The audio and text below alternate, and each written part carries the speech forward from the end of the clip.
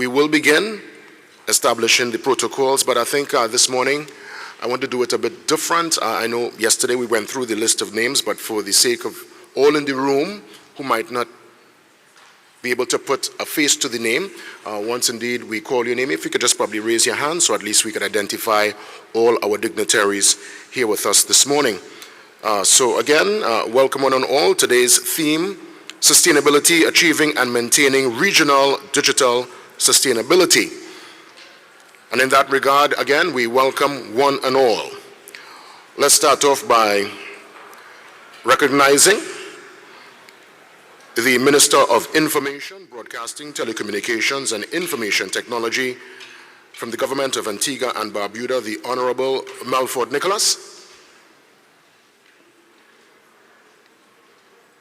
Probably on their way in. We recognize this morning the Honorable Diallo Rebane, Minister for the Cabinet Office and Digital Innovation, Government of Bermuda.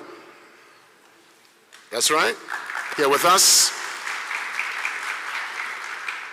the Honorable Charles Cooper, Minister of Traffic, Transport and Urban Planning, Government of Curacao. Yes, sir. The Honorable Shakira Lockhart Hippolyte, Minister of Public Works and Digital Economy, Public Utilities, Telecommunications and Broadcasting, Government of Dominica.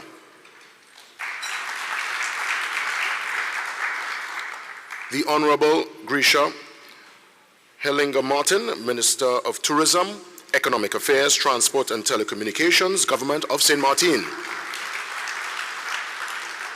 Also the Honorable Veronica Dorset Hector, Deputy Premier of Montserrat and Minister of Buildings, Infrastructure, Utilities, Labor and Transport, Government of Montserrat.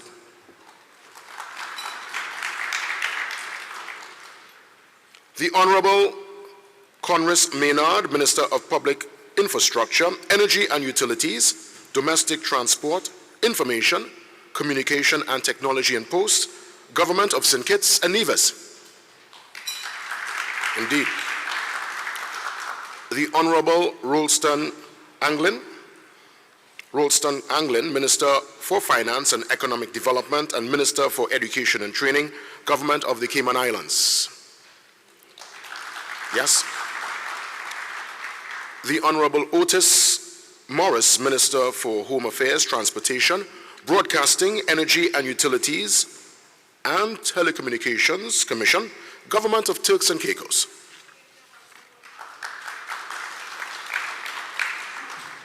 Senator the Honorable Dominic Smith, Minister of Public Administration and Artificial Intelligence, Government of Trinidad and Tobago.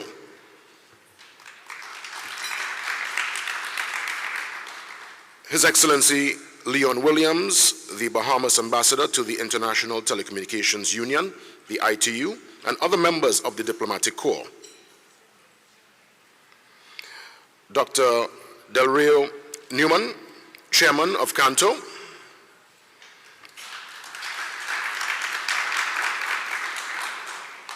Mr. Charles Douglas, Vice Chair of Canto. That's right. The Board of Directors of Canto, Mrs. Teresa Wonkin, Secretary General of Canto.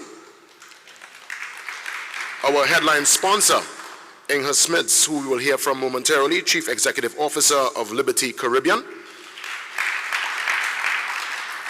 John Winter, Senior Vice President and Chief Legal Officer, Liberty Latin America.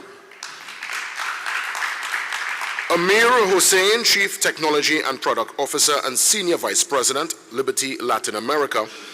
The Board of Directors of BTC, Samir Bhatti, Chief Executive Officer, BTC.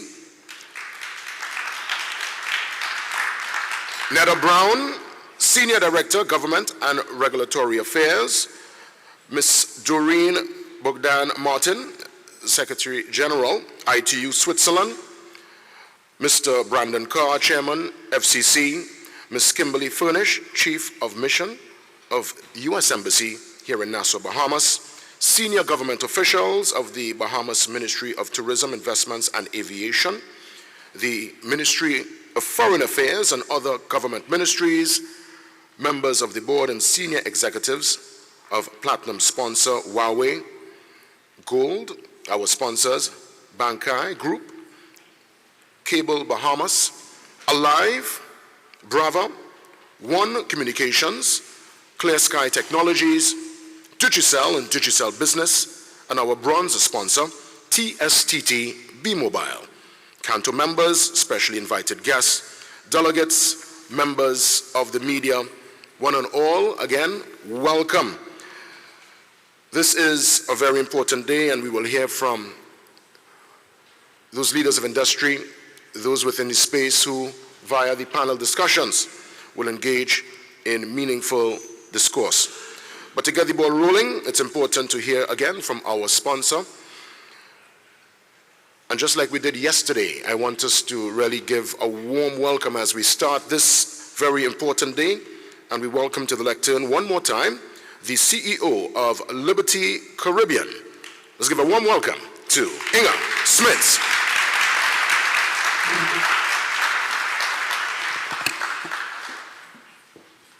Thank you. Morning, everybody. All protocols observed. So, Canto, 40 years and thriving. I don't know whether, I took a very good look this morning at the Canto logo, and it's very small. If you go and look, it says in small, Caribbean focus, global perspective.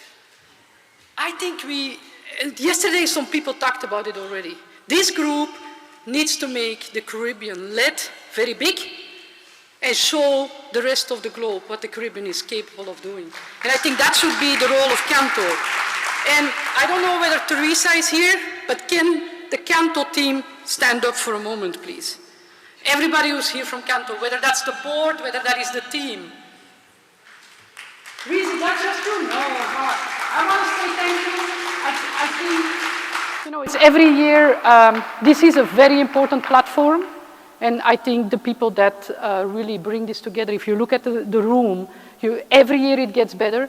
And I think that is something super important for the region. And to take that very seriously and to be able to get the people here that are all here who traveled to be here to listen, I want to say thank you. Normally you say thank you at the end.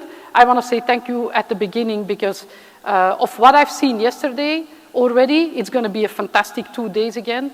And I know it's a lot of hard work, a lot of lobbying, a lot of getting the people here. It's not easy. I think it's fantastic you guys do that. Keep up the great work. Thank you. So, what is the commitment we're going to make?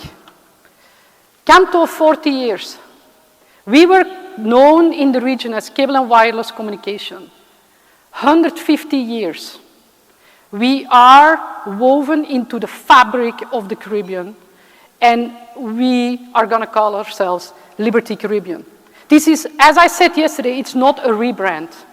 It is a commitment from myself and from my entire team that we are here and we are going to make the Caribbean lead together with all of you. Our mission, we want to amplify the unique rhythm of the Caribbean. How are we going to do that? By our investments, which we've already done and which we will continue to do, in infrastructure, but also in people. If you combine the real investments of infrastructure, but above all people, that's when you can transform. You know, that's when you lead and that's when you amplify. And that is what Liberty Caribbean is all about. That's what it means. So how are we going to amplify? What have we been doing and what are we going to continue doing? Typically, we talk about 3 things within Liberty Caribbean. Connect, care, commit. I'll talk about connect, I'll talk about commit, and I'll leave care for the end, for a moment. Connectivity. Over the past 7 years, we have invested a massive amount of money into the Caribbean, and we will continue to do so. We have brought all the copper, with the exception of a couple of thousand. Everybody who was on copper in the Caribbean is not on copper anymore. Everybody is on gigaspeeds. That is, not a lot of countries can say that. Sometimes when I talk to the Honorable Prime Minister Motley, who already had a total island fiberized 5 years ago, I told her that was unique in the world. that is unique in the world. So we will continue to do that. We will continue to drive that connectivity because, that is really what it's all about. And on top, we will start to really double down our extra investments into mobile. All our mobile is LTE ready, and we're starting to get into 5G. We already got into 5G in some of the islands, and we will continue to go and do so. On top, we're investing into B2B. The Prime Minister of the Bahamas yesterday talked about it. We, together in a public-private partnership with the government of the Bahamas, brought one of the first modular data centers into the Bahamas. If you have some spare time, drive up the road, go and have a look. It's fantastic. This is the type of partnerships we are bringing to the region. So we are connecting the region. We will continue to do so. We will continue to invest. That's our pillar of connectivity. Commitment. The commitment to the region is particularly when we talk about our Liberty Caribbean Foundation. With our Liberty Caribbean Foundation, we do a couple of things. Number one, and it's not just with the foundation, it's just as an organization, when hurricane hits us, we are there. We are there for the people, we are there for the rebuild. That's what we do. It's part of the region we operate in, it's part of the commitment we make. And it's also really deeply rooted into what we do. Another thing we do is our Project Jump. We talked about it yesterday. You heard a lot of people talk about it. Hey, we also need to connect the unconnected. We started a project 3 years ago, which is called Jump. Typically, what we used to do, we just gave connectivity for free to the people in need. That didn't work. So we went deeper, and we really studied what we had to do to really bring those people along. And what it taught us is you have to do 3 things. You have to partner with the governments, you have to give the people the connectivity, but next to the connectivity, you have to give them a laptop or a tablet, and then you need to educate them how to use it. Project Jump is now in most of the Caribbean countries, but not enough. We need deeper commitment, deeper partnerships with the governments so that we can penetrate deeper with this project into our region. So that's the commitment we have in this region.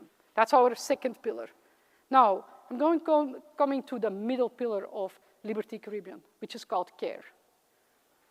Can I please ask my entire Liberty Caribbean team that is here to stand up? I want to say super thank you.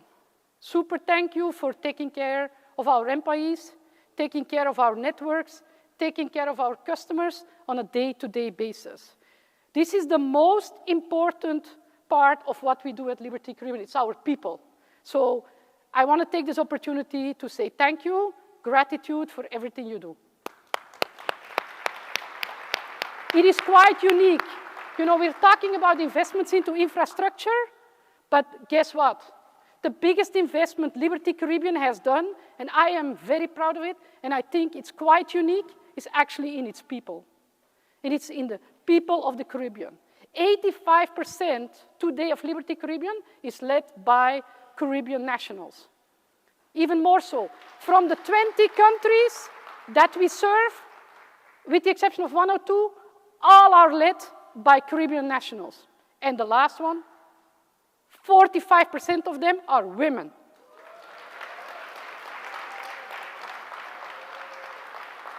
And we are not done yet. Our commitment is we are really investing into our people. We're investing into our talent, and you would be amazed to see how you guys are thriving. If today Liberty Caribbean is thriving, it's thanks to all of you. So thank you. Now, that is Liberty Caribbean. I think we can amplify more. We're ready for more. We have the infrastructure, we have the people. So let's combine it, let's amplify it, and look at tomorrow. What are we going to do today? We're going to talk about our Caribbean future. We're going to talk about how to amplify it, together with Canto, but we have lined up a few really nice things today for you guys. Number one, of course, we're going to talk about our networks. We're going to focus on mobile. We'll have our CTO of Liberty Latin America here, Amir, who's going to talk, who is really like a vested person into the industry. He knows a lot about networks. He's going to be on stage. We're going to talk about cybersecurity. It's on the lips of everybody. We have to do better. So we're going to talk about that one today. We're going to talk about hospitality and tourism. We're in the heart of the Caribbean. Whatever we can do to improve hospitality, tourism, make it better, have more people coming to our islands, the better we will be. So we're going to talk about that one too. We are going to talk about talent. Look at your Canto app. I think it's the first time ever we're bringing a panel on talent. Talent makes the difference. So please, also, free up your time and really go and listen about how do you amplify talent in the Caribbean. We're going to talk about how to better serve our consumers and our customers. And then last, we will also talk about our communities, about JUMP, about how to deal with hurricanes in this particular region of the world. So let me go back from where I started. I think Canto is the platform to allow us to get together and to change this region. That's why I said at the beginning, I don't think we should be led by a global perspective. We can be led by the Caribbean. And I really hope that Canto will, in the future, as the 40 years next, will be the engine of that future and will be together with us. I am committed to Canto that we're going to do that together with you guys. Let's amplify the Caribbean. Let's show what we're worth. We are ready for it. We have the networks. We have the people. We can do it. Let's go. Extraordinary together. That is what I hope we will learn. So listen carefully when you get through the days, the next 2 days. I always tell my kids, 2 ears, 1 mouth. Let's listen. Let's learn from each other. Let's be open-minded. Let's have the difficult discussions. But let's move forward and let's put the Caribbean on the map. Let's amplify. Thank you.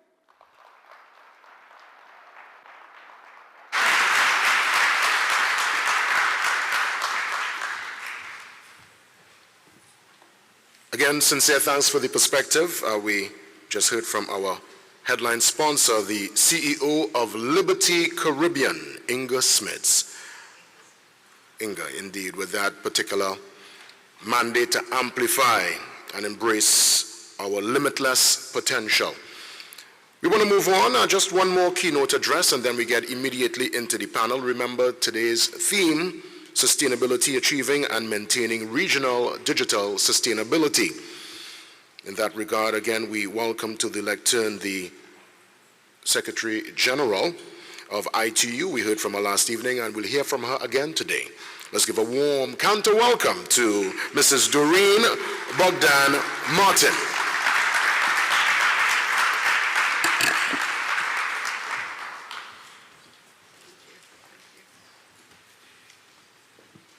Thank you so much. Good morning, Excellencies, honorable ministers, distinguished colleagues, friends from across the Caribbean and the Americas. It's great to be here. It's a pleasure to be back this morning after last evening's exciting celebration of Canto's 40th anniversary. I was thinking, 40 years ago, Canto was created the very same year that Sir Donald Maitland launched the Missing Link Report.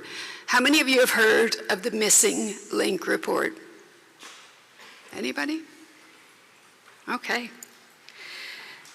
So it's 1985. ITU had created an independent commission for worldwide telecommunications development. It was led by Sir Donald Maitland. The report was commissioned to address the widening gap, a gap between developed and developing countries in access to telecommunications infrastructure and services. That lack of access was seen as a major barrier to economic and social development. Think about it. In the early 80s, some countries had a teledensity of 1 out of 100, one person out of 100 having access to a telephone. Here in the Bahamas in 1985, the situation was slightly better, with 10 out of 100 having access to a telephone. This Missing Link report set a target.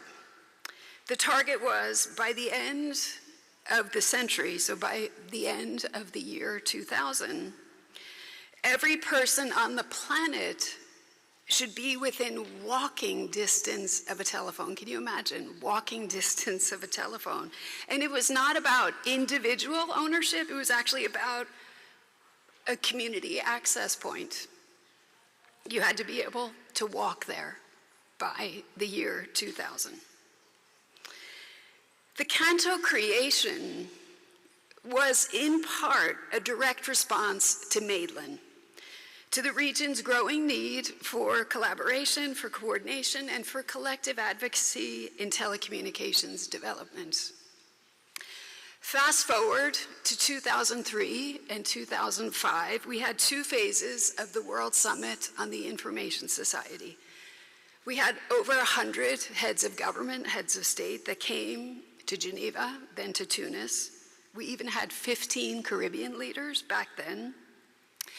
They created an action plan for a future, a digital future that would be people-centered, inclusive, and development-oriented.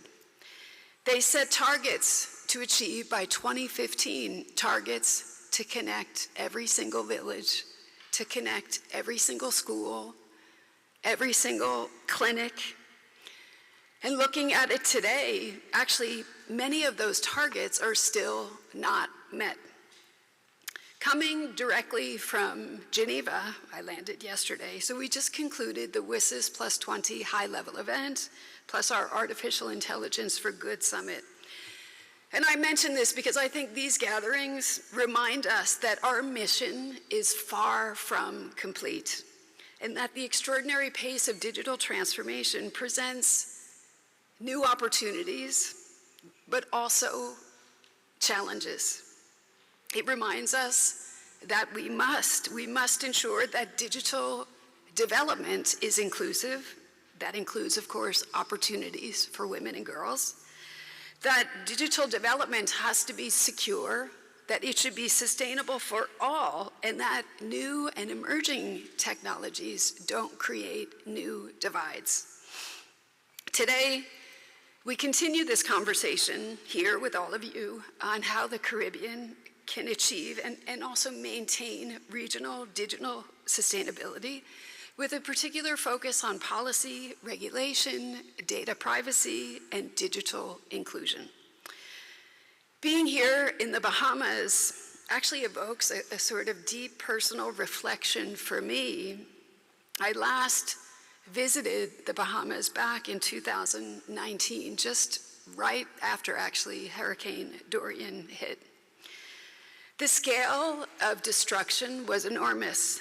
Debris of all shapes and sizes littered the once beautiful and pristine beaches of the Grand Bahama and Abaco. I saw collapsed buildings, roofs blown off, uprooted trees, telecommunication masts that were twisted into pieces of metal that couldn't be recognizable. Of course, there was zero mobile coverage, no access to the internet. The destructive power of a storm like Hurricane Dorian was simply unimaginable. We at the ITU were able to do what I would say our small part. We worked together with the Emergency Telecommunications Cluster of the United Nations, and we were able to rapidly dispatch some communication critical, I would say, communication equipment. I think even amid such profound loss, I did see something more powerful that really was able to shine through during that visit, and that was the resilient spirit of the Bahamian people, and of course their strong commitment to rebuild. Today, the reason for my visit is quite different, thankfully. Today we're here to celebrate the progress across the Caribbean. Progress in strengthening the foundations of a more resilient and sustainable digital future. This progress is evident in areas like digital finance and regulation, where the sand dollar and blue economy initiatives are shining examples. The Caribbean and the Americas region are bursting with potential for a thriving digital economy. But several challenges remain, including persistent digital divides, the risks of creating new ones with things like artificial intelligence and other emerging technologies, the threat of more frequent and severe natural disasters, and the constant pressure to do more with limited resources. Ladies and gentlemen, I believe that collaboration is how we can and how we must overcome these challenges. For decades, ITU and the Canto community have collaborated closely because we share your vision of a more resilient and sustainable digital future for the Caribbean. Our collaboration is driving towards a future in three key areas. First, in policy and regulation. Effective forward-looking policy and collaborative regulation is key. It's key to closing the urban-rural divide. It's key to making connectivity more affordable and to sharing the radio frequency spectrum that our digital economies and societies need to function. ITU is already supporting Caribbean nations by providing technical expertise and capacity building to support management of spectrum resources, including through our regional radio communication seminars.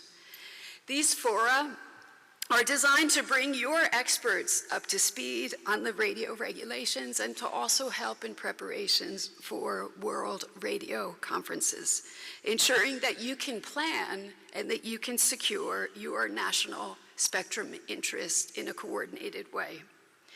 ITU also supports policy and regulatory development through platforms like the Global Symposium for Regulators, the GSR. And actually that forum was proudly hosted by the Bahamas back in 2017. The GSR is a platform for regulators, by regulators, and it's a space where national and regional priorities can be addressed collaboratively. It offers an opportunity to explore initiatives such as the Caribbean single ICT space and the establishment of a single regional telecommunications regulator, both critical to creating a more robust, agile, predictable, and investment-friendly digital environment. The Caribbean's proactive approach can serve as a model for other regions. And that's why I would like to warmly welcome all of you to join us in Riyadh, Saudi Arabia at the end of August. It'll be a little bit hot. August 31st to the 3rd of September, we'll be celebrating the 25th anniversary of the GSR. The second space where we are working together, and this was highlighted last night as well, is in building trust.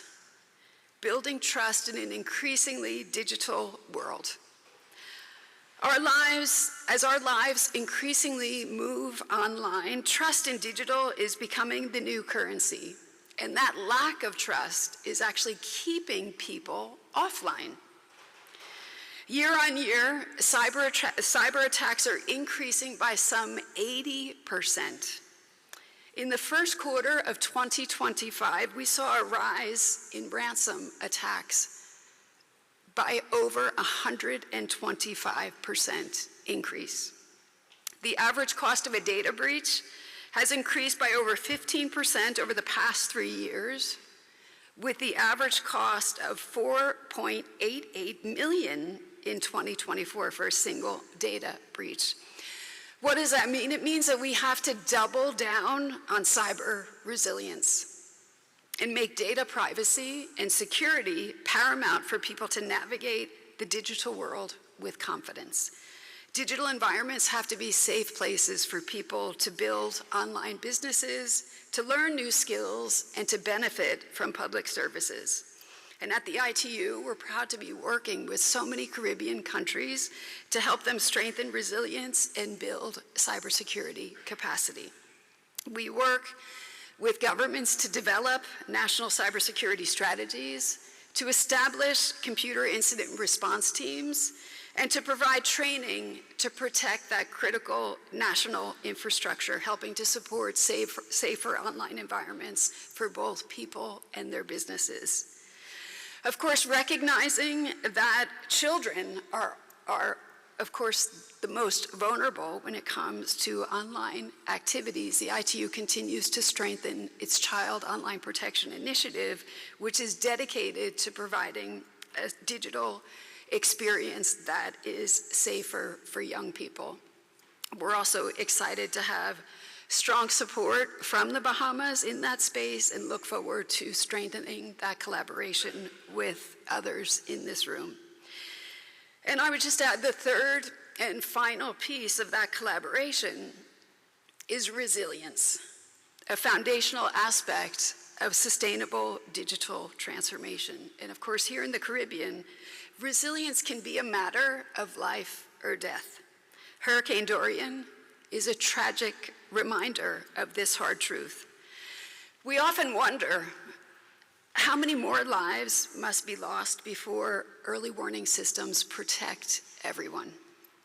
We know early warnings and our initiative, Early Warnings for All, can be a game changer. Together with WMO, UNDRR, and the IFRC, the ITU is working with partners across this region to make sure that communities that are at risk get the alert before a disaster strikes. Because what impacts one of us affects all of us. This is also true for the growing network of subsea cables that actually carry 99% of international data traffic. Island nations often rely on a single cable connection, making them especially vulnerable to disruptions. No country can afford to leave reliable connectivity to chance, and that's why the ITU came together last year and partnered with the ICPC, the International Advisory Body, the International Cable Protection Committee, and we created the International Advisory Body for Submarine Cable Resilience. We're pleased to have the Caribbean Telecommunications Union as part of that advisory body. And we're looking to advance issues linked to repair, linked to risks, and also linked to diversity of coverage. I also wanted to mention, I raised this last evening, that we're collaborating with many of you on our Smart Seas project, which is designed to support those small-scale fisheries that make up 90% of the Caribbean's capture fleet. And I'm also pleased that the Bahamas, IRCA, and the CTU are looking to advance that Smart Seas project right here in the Bahamas.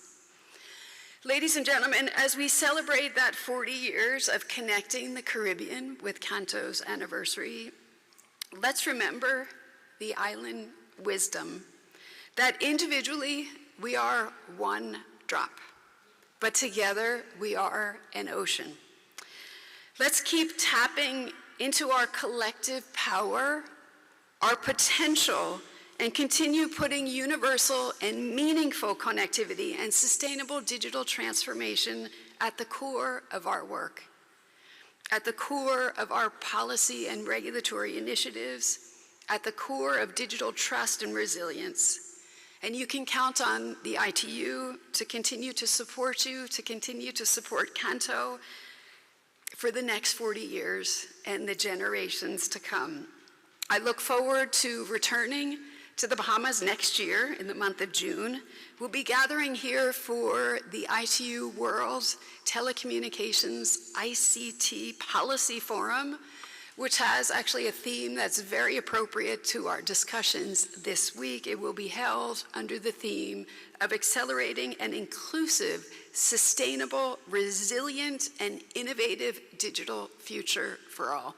So I hope to see you all back here next year in June. And with that, thank you for having me, and I hand back to our fabulous MC. Thank you.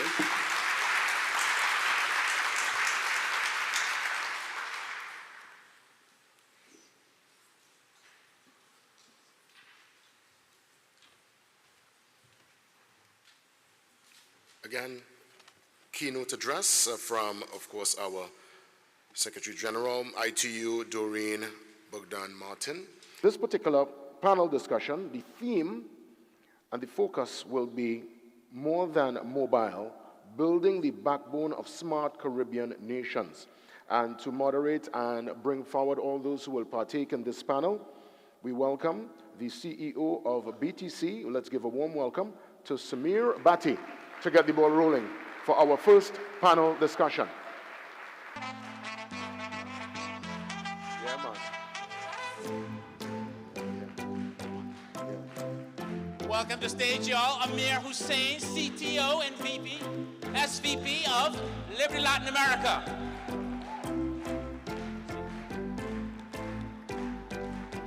Let's welcome to stage Shamit Bhatt, out of GSMA, Director of Products. Let's go, Shamit.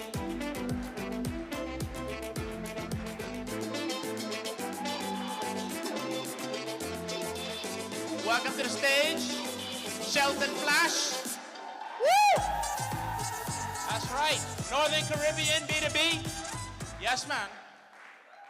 And let's welcome to the stage, I'm gonna get this right. I practiced all morning for this. Elizabeth Pena Harigui. Welcome to stage.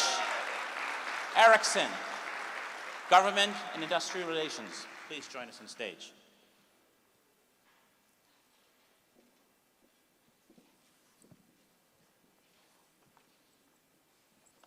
All right, everybody better now?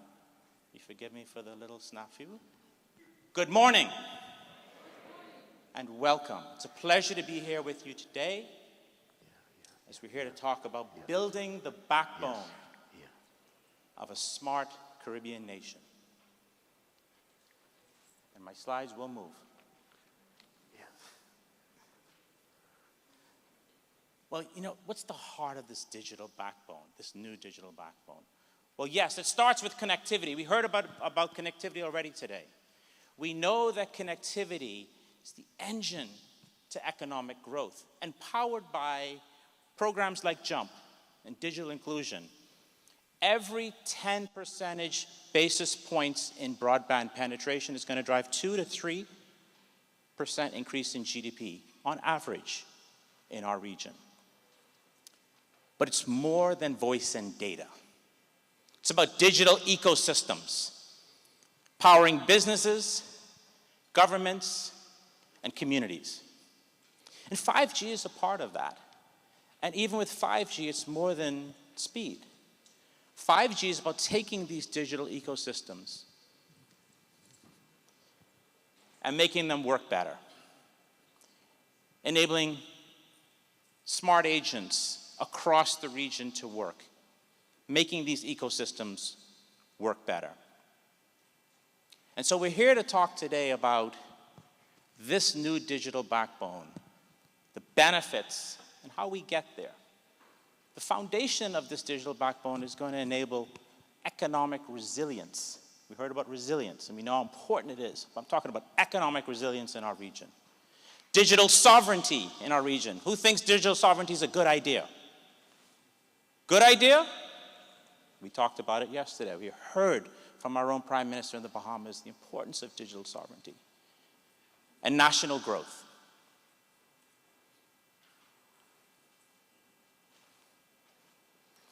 And here at Liberty Business, this is front and center for us, and we're leading the way. We built the largest, most resilient fiber network in the region. We're the first to deliver 5G across the Caribbean. We're translating global partnerships into local progress. Really lines up well with the theme of Canto. And now we're turning those capabilities into opportunity for governments, for businesses, and communities.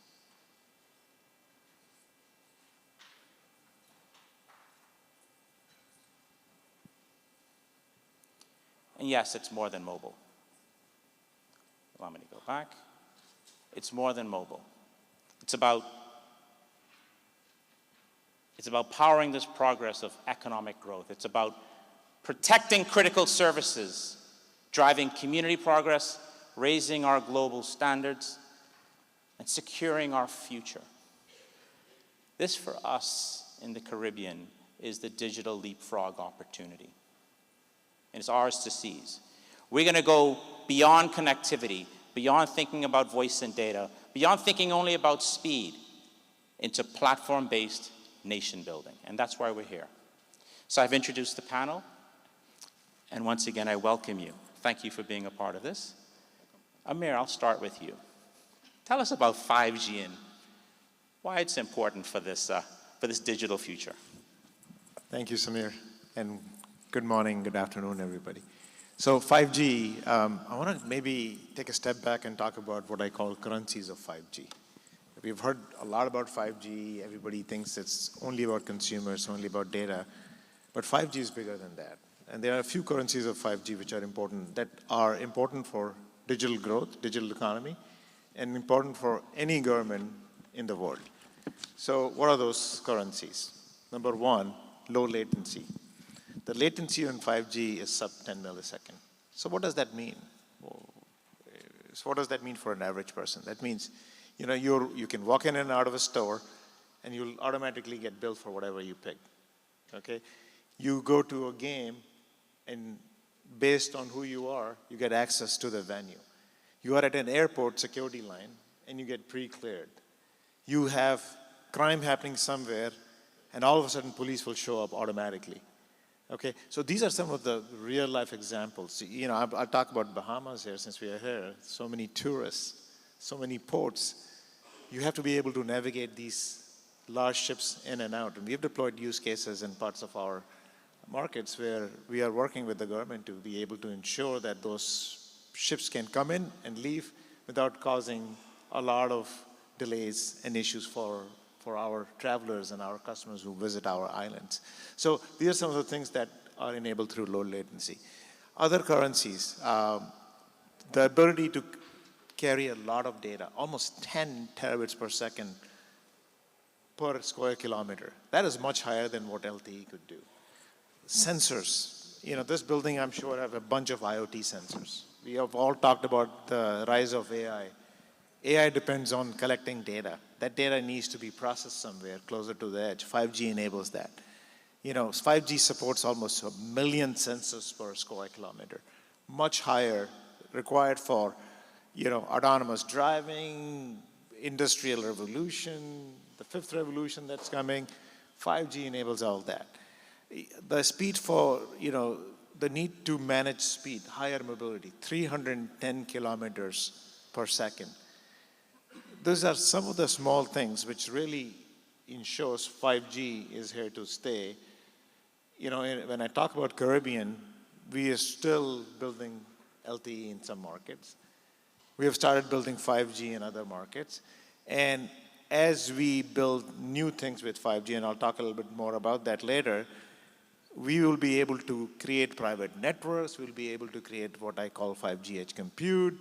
It will enable a lot of opportunity for this digital transformation that we just talked about yesterday and in the next couple of days here.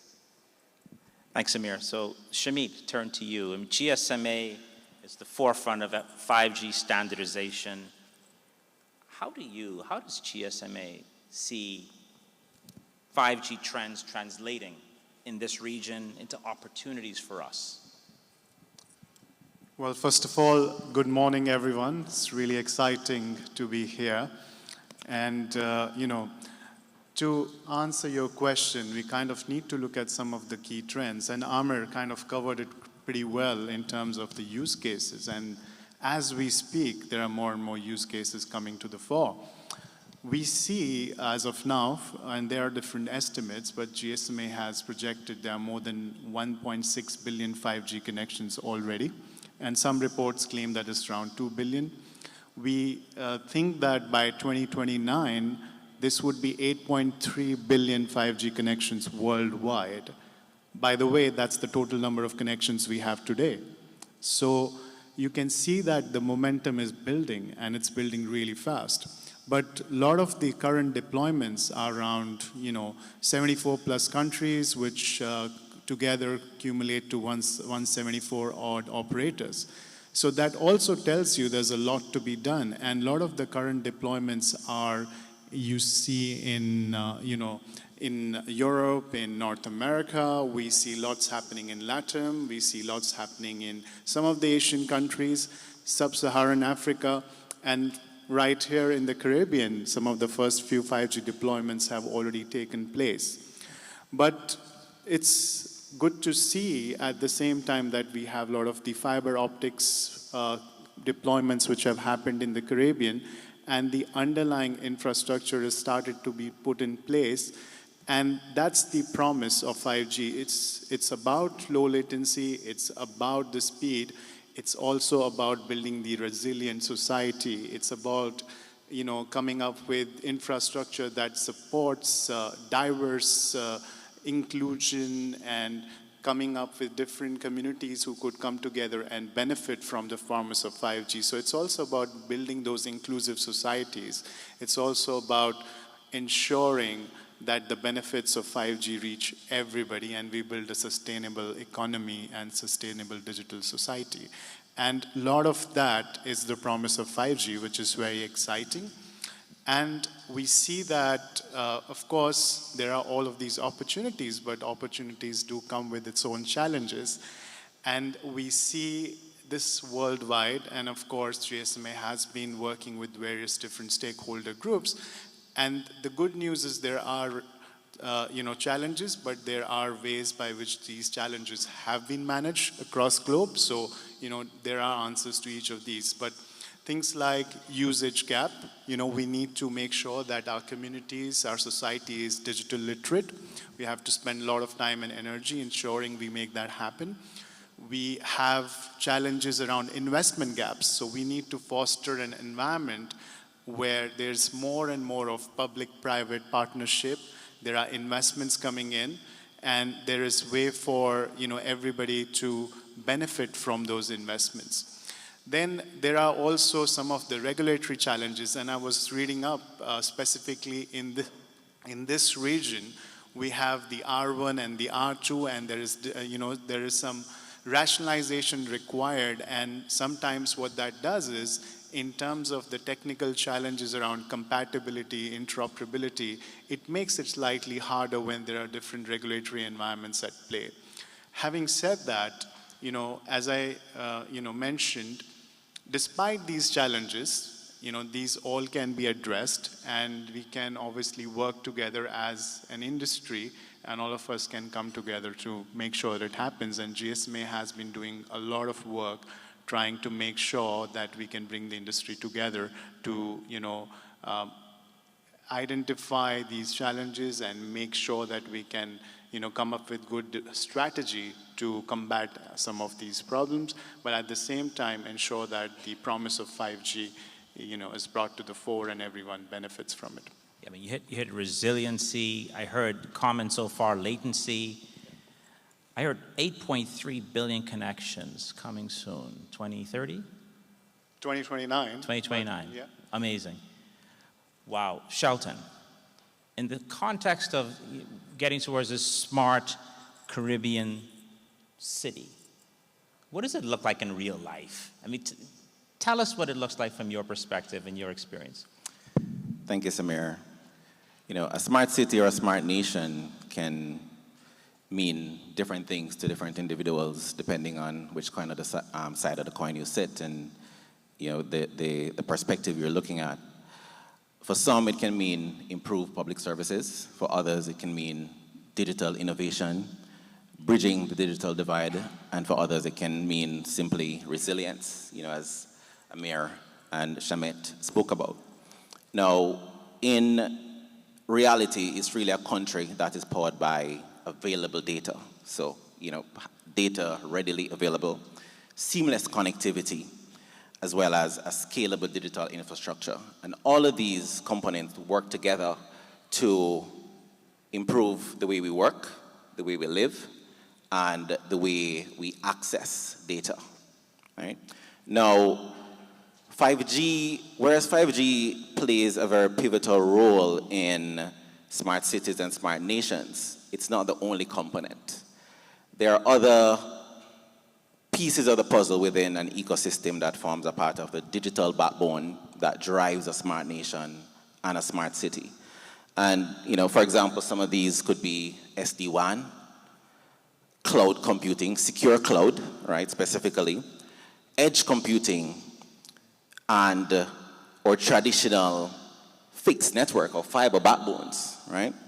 And I'm just going to delve a little bit into how 5G, the true potential of 5G is really unlocked when paired or when combined with these other pieces of the ecosystem.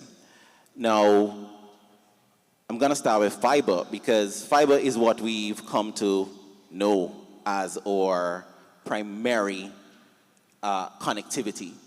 And so 5G can either supplement or complement your fixed network. It complements it where we have a fixed network, you have 5G, and so what you have is dual connectivity, one being fixed, one being mobile, and it supplements it for areas where we don't necessarily have fixed connectivity. So there are areas where there's a challenge with getting a fixed network, and so 5G is able to provide this level of connectivity in these areas. And then when you take the connectivity and then you layer SD-WAN on top of that, then now you get the true resiliency. Now you get true seamless redundancy. Because what SD-WAN does is takes both connections, it provides you with load balancing, so you're utilizing both connections at the same time, and if one should fail, the other one picks up. And the beauty of 5G in this scenario is that it's still a low latency, high bandwidth solution as well. So it's not your traditional 4G or LTE that will not necessarily give you that bandwidth and the latency that you desire. Now, then you talk about cloud. And let's take, for example, your security forces, your first responders, right? The cloud platform is what will enable individuals that are mobile. You're on the road and you need access to the cloud to get to your applications. And so utilizing 5G combined with your secure cloud, you are able to transmit data on the go, right? And then you take edge computing. Similarly, right, take the first responder example because now you have devices that needs to connect to the cloud and they're connecting to the cloud via 5G, right? And so the true power of 5G in the context of a smart city or a smart nation is really unlocked when it's combined with all the other elements. And that is really what helps to power a smart city. It's interesting you called out, it's that combination of low latency and high bandwidth. For our audience, maybe share a little bit on SD-WAN and what those use cases are. Are we talking multiple offices in the same organization? What's the prime use case for SD-WAN right now? Well, SD-WAN, I would say a prime use case is, we talk about public services, the government sector, right? Just for example, where you need that high availability connectivity, right? So whether it's connectivity between a premise and a fixed site, or connectivity off-site, and also where you have multiple connections. So you could have your dedicated network, so your fixed network. Then in some scenarios that we would have designed solutions for, we have fixed, then we have broadband, yes, right, which is over a separate connection. And then in this case, and for the context of Cayman where we have 5G, then you have a 5G connection. And so SD-WAN layered on top of that really controls the flow of data between each of these connectivity points. Gotcha. Thank you. Elizabeth, from an Ericsson perspective, global partner of Liberty Business and LLA, how is Ericsson supporting Liberty's own network evolution? Thank you. Good morning, everyone. It's a pleasure to be here. Thank you, Canto, for this kind invitation. Yeah, Ericsson has 140 years as ICT global leader of solutions, from the first telephone to these 5G networks. We have presence in more than 180 countries around the world. And we manage more than 60% of the global traffic outside China. This traffic is through our networks. And what happened with this? We connected over 3 billion people daily. It's a lot of people. The meaningful thing here is for Ericsson, it's not only develop networks, it's connect the people. This is the main purpose of our company. And well, we have a long story working with Liberty. We have a long story develop networks in the Caribbean with Liberty. And we not only work in this part of develop networks, we also working with Liberty with this Liberty Caribbean Foundation. And with this work, we're trying to connect the people, to give them digital skills. It's not only giving connectivity, it's giving the skills to take advantage for this connectivity. This is the main purpose.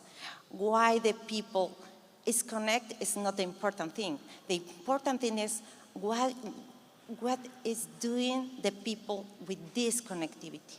We need the people develop economy. We need the people develop skills. The people need these skills really, because when the people develop these skills, the countries develop economy. And this is important here. The meaningful connectivity is part of our core business. What is the meaningful connectivity? The meaningful connectivity means the people take advantage of the innovation, take advantage of the networks, take advantage of the smart cities, of all these transversal areas, the transport, the health, the education. We need to be secure for sure in the next years, develop a good country for the people, develop good technology for the people. Yesterday I hear the connectivity is not a luxury. It's not a luxury. It's a necessity for the people.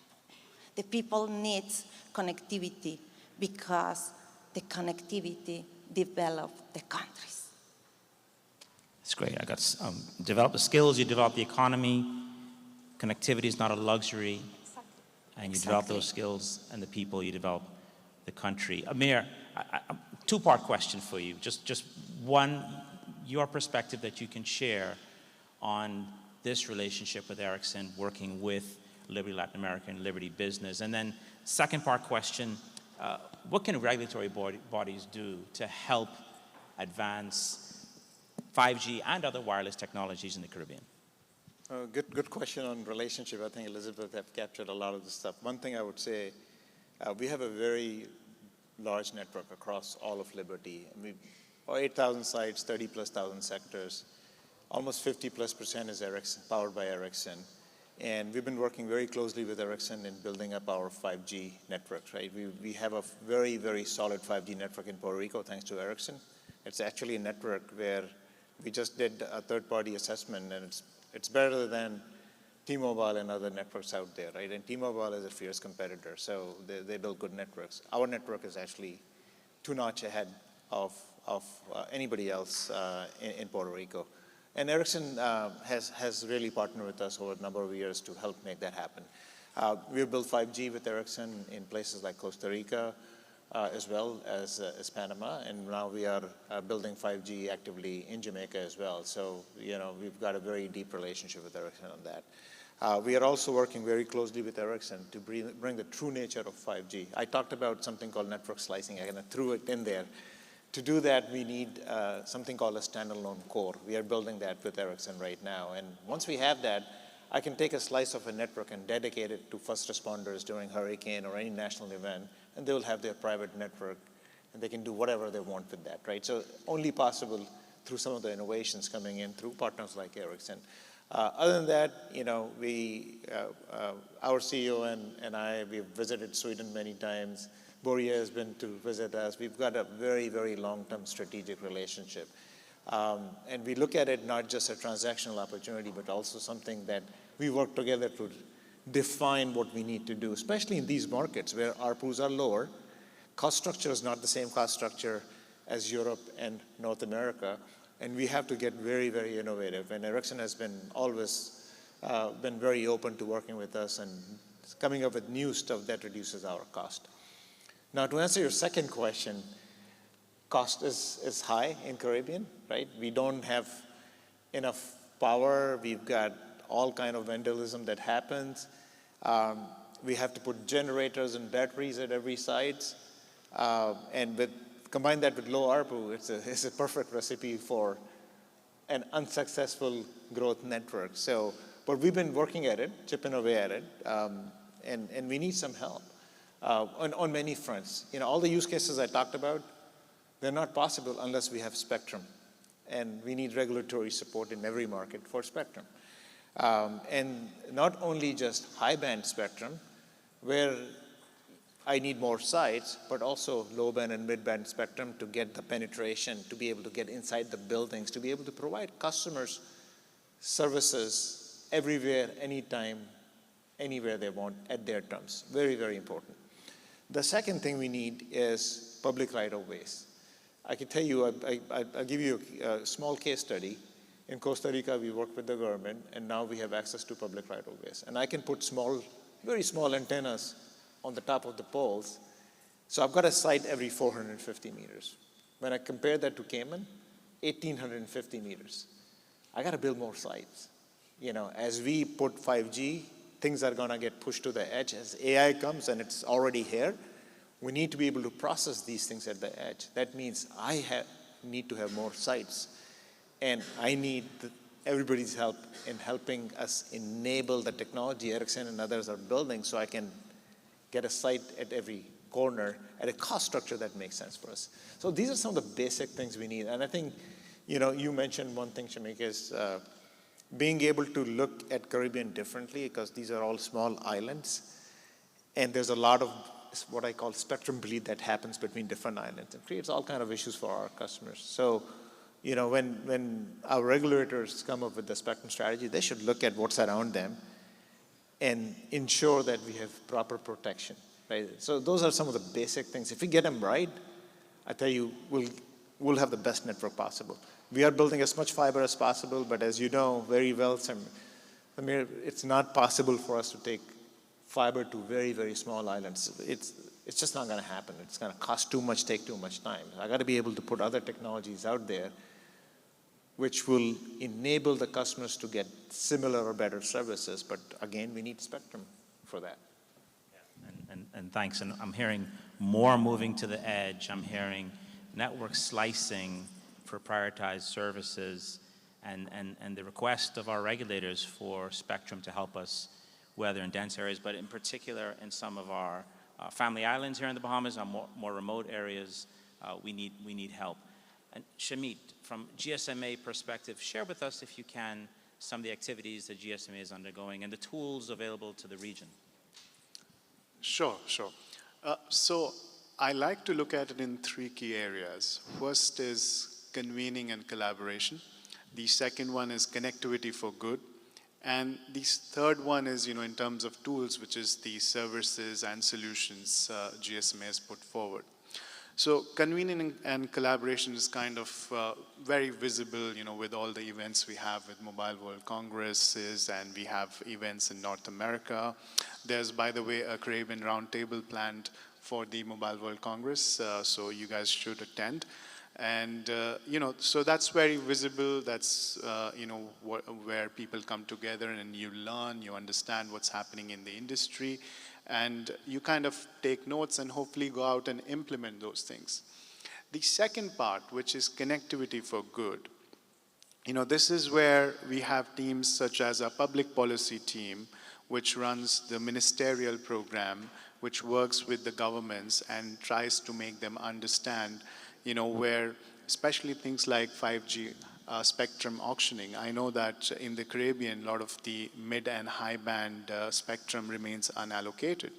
So this is where GSMA works with the governments and regulators and makes them understand how important getting the spectrum at the right price is to make the network economics work.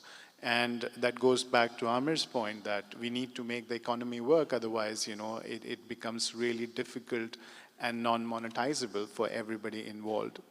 The other aspect is, something we touched upon, climate action. So GSMA is heavily involved with the climate action program. We have been, also looking at early warning systems, and this is an active project, where we are looking at cell broadcasting and seeing how, the warnings can reach the relevant folks at the right time. It's quite pertinent to the islands because of the weather and the things that happen. And we were having a similar conversation in PETA a few months ago, where with the Pacific Islands is exactly the same thing, and they are launching a few projects in that area. And hopefully we can do that here too, where we can run some projects on the early warning systems. The other aspect is in terms of trainings. There are free trainings available to the regulators from GSMA, wherein you can, come to us and you can take those trainings. You can learn about how 5G is impacting the industry, how AI is impacting the industry, and this is all for you guys to use. So again, that's the connectivity of good for good. And the third area is the tools, services, and solutions. So as you know, we are at the forefront of building the 5G standards and specifications. So any GSMA member can access all of those documents, which the working groups continue to build, continue to improve. We have around 8 working groups working on networks, roaming. We have security discussions. We have discussions on fraud management. Then we have discussions on post-quantum computing and how the post-quantum telco networks are going to evolve. And similarly, there are lots of documents, PRDs, hundreds of PRDs available through GSMA's member gateway. So that's one aspect. So there are lots of resources. There are working groups. There's North America RIG, which meets every few months. The other aspect is, the Open Gateway Initiative. So that hits home the point of monetization, right? And previously, whether it was the 2G, 3G, or 4G network, somehow it was very hard for a developer to work with the mobile networks, purely because there was no streamlining, no standardization. So if I have, as a developer, want to access, let's say, BTC resources, I have to work with you and your team. But then I can't use the same solution for someone else. So if I have to go to another operator, I have to build something tailor-made for them. So as you can see, that model was not scalable.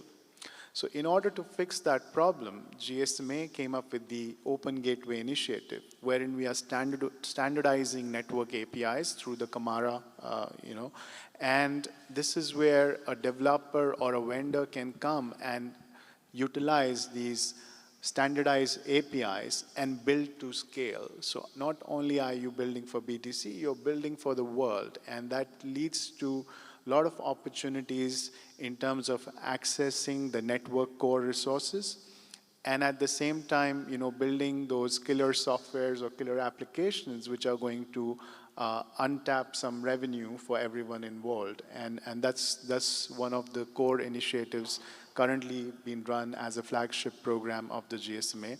We have more than 75 group operators who've signed up, and that comes to somewhere around 250 odd operators who already signed up to the initiative. And it's growing really fast because the operators worldwide are recognizing why this is important to their monetization strategy. And we heard last night from our Prime Minister Davis, and he used the word drive. How do we drive in our economies? And it's actually by tapping into the network layer this way, Yes. in a software way, where we can develop and drive for the kinds of experiences we see and that we can in the future export. So this is exactly the kind of tool that PM Davis is looking for. I also took note to hire you as my negotiator on pricing around spectrum, so thank you for that. Yes. We want it at the right price. Thank you. Yeah. Shelton, in practice, how do you go about learning, understanding the needs of private sector, public sector organizations, and then shaping solutions? So it's a partnership first approach, right? You lead with partnership, you lead versus product. Because if you lead with product, then you've failed from the get-go. So you lead with a collaborative effort to what I would like to call the 3Ds, and that's discovery, design, and deploy. And so in each of these areas or each piece of this process, it's a collaborative effort to figure out, okay, what problem are we trying to solve? What are we trying to innovate? What are we trying to improve? What are we trying to enable? And we're speaking about 5G, and so in the context of 5G, I want to focus a little bit on private 5G networks, right, in this context, because, and I mean, that is actually one of the solutions that we can provide, and in use cases like security within the public service, ports, for smart ports, we're talking large campuses, right, as well. And what this really does is provides entities, whether it's public or private, the ability to own a piece of the 5G network, right? We can build that out for you so you have your full control, full visibility, your own coverage, your own throughput, and the ability to really manage this network. And so it's very important that in the design phase, we take a look at what you're really trying to achieve, and we do it together, as well as when we deploy. And so when it is deployed, when it's implemented, it's a win for all. It's not just us putting it in for you and it's done, right? We work with you throughout the entire life cycle of the development, the discovery, and deploying. And so that's really what it means to be, more of a trusted advisor. It's not just giving you a one-size-fits-all solution, right? Because no two customer networks are the same, no two customer solutions are the same, no two deployments are the same. And so it must fit the scenario, it must fit the solution for the problem that we're trying to solve. That's great. And I heard security. I want to turn to you, Elizabeth. Your perspectives on security and why is it important to have for 5G trusted vendors? We heard earlier today a 125% increase in ransomware attacks. So it's not slowing down. Your perspectives? It's a great question, because the cyber attacks is not only a problem for the Caribbean countries. It's a global problem. Now, we have a lot of these kind of problems. For example, 1 year ago, more or less, Costa Rica suffers a cyber attack, very, very powerful. And these cyber attacks affects the critical infrastructure there. But not only the critical infrastructure suffers, they lose human lives, a lot of human lives. And this is a big problem here because the cyber attacks not only affects the infrastructure, affects the people. And the 5G networks are becoming the backbone of the connectivity, but it's also the key part of this connectivity is the security. And the important thing here is it's not only having security, we need to have trust in our providers because you can complete the security standard, but you need really complete the standardizations and the protocols, for example, from US, from the European Union. You need to be trust. It's not only matter to complete the security part. And the only other thing I want to mention, for example, we have an agreement with Liberty until December 2028 for develop security and trusted networks around the region, around the Caribbean. Because it's important, it's an opportunity to develop trust around the people. If the people use the infrastructure, if the people use the internet, they need to be secure. They need to be confident that the networks are secure. And for that, you need a trusted partnership, okay? And let me, because I have some notes here. Example, 5 years ago, in 2020, we developed with Liberty the core multi-country core. This multi-country core allows to the other countries to connect easily and develop 5G networks. It's not matter to say we need to 5G. No, it's a problem because if you don't have 5G, the threat is coming for you. You need to be prepared for this threat. And to be prepared, you need to evolve to the next generation of the networks. You need to be secure. The security is not an option now, it's a necessity for the people. The people need to be secure. And the only way to be secure is having 5G network with trusted vendors, with trusted technology. Wonderful, thank you. I'm going to move here to final comments, and we'll go rapid fire. Amir. Okay, look, 5G is kind of a means to an end, but 5G also requires a whole bunch of other stuff. You know, some of that was mentioned by Elizabeth, you, Shami. It's about connectivity. It's about putting platforms on top and then building solutions on top of that, right? And 5G does require a solid fixed network because you have to feed those sites. You need to get fiber access everywhere. For us, we've been investing in that. Inga mentioned earlier, we have pretty much eradicated copper from our network. Almost 55% of our network is now fiber. The rest is DOCSIS, which I have upgraded to 3.1. Combination gives us 99% of our customers' ability to connect to a gig today. So that will happen. On top of that, we are building platforms, IoT platforms, secure access service, edge SASE on top of SD-WAN, our unified communications, hospitality platforms, our TV platforms that enable different solutions, things like always on, right? It's a solution you can build, a security solution. Anything else, you need the platform and connectivity. But we are committed to Caribbean. Inga and I spent a lot of time going through how much money we need to invest. We need to make our network more and more reliable. We are on it. You have our commitment. We'll make that happen. Help us get to where we need to get to. Give us the spectrum. Support us in building more sites. We'll always be there for you. Shimi, final thoughts for regulators and operators. Sure.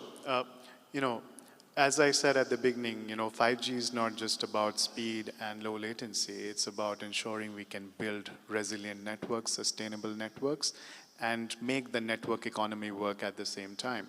So, there are solutions available, whether in terms of services, such as the equipment marketplace, where you can trade devices, trade network equipment, and manage the costs. There are compatibility and interoperability challenges which can be addressed through some of the GSMA services, such as the exchange of network settings. And there are lots of these tools which are available to you as an operator. So make sure you make use of these tools which are there to help you, launch your 5G networks and make them work.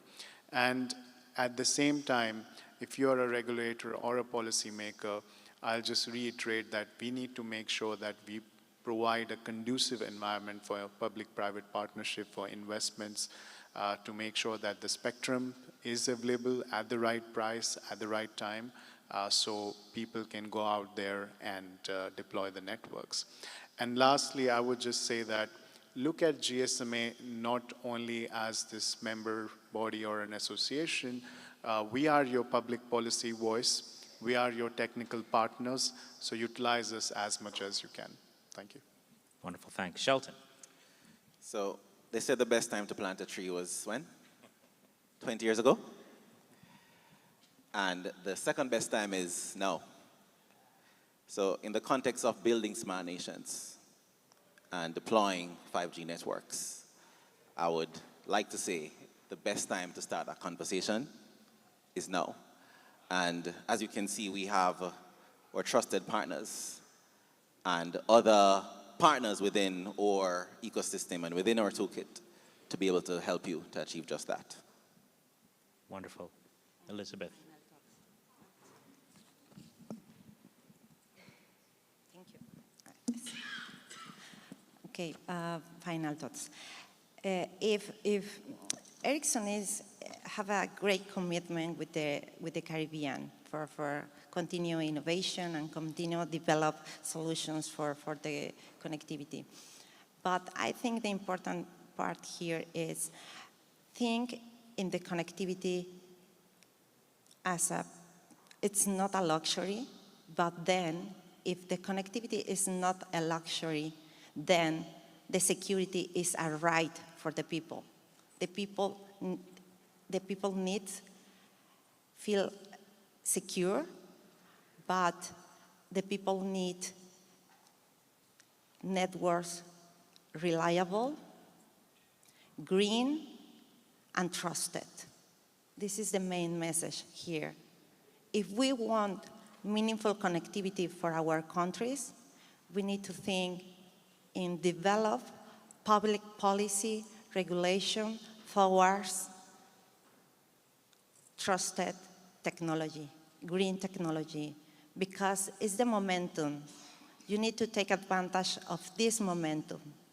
You are prepared. Liberty is prepared for that. But you need to take the moment to put a spectrum, put resources, put all your talent in this initiative, thinking in the people. The people deserves be secure.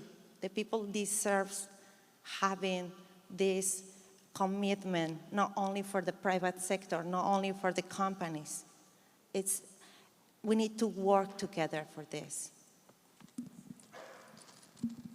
Elizabeth Pena-Kharagui, Shelton Flash, Shamit Bhatt, Amir Hussain. Thank you. Please join me in giving them a round of applause for being on this panel.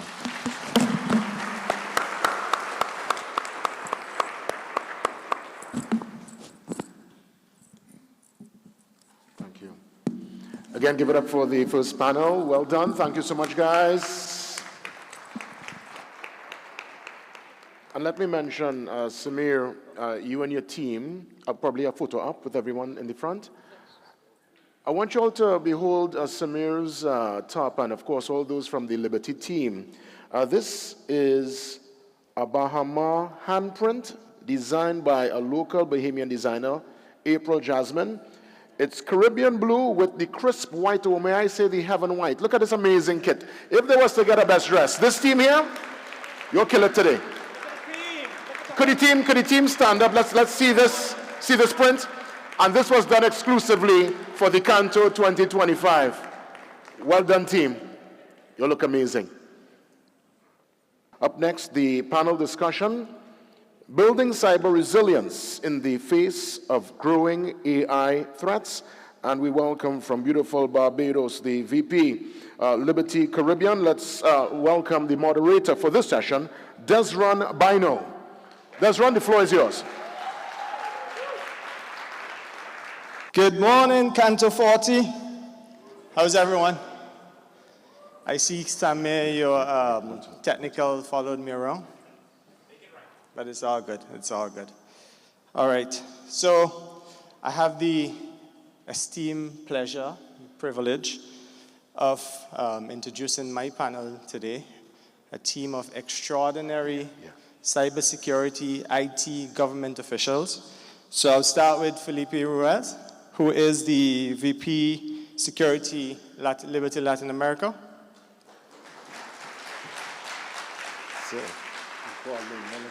Mr. Wade Watson, Parliamentary Secretary for the Ministry of Economic Affairs in Bahamas. Like a projector. Sorry. Mr. Kevin Gordon, CEO of Simply Secure, one of our IT partners, ICT partners. Linus Charles, who is the Information Security Manager for First National Bank, St. Lucia. And Mr. Ian Wickens from Hidden Layers. All right, so why is this all important, right? Oftentimes we hear the term cybersecurity being floated around as a buzzword. It is no longer just an IT issue, right? It's about our survival, it's about business survival in this day and age. We have seen throughout the years, the involvement of AI. There's been quite a bit more activity around that space. And as a result of that, it has led to a definite increase in respect to cybersecurity attacks or attempts on many of our infrastructures, right? And we rely on many of the panelists here to really keep us secure with the threats that's before us. So AI is now just more than just a tool. It's also a defense and an attack mechanism. And it's expect more, as we go through, we expect more automated attacks. And, my esteemed panelists today, we're gonna go through how we can work to navigate against those attacks as we move forward. So why are we doing this today and why is this important? For us at Liberty Caribbean, Liberty Business by extension, we are not just a telecoms provider anymore. We are a regional digital infrastructure provider committed to Caribbean economies and the transformation of our Caribbean economies. We operate at a very critical and pivotal point, which is the intersection between the connectivity and cybersecurity. And we support thousands of businesses across the region. So just to give context in terms of why this is so important, because as previous panelists and Samir would have eloquently outlined, it's about our economic survival, it is about our sovereignty, and as we go through today, you would see that data sovereignty is becoming more and more important for us, especially in today's socioeconomic and political atmosphere. So I would just kick off by just asking Ian, why is AI and cybersecurity so important in today's environment?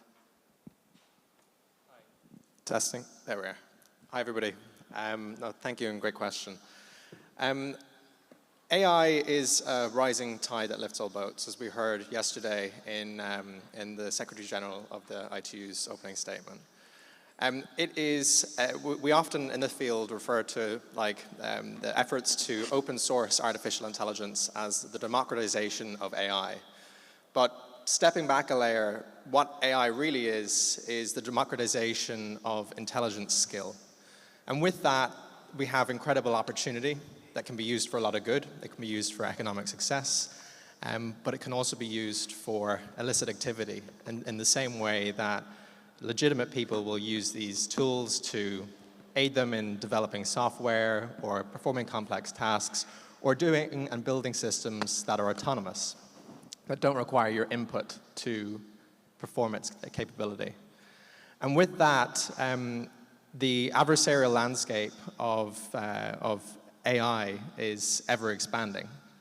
We've heard statistics today that the rate of ransomware growth year on year is something like 120%, that cyber attacks are progressing at a similar rate. And what AI does, as it does lift all boats, is it acts also as an enabler for those who seek to harm or to seek illicit gain to build faster, to build easier.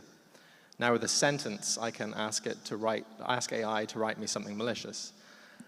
I can get it to perform tasks without me having to be at the computer.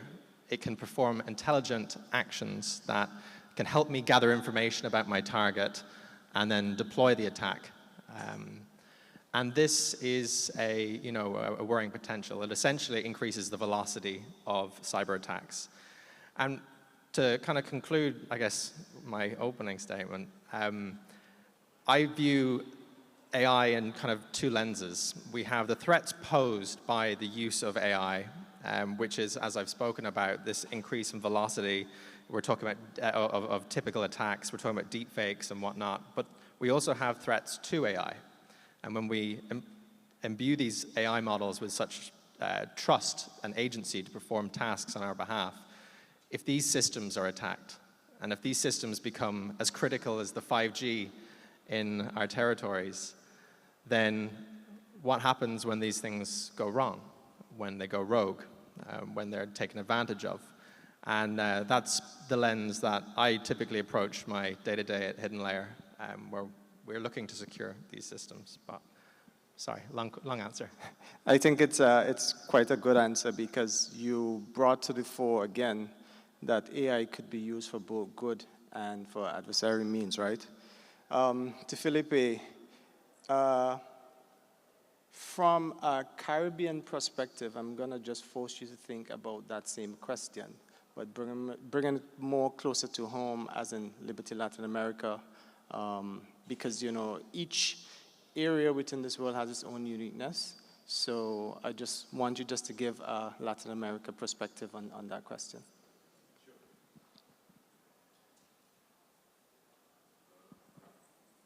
Hola, hola, hola. Yeah.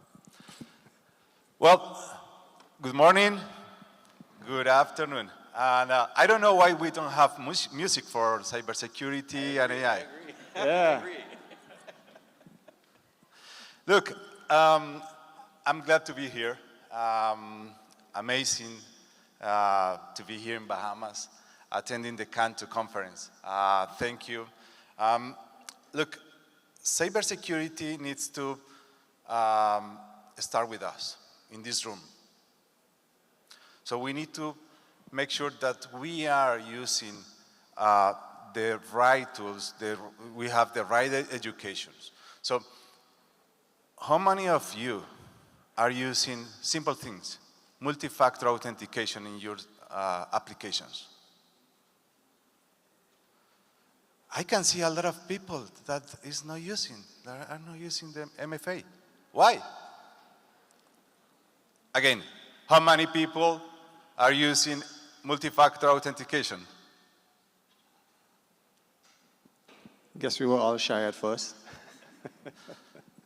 Look, this is some of the control that we are going talking about this, maybe across this talking, but Caribbean is not that different than other markets. So we have the same situation regarding to vulnerabilities on AI. So just close your eyes and think about that you are getting a call from your CEO asking for something. Close your eyes. How are you going to identify that is your real boss and no it's a deepfake voice call? What are you going to do to identify these kind of things? Every day is complex. Every day is complex on this. The automation is high. So the tools, the open source tools, the offer we have on internet is high. So that's the challenge. How we can to identify and to be ready to educate our people, our kids, our employees on detect these kind of things. That's the challenge. So AI, let's say, is a threat, right? But also is opportunity. It's a good opportunity for us to improve our posture. Posture in what? In detect. Posture in to be ready to respond. So the good thing here is how prepared are we to respond in case we need, right? How quickly? Timely manner. That's the challenge we have here. So again, this is not just Caribbean. Caribbean is also part of the global situation we have on AI. But let's work together on this. We are going to have some takeaways about this, but also I would just to want to, in advance, to say this topic needs collaborations. No one can face this alone. Right. No one. The same threat actors we have is the same that all of you has. That's correct. Right? So we need to have collaboration on this. I think that's the key on this Canto conference. Collaborations. Yeah.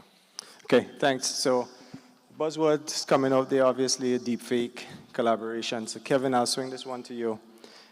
Because in February of this year, we saw fraudsters using AI-generated deepfake initiatives, tools, techniques, whatever terms you want to use, right, to steal over $25 million from a UK engineering firm, Arup, right? So in today's climate, in today's conditions, how do you propose businesses, governments, institutions navigate deepfake in just to minimize or mitigate against any risk that may exist? It's a tough one, We understand that AI is here to stay. There is nothing much that you can do about the fact that it is here. There are a few tools that you can use to ensure that you protect and you can detect and respond to those AI threats when you see them. In our instances, for the cybersecurity companies that we manage, we have AI tools that respond in real time. It's important when you see threats, when you see opportunities coming in, when you see these instances that have started to attack companies, that you're not just putting a man to look at instances of incidents that are coming in. You have to have the tools in place. So while AI for us is a double-edged sword, it's one that can help. It's also one that potentially has damaging impacts if you're not ahead of the times. So we use AI in a lot of our operations to ensure that we see the threats in real time, but more importantly, that we can respond in real time to those threats as well. Okay, thank you. And Linus, Philippe actually did ask the audience. He polled the audience in terms of MFA. Initially, his response wasn't as he expected, but coming from the financial sector, I know MFA is very critical, a critical part of your additional security layer. But given the advancements in AI, how do you see your finance sector moving forward as it relates to AI and the challenges that presents itself for cybersecurity? Okay, pleasant good day to all. I think it's all about building resilience, which is one of the key things, and actually being prepared. I mean, if you guys take a look at the panelists, you'll see everybody here is all clad in suits, and you might be asking, but where is his suit, right? And basically, it is no fault of mine. It's basically because the system prevented my suit from being here.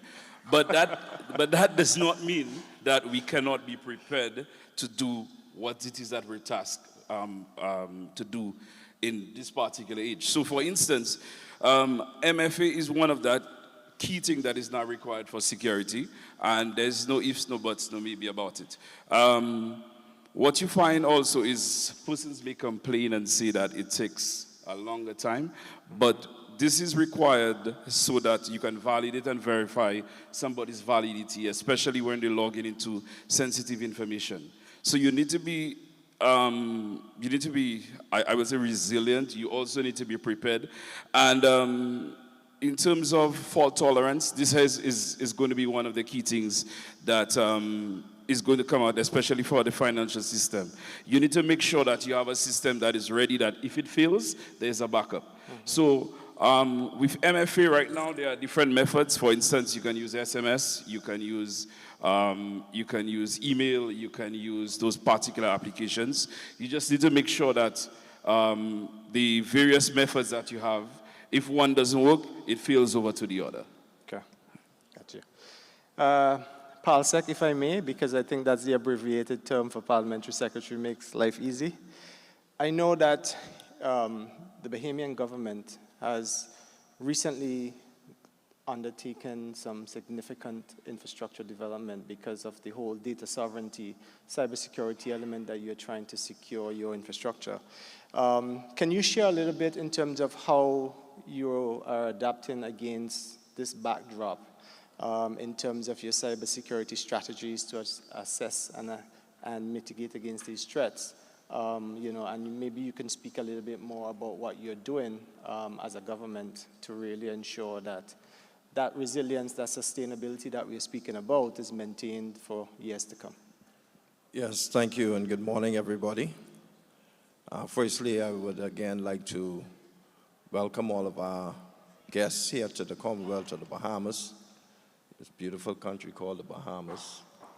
Second of all, I'd like to thank Canto for giving me an opportunity to serve on this particular panel here today. With respect to the question being asked, in 2024, the government launched its cybersecurity strategy. Prior to that, we launched a national CERT.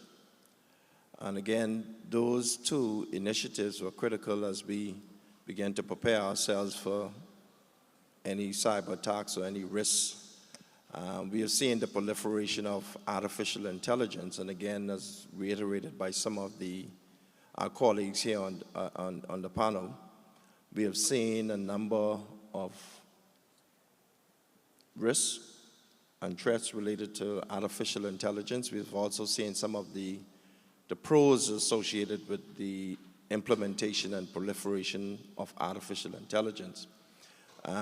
With our CERT and our cybersecurity strategy, we want to make certain that we have proper tools and proper policies and regulations in place to make certain that we can mitigate any risk when necessary. And at the same token, we want to make certain that we're not pigeonholing innovation and strategy and giving persons an opportunity to invest and divest as it relates to the artificial intelligence as we go forward. We know that artificial intelligence, some of the risks are proliferated much faster than some of the tools we may put in place in order to reduce the risk. But we are making certain from a government's perspective, we have the policies in place, we have the regulations in place, and we have the institutions in place to be able to address any of those challenges that we may encounter as a result of artificial intelligence. The government has also implemented what I consider to be, from a digitalization perspective, a infrastructure backbone, which will give the government an opportunity to share services across government ministries and departments and agencies so that we can improve efficiency as much as possible. Those are just some of the issues that we have. And again, as it relates to bridging the digital divide, we have provided what I consider to be Bahamas Parks Connect project, where we have connectivity in various public parks and communities so that persons who are less vulnerable can have access to data and information. The Prime Minister is very keen on making certain that innovation and technology is available to the least amongst us as much as possible. And so we're focusing a lot of our attention on enablers. And where we see AI can be an enabler, we also want to make certain that we have the tools in place to mitigate any risks emanating from this thing we call artificial intelligence. Thank you. Thank you. Clearly, I heard policy, which is a critical piece for us moving forward. So to that end, and to you, Ian, I would just ask, in terms of data protection and cybersecurity laws, not just in the Caribbean but worldwide, do you think that they are sufficient to address the threats that present themselves from AI? Yeah, that's a very good question, a very topical question. And on behalf of Europe, I'm just kidding, I can't speak on Europe's behalf. I'm from Ireland. We have a lot of regulation. We have the DORA Act recently came out, which is around data. We have the GDPR. We now have the European Union AI Act. We're also moving forward with secondary legislation on the EU AI Act for security.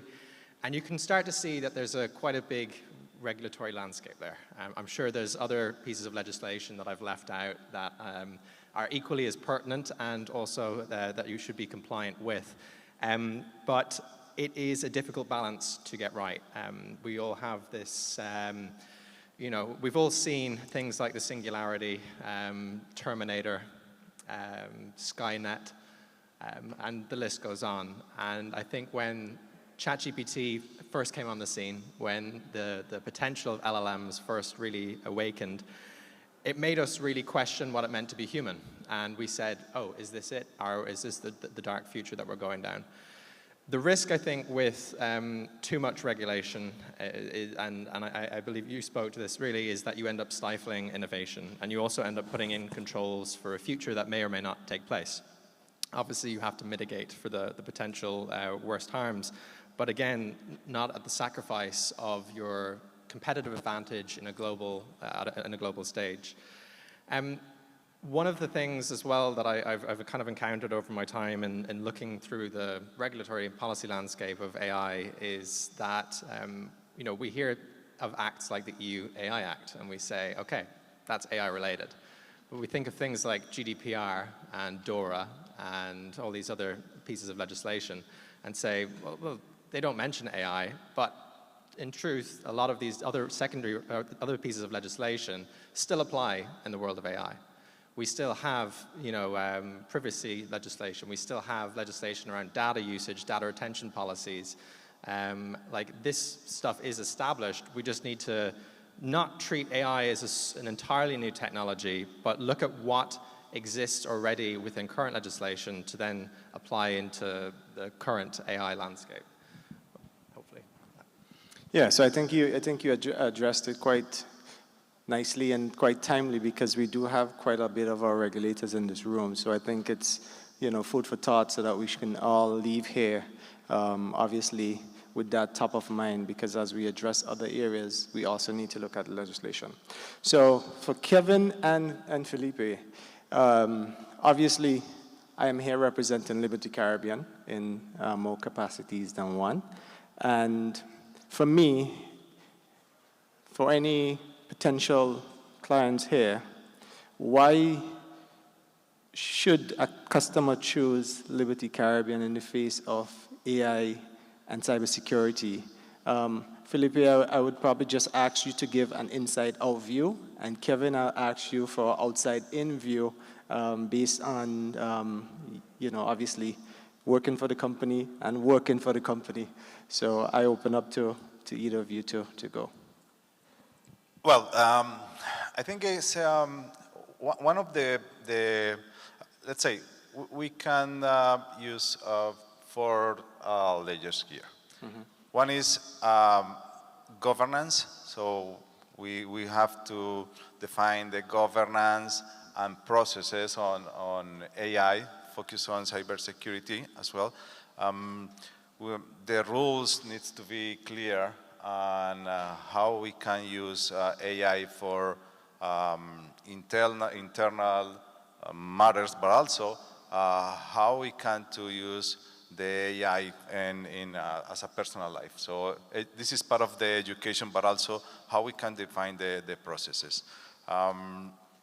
The second is all of that processes and governance needs to be part of our people. Our people needs to know how they can adapt that process, that policies in the regular basis, day-to-day basis, right? And the last is to have a good technology to support this, right?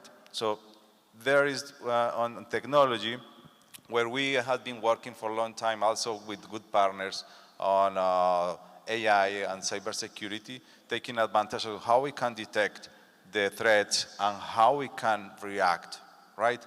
So one of the challenges, and I think all of you has as well on cybersecurity, is what is the role in case you have a crisis, right?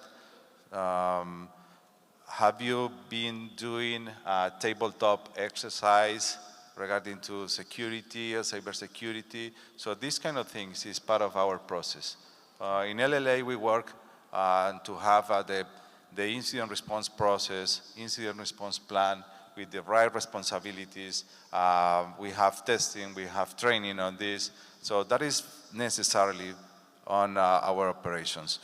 So that is part of the training in our people to have the right technology. And I think the last one is, as I tell you before, collaboration, right? How we are collaborating between the countries. So we have presence in multiple countries. So that is good to know what is happening in one market, what we can identify in one market. As before Elizabeth mentioned the incident that Costa Rica has in April 2022, the threat actors that were on this incident, so maybe can be in the other countries. So that is because we have visibility in multiple countries. Our security operations center is monitoring this, doing the threat hunting to identify if we can have the similar threats in multiple countries, right? That is very, very important. So just summarizing again, so people is very important. Our people with good training. Second, processes defined and with the right governance. The last one is technology, right? To have the right technology with new AI models that can allow us to identify the threats automatically, right? Now is, or let's say in previous years, we have working on to identify vulnerabilities or lateral movement, right? But after hours, now we need to identify this in the real time. Yeah. That is what we're doing, to identify this in real time with the right tools. That needs to have good technology, but good process, but people with the right awareness. So that is what we are doing, and that is because we can, and we are supporting the business in the region. Thank you, thank you. Punting to you, Kevin. Yeah, I think Felipe spoke eloquently about it. The three things that are really key are the people, your process, and your technology. Those are important. I won't go into much because he's already spoken about it, but I'll give you an example. When we just started our relationship or partnership with Liberty, we started around 4 years ago. I remember the first engagement we had, it was a company that had multiple operations across multiple countries. But they thought they had the right technology at the time, the right people, and the right processes. Not realizing that because they have not tested that process, they had an incident that started somewhere in Miami, but they did not have the technology nor did they have the process to identify that there's an issue happening all the way in Miami. When we got in, we realized that there's an issue that was a compromise sitting in a data center that spread through the entire Caribbean, affected all of their operation. It took 2 weeks to recover their environment, 3,000 devices. What it meant is that that particular company that made over $1 million per day lost operations or partial operations for 2 weeks. What does that do for your own operation? And when we see AI, the proliferance of AI within the environment, we have seen, for our instance, a little over 90% increase from 2023 to 2024. In 2024, we stopped over 130,000 threats, 130,000 data breach. Every month, we are dealing with 10,000 breaches. Every month. Of those, we had 18,000 ransomware attacks. A lot of those companies would not be here today if the processes, the people, and the technology were not in place to see them, and as Felipe spoke about, in real time. We're not talking, back then we could have put a tool in place, and that tool did its job, and you're off to the races, and you sin no more. Today, you can't do that. It's no longer just putting the technology in place and you're walking away to say, I have a good tool, and no one is watching it. We're seeing threat actors and AI now going behind the scenes and disabling the great tools. So you could think that you have fantastic AI tools or fantastic detection capabilities, but they are being disabled. Who is actually watching? Who is monitoring? So for us, this partnership speaks about us coming together. It is not going alone. I say this, and again, it's not my saying. We go fast alone, but we go far together. And if you want to go far, you can't go better than with Liberty. The partnership works. We have stopped over $100 billion in damages in 24 months. And a lot of you, thanks. A lot of you sitting here can identify with this, especially your IT teams. You're one guy, 2 persons, 3 persons working on your database. That individual is your help desk. That individual is also your cybersecurity expert. And then when the CEO call, like I did yesterday with my team, they're dropping everything to answer the CEO. When does that individual have the time to actually investigate, to see when there's issues in your environment? That's what we do. 24-hour support, non-stop, looking not just at what the AI tools or the threat detection engines are sending. We're looking for anomalies in the environment. We are hunting for problems before they become an issue to stop those attacks in the Caribbean. Thanks. Thanks, Kevin. And thanks again for what you do, because we could either curse the darkness or we can choose to light a candle, right? So thank you for being that light in those times. But Linus, I would just say to you, in terms of what was one AI-related cyber incident that you would have heard of that changed the way that you think about how you do cybersecurity at First National? One of the, I guess, most prevalent at top cybersecurity incident that I think everybody will talk about is ransomware. I mean, it comes in as something as simple as most probably an email, and it's going to wreak havoc across an entire organization and encrypt the entire database, the entire files, or whatever it actually can pick up within or on that particular network. So I will say ransomware or ransomware attacks are one of the biggest ones that you can think of, because remember, your data is something that you can't definitely put an actual figure to, but at the same time, this is what is going to cripple you as well. Because imagine if you are unable to access your data, your regular day-to-day database or your financial database. How are you going to serve your customers? How will you be able to print statements? How will you be able to prepare or actually do transactions, whether they're online or within the institution? all that will be altered until that incident is actually resolved.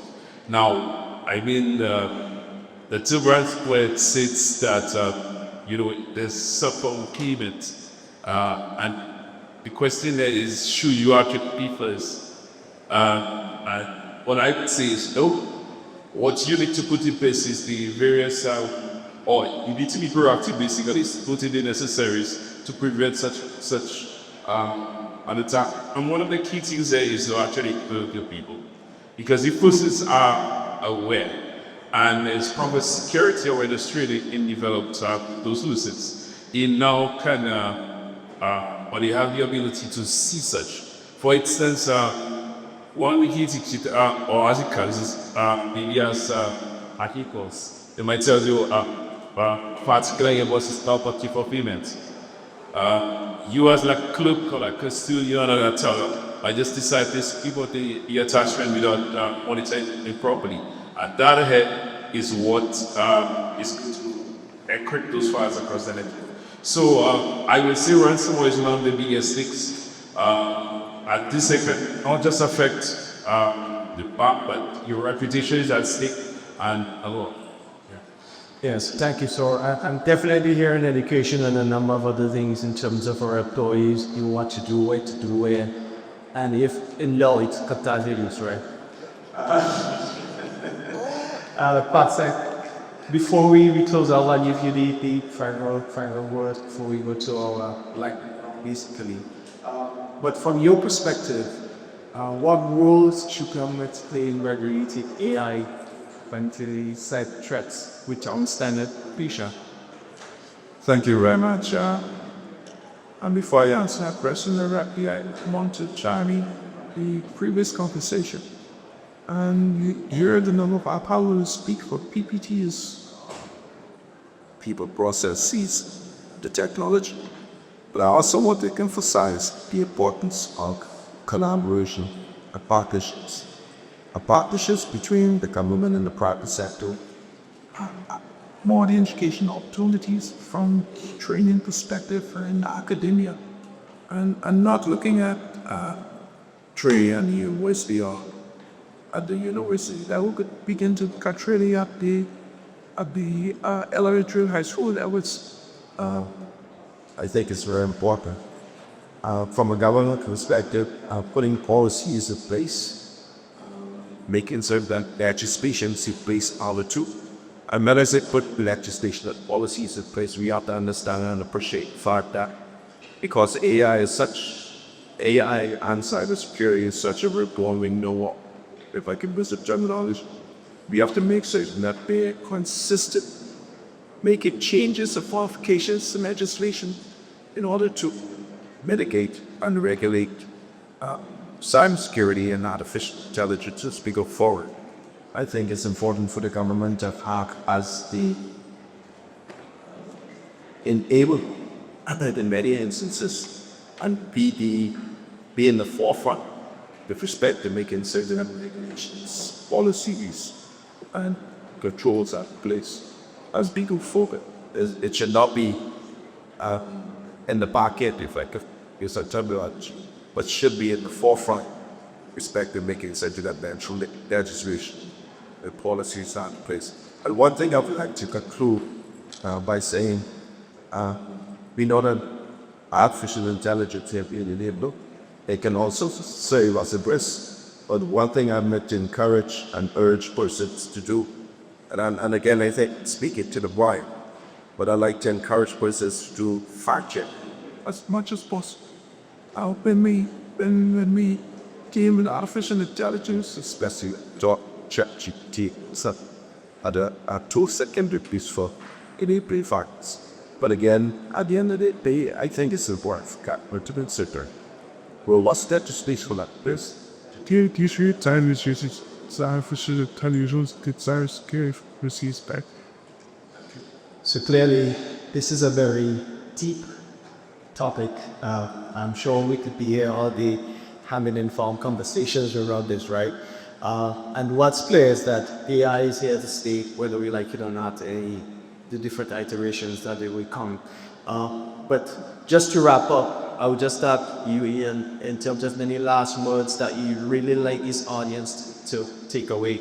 If nothing else, one or two tidbits that, we can see as an aha moment that, we could really see to dive into it a little bit further. And I would also like to encourage the audience as well. You can speak to any of these members of the panel today to really go deeper if you so desire as well. But over to you, Ian. Yeah, thank you. I think once again put it very, very well. That training needs to start from a very young age, and imagine the kids each day who burn on the phones, wherever the internet, how much more adept able they are to utilize it. That's the future we're going is. AI is the next mainland technology layer, and it will be native to that. They will understand it intrinsically. This is also a key point with mitigating resistant attacks on AI. And it's largely because I guess the thing that underscores this period of the last 3 years in artificial intelligence is velocity. And velocity here being the rate of change in terms of technological advancement. The fact that week on week, and to Prime Minister Dix's remarks yesterday, by the time the stock's finished, we'll advance at full count. This is so true. And velocity needs to basically factor into the way that we train our employees. It factors into the way that we write legislation, that we need to be able to adapt, to be able to change, and that this velocity is enabling velocity of attacks to take place. And they might not differ in some aspects as much as traditional cybersecurity in terms of phishing, in terms of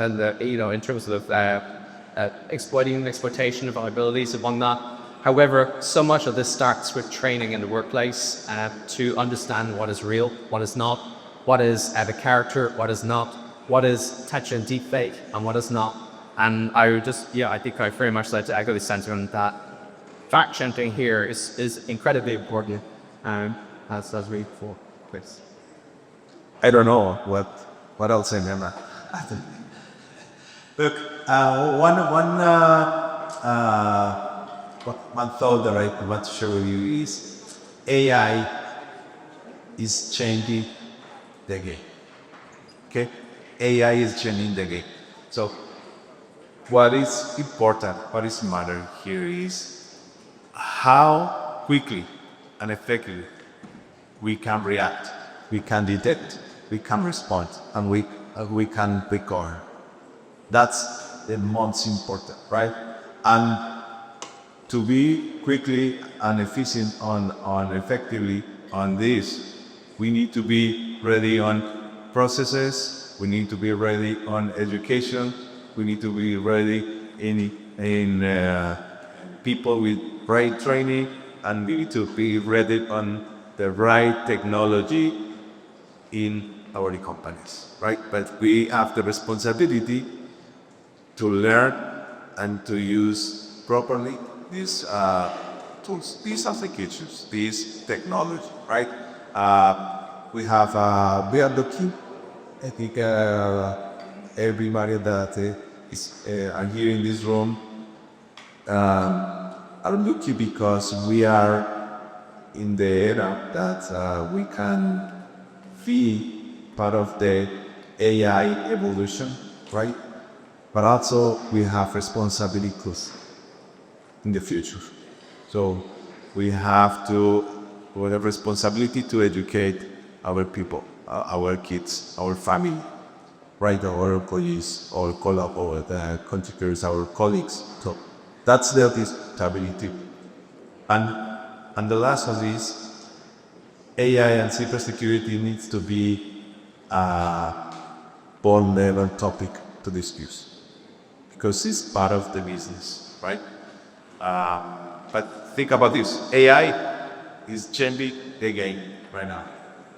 Awesome. Well, I want to say, if you want to jump here first, just be careful. But I think from a Caribbean region, I think collaboration and partnership along with educational truly is very, very important. And if there's something happening in your country, please be collaborating with each other so we can mitigate challenges across the whole entire region and also grouping. So I want to applaud Kanto for making this about the panel session, this sector conference.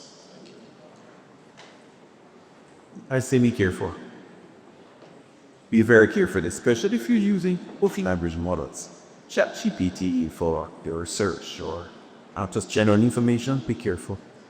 Please do not put your company's, the government's sensitive information.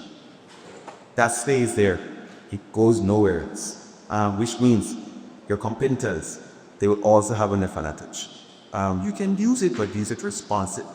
And just ensure that you're not exposing your company, you're exposing the organization to additional risks. If you're going to use it, it's just a tool. It's like a Lamborghini, I love to drive.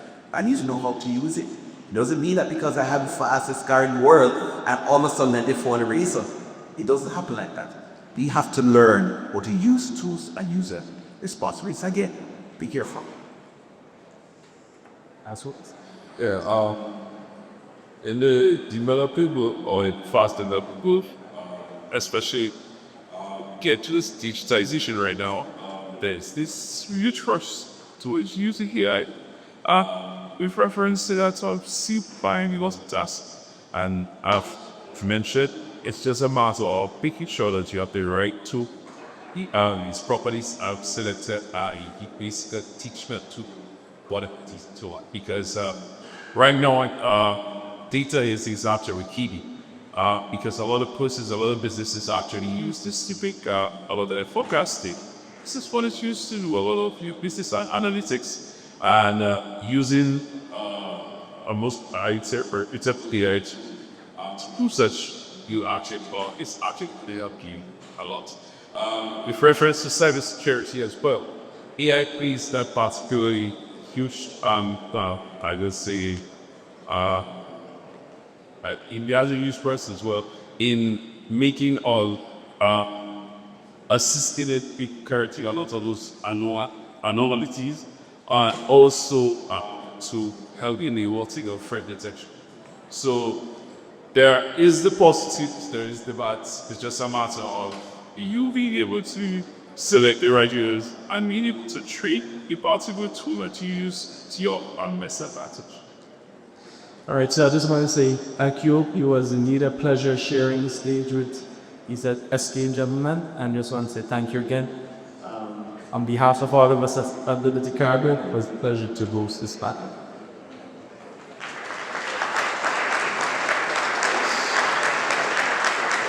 C'était qui va être petit or be a foot from mouth and getting well done. In the meantime, we want to just give a little bit of the Bahamian flavor. We heard it last evening. If you could just give me a little taste of it. Now, this is what they do on Boxing Day, Bahamas coast. They do the jump like and we got a taste last evening. The rhythm the pulse. Yes.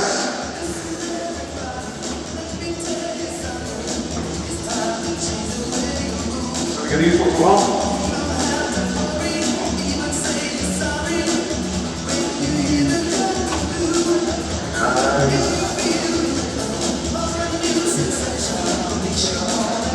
Fantastic.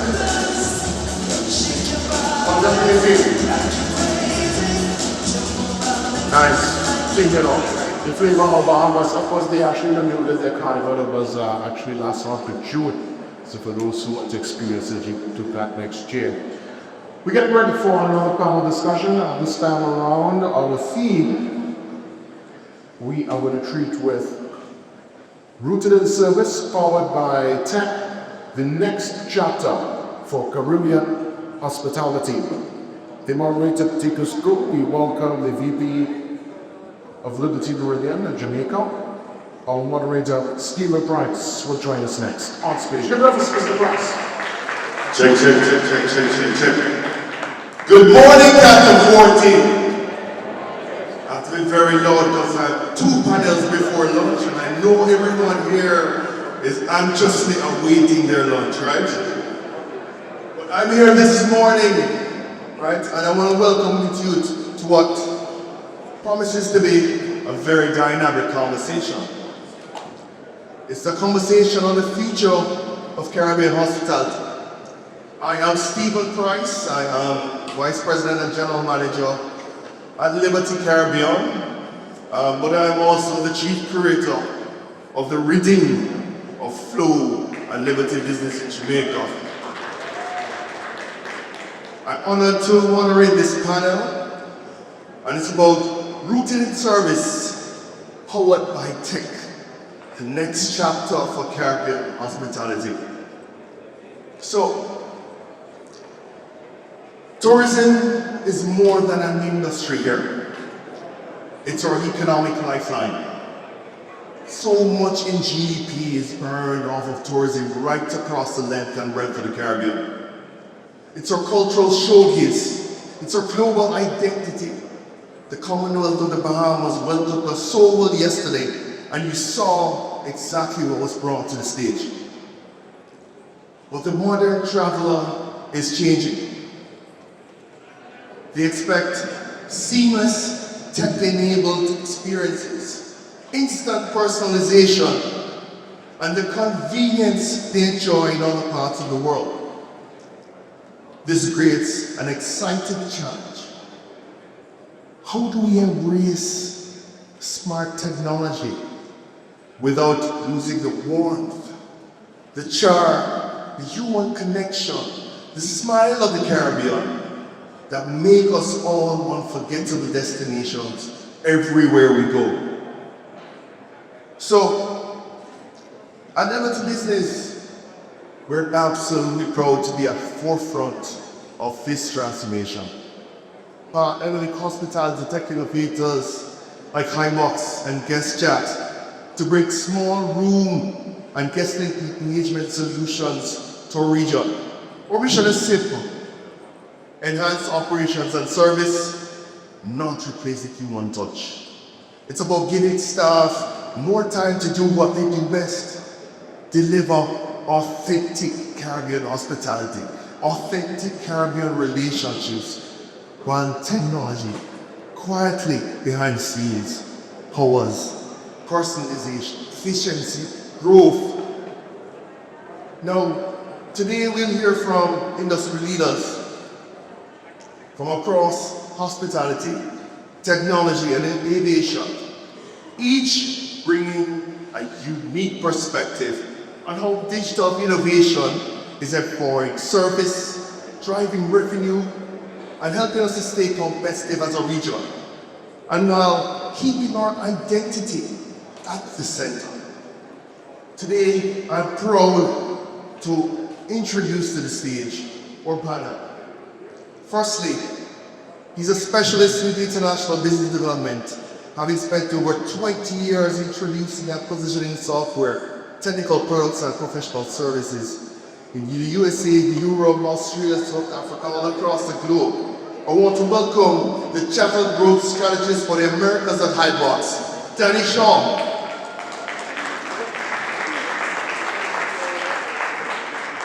Next, I want to bring to the stage with over 15 years in IT, data and business intelligence. He's a well-rounded executive who leads information technology strategy and operations at Caribbean Airlines. His mission is to use his data and technology to continuously improve employee and customer experience. I want to welcome the Chief Information Officer at Caribbean Airlines, Jeremy Mohammed. And he is Techno alumni. Not to make more rhythm and music because we don't music, right? And a gentleman who consistently delivers results. He's been part of 6,000 companies focused on the delivery of internet and innovative IT solutions. And he's been involved in sales with Liberty Business for over 20 years, delivering consistent growth, and has played a major part in growing the commercial business in the hospitality and BPO sector in Jamaica. I want to bring to the stage the Director of BPO and Hospitality at Liberty Business in Jamaica, Andrew Fazio.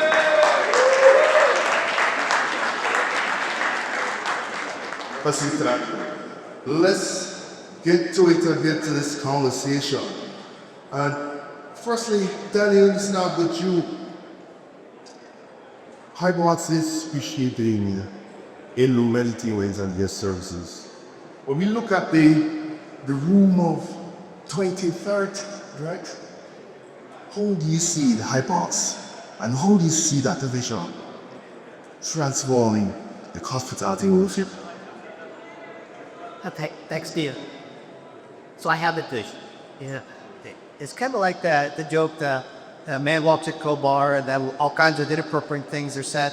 But mine is, Danny walks into a hotel and at 1 in the morning, like this morning, and I say, TV, and I don't care if it's Alexa or Siri or Gemini, it doesn't matter for its technology. But I say, TV, I need a breakfast meeting with Andrew at 8:30. I want to watch the final of Jack Sitter and Alcaraz play the Wimbledon final. And don't tell me I have not watched it yet. Do not tell me who won. Amazon has it as a podcast. I'm going to watch that this afternoon at 4 o'clock. And I'd like a taxi tomorrow at 11 o'clock to go to the airport. Now all those technologies, and what happens then is they send each of the confirmations to my app. Here in Hyatt, it's the world of Hyatt. At the Hilton, it's the Hilton app. So they send the confirmation to my hotel app. All of this technology exists right now. The ability to do agentic AI is evolving very quickly to where it can actually do the task of making the reservations, sending the confirmations. I can tell it to set up a phone call with my wife at 8 o'clock this evening, and they'll actually ring my phone. These technologies all exist. I use it in my home right now, and maybe that's the point of the vision. The vision is whatever I can do in my home, and I have Alexa. I will tell you I have Alexa in every room, including the mattress. Now this is important. Ideas come there, you need to take some. Bedroom or bathroom? Bathroom? Bathroom. Oh, okay. But I can play music in there too, so this is good. But all of these things exist, and then maybe the whole vision is that whatever I can do in my home, I want to be able to do in a hotel room also. The simple actions that we get. So that's the vision. Great, and then we're just stepping on from there, Gary. In terms of having seen what it looks like, where the technology is now, what are the 3 top trends that you see are going, as you see? Good. So right now, if you walk into the hotel room, you want the user interface on the TV to be personalized. It has it. You probably walk in and said, "Welcome, Danny," and it did.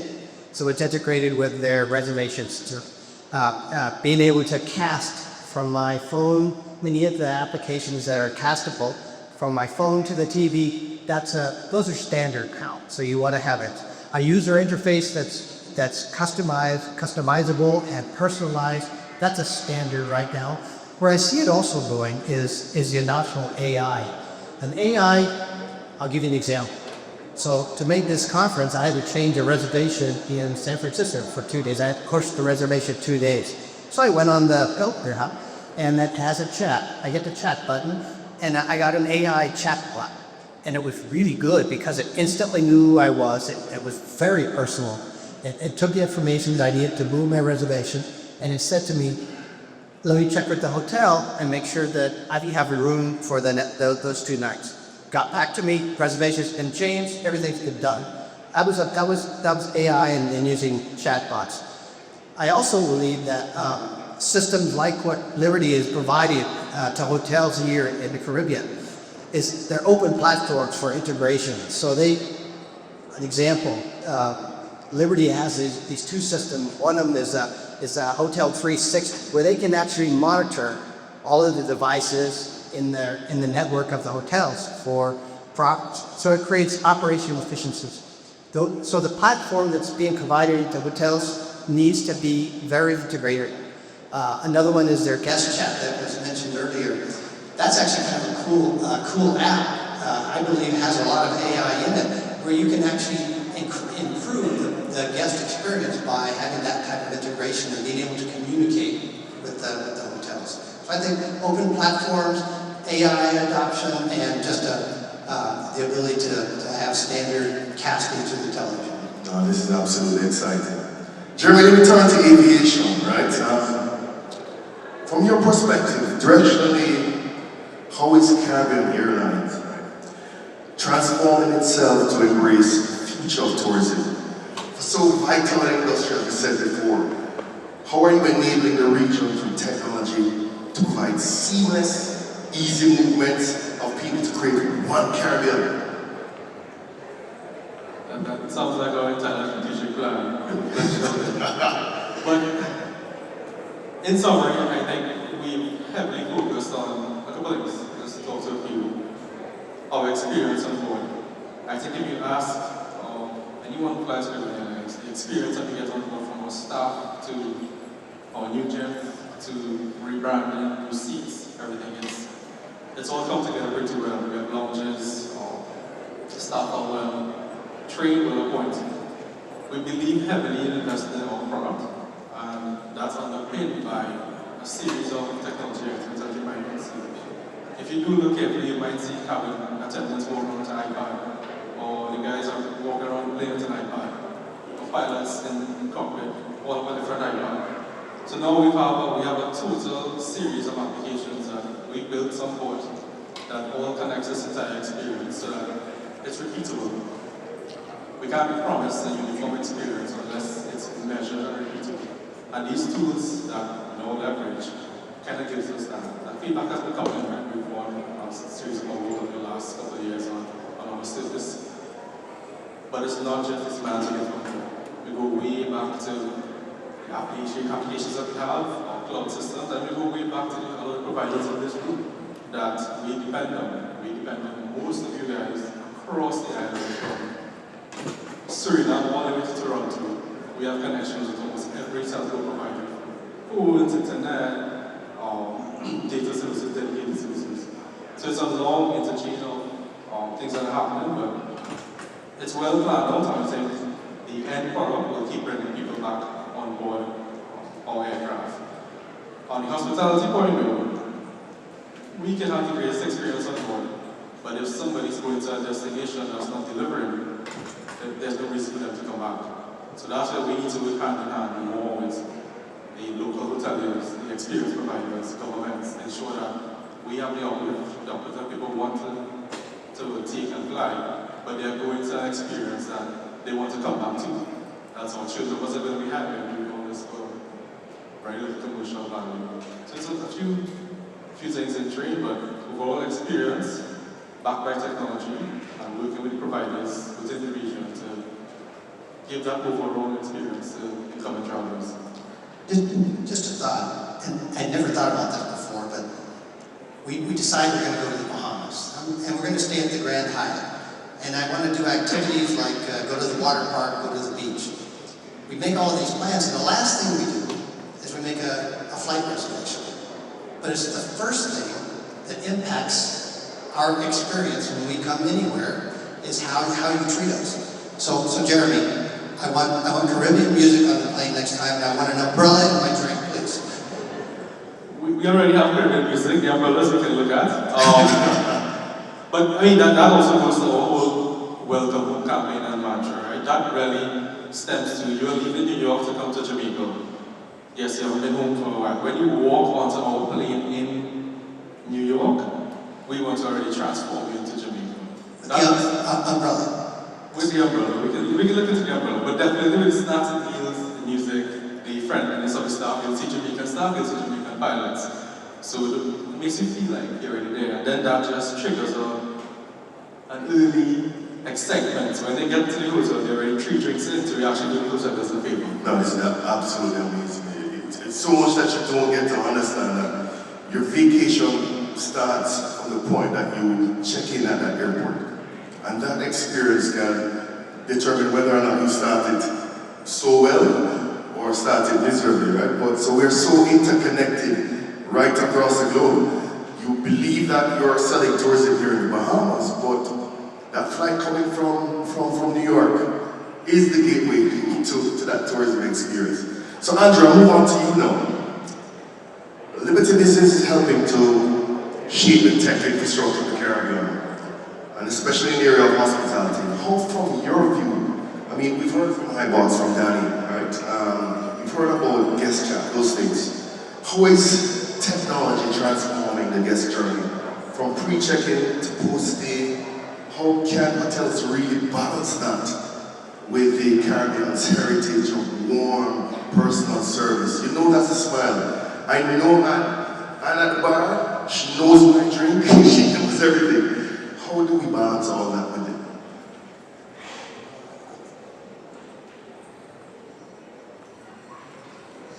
That's a great question. And funny, because I just met some of the major hoteliers in Jamaica.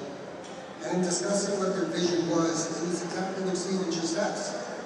They want, and I guess this is the hand from Caribbean Airlines, another time, and I'm the second runner, and they want to be able to communicate the moment that guest lands at the airport.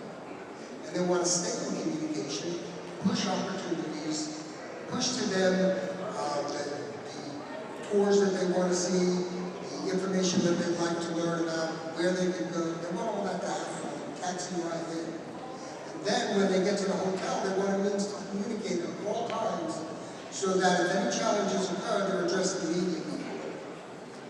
We're providing incredible communication when it comes to the guest experience. Now we do this through a suite of products that we put together called our Smart Room suite of products. Now they include a couple of things mentioned already, Highbox deals with the in-room guest experience. Guest Chat brings AI to their website and gives them communication, knowledge, and analysis. But there's more to it because we also provide the network. We provide the backbone. We provide managed Wi-Fi. We provide managed services. But even more than that, we provide services that are the Internet of Things, where we can help a hotelier, do asset tracking, energy management, right? Managed Wi-Fi. All these things we provide as a full suite. So we love what Danny brings and Highbox, and we appreciate how Caribbean Airlines brings us a happy customer to start with. It's our job to take it to the next level and to level up. And that's what we're doing. And we're bringing these products and services to bear. And, it's just been an amazing run. As Romeo mentioned about Hotel 360, it sounds pretty interesting because it's related to support. But it does it differently because you actually take the blueprints of the building or the hotel, and if there's access points on the third floor in the back corner, it identifies that for you. So when something goes wrong, you're not there wondering where the problem is. You know where it is. You go there. You have inventory on your tablet that tells you what you need to bring, passwords if they're required, and tells you where to get the key and get in the room. So it's really about making sure that we can deliver an incredible experience for our Smart Room solutions that provides communication as well as support. Does not take away the hospitality sector. In other words, people still make a difference because once they come in, we hand off to the hotel personnel, and let me tell you about Jamaica. Most incredible people in the world. Andrew, mind I put you out of the country. Commonwealth of the Bahamas. Love the Bahamas. All right. I just had one thought. Sure, go ahead. I see that in the service and product that Liberty is bringing to market, one of the real values is the content. So when you think about it from a hospitality view, your ability to integrate with the loyalty programs of like Hyatt or Hilton or Marriott's, you can specify what content you like. And AI knows that I like tennis. They know I like to watch Wimbledon. AI should also know that I love to watch the Golden State Warriors play. And so when I walk into that hotel room, I wanted to pull up your content to say, hey Danny, there's a Warrior Heat game on at 3 o'clock. Are you interested? Exactly. Or would you like a tennis lesson at 9 o'clock tomorrow morning? So those are great things that can come from that. Andrew, we heard about the technology story, but I was having a sidebar chat with Jeremy earlier, right? And Jeremy mentioned that technology, especially from the service providers here, many of the service providers in this room, is a high part of your operational expenditure. what are you demanding of tech providers in the future, as in telecom providers in particular? I mean, how can we help you on that journey to really transform, especially aviation? Yeah, good point. I think I spent 10 years in telecoms before moving to aviation, so quite intertwined with how it works, right? And moving from a provider of services to a purchaser of services, there was a big shift. How we operate as Caribbean Airlines is we have connectivity pretty much everywhere, again from Suriname all the way to Toronto. Dual and triple connectivity in many locations, ticket offices, airports, back offices, cargo ramps. We put Wi-Fi on terminals at the airport just because we want to have our own Wi-Fi. And the biggest problem we have, and I said if I ever got to Canton, I would say this, all these providers in one place, we get hundreds and hundreds of different invoices, different bills, different support structures, different points of contacts from the same providers. So, I'm not going to call names, but there are providers in the region that have a footprint across a lot of islands. If I want something done in Barbados, I need to reach out to a certain person to change a certain bill. If I want something done in Guyana, I have to reach out to a certain person to change a certain bill. Jamaica, the same goes. It's a management overhead that the internal Caribbean Airlines team is telling these telecom providers, guys, it's your stack. Till we all get this together. It's come to us as a business relationship. With one clean point of contact, one clean bill, one clean site. I move from there. We want to add a service in any island that you operate, we add it to one. We don't go to your rep in another country.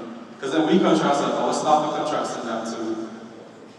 If you have a group of 100 people, you want to move around the Caribbean islands and you're moving from Jamaica to Bahamas or Trinidad, we will never put you onto anybody else in those islands. Whoever is your point of contact will deal with it and sort that out internally. We wish that the telecom providers and powers that we know you have different billing systems, we know you have different line management in each country, but we wish when you provide that service to customers like us who have connections with basically everybody for one point of contact, one clear billing, one clear support system. I wish that I would wish. I will give you a call. And Danny, just following on that from your perspective, obviously your tool is used globally. What would you say to the telecom providers in this room as well as to how to really help and accelerate this kind of transformation in the hospitality sector?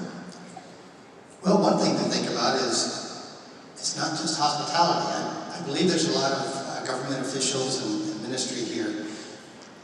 Think of the solution that Liberty has put together, the platform they put together. Works in hotels, sure. It can work in hospitals, in healthcare, in long-term care. We've put it into police stations where they want to monitor news and weather, important events in police work. We put it into military bases. We put it on ships, cruise ships, and also military ships for NATO. So it's not just a solution that's hospitality hotel oriented. It's for the telcos. It's actually your B2B customer base and government customer base that you can apply this same technology to. Okay, great. Now, we just followed up on a really informative chat led by Desiree Bynum on the whole idea of cybersecurity and AI in the region. Now, obviously, we've had a couple of governments who have really put in GDPR, etc. How do your systems right now, and more Danny and Jeremy, how are your systems set up to protect global customer data, especially for hospitality and in your systems as well? I mean, we're learning a lot more, especially from a high participation from customer behavior, etc. So it's becoming even more and more sensitive, the kind of relationship that hotels, practitioners in the industry will have with their guests. I mean, how are we protecting that data? Yeah, we have a very good example. We launched French routes, so French islands, I'd say about 6 months ago. So now, yes, we kept the GDPR standards, but now that we have additional data of your appearance being stored on our various systems or booking systems or reporting systems. We had to do a complete overhaul of how long we keep this, how do we expose the ability for these passengers to remove their data. We went through a whole consultation exercise, and it's quite difficult when we have one core backend system to apply all these different laws for every type of passenger on the carry. US DOT has their rules, Canadian has their rules, GDPR Europeans have their rules, and now even the Caribbean Islands are catching up, right? Jamaica has their new rules coming, Bahamas to an extent, Trinidad is kind of lagging behind. But now we have to ensure that we keep the minimum amount of data that we need to keep on passengers according to all of these rules and also this level of security around that's required. It's a nightmare. I think we got some external help, but now we're trying to upskill our guys internally to do that properly going forward. But for sure, it's a challenge. If we all had one uniform global standard, it would make it very easy, but every region, every country is doing their own thing, and then we need to comply, to continue flying in that area. So it's quite difficult on our end. We're managing as we go right now. There was a keynote speaker, Doreen, who spoke earlier today, and she talked about trust. And to your question, the most important thing that happens on all of these platforms, you can track everything that the guest or the person is viewing on the TV. You can see where they hung out. Maybe they went to restaurants and searched restaurants. Maybe they went to the information about tour guides, and you can see how long or which channels they watch. You have all this information. So Doreen mentioned in the keynote speak about trust. And I think I want to add one more thing to what she said. It's both trust and relevance. If as a guest, I'm getting all kinds of information that's not relevant to me, maybe I looked at making a reservation at the water park, and now I'm getting Hertz reservations ads. That doesn't make any sense to me, and I feel like my trust has been violated with that hotel. So trust and relevance. But on the other hand, if they know that I like sports and they know that I watch the stuff that Andrew provides to me, they can make that suggestion. Hey, are you interested in the Warrior in the Heat game? So that's a relevance that I now have trust in that hotel. Yeah, I just wanted to add that the Caribbean is under attack by the wrong people when it comes to data and such. So ransomware is a big issue. And in 2024, there were over 4 million ransomware attacks in the Caribbean. And why? Because they understand that we're not prepared to handle those attacks. And we need to do that. We need to get prepared. We need to make sure that we have our endpoint coverage, that we have business continuity plans, that we have a backup plan, that everything is in place.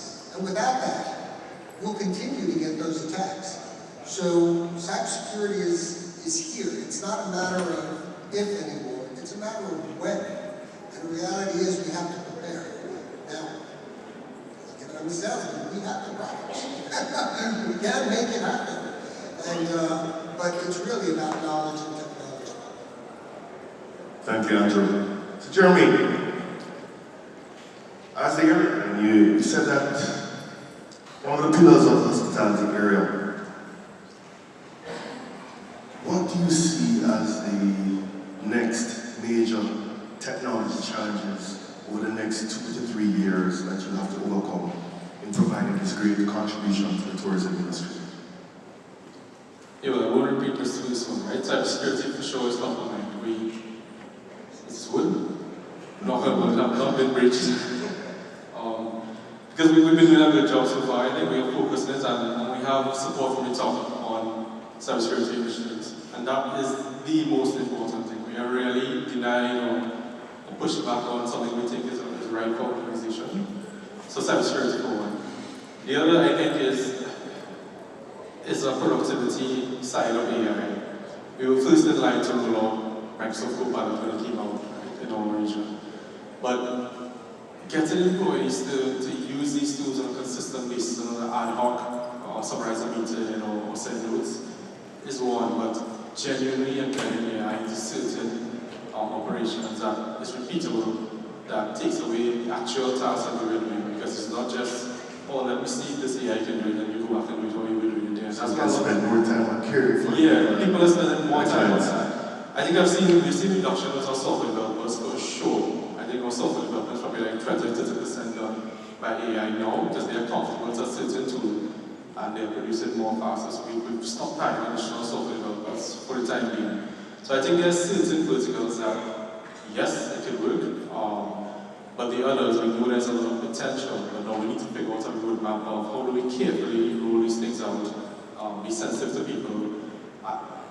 I am not oblivious to the fact that if we implement AI properly, there's no company, put it this way, there's no company of any size that implements AI properly that will need the same amount of staff that they have.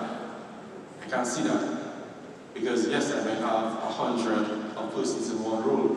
If we teach these people to use an AI tool, that role might not go away, or it might move to 80, it might move to 70, it might move to 60. And we're seeing it on international scale, right? Microsoft companies like these are just letting staff go because AI is taking over. So I think cybersecurity and how we manage and integrate AI for sure into properly into the organization are the two biggest things we're looking at right now. Barring all the other things we said before in terms of our roadmap for our website and our mobile apps, those things that kind of been trained, but these two are new delta to that. But our brand of Caribbean hospitality is very high touch, right? So what you're saying is that, especially in the areas of the back office, the kind of integration kind of stuff, those are the spaces that there's tremendous opportunity to bring that together. Of course. Departments like finance or HR would say there's tools that we can put in that will surely give them 30, 40, 50% productivity, but it's how we do that carefully. And it doesn't look at all the data, right? I mean, we all know this.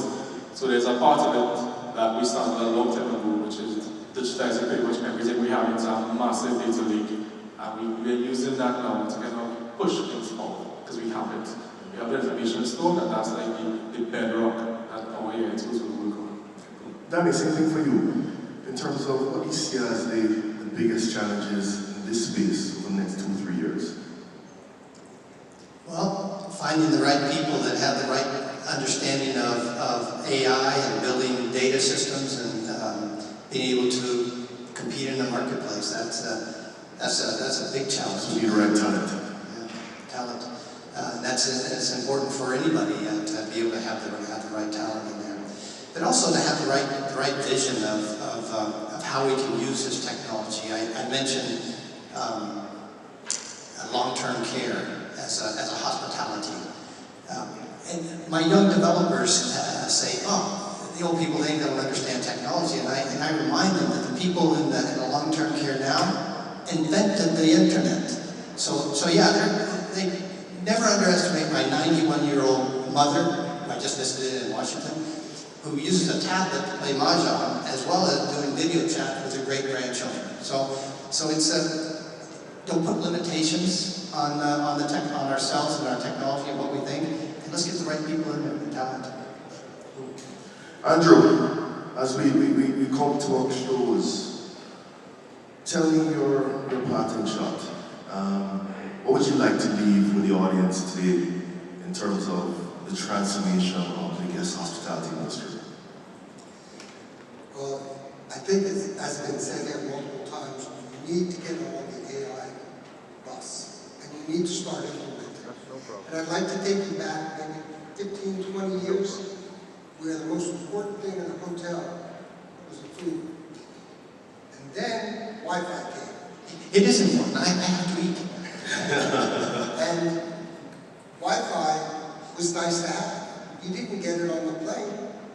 You didn't get it all over the hotel. If you got it in the room, you were happy, but usually it was kind of spotty. Well, today, Wi-Fi is ubiquitous. It must be robust, or you will lose that guest. We are at that inflection point with AI. In 5 years, those who have not started now to implement and understand how to use AI are going to be behind the eight ball.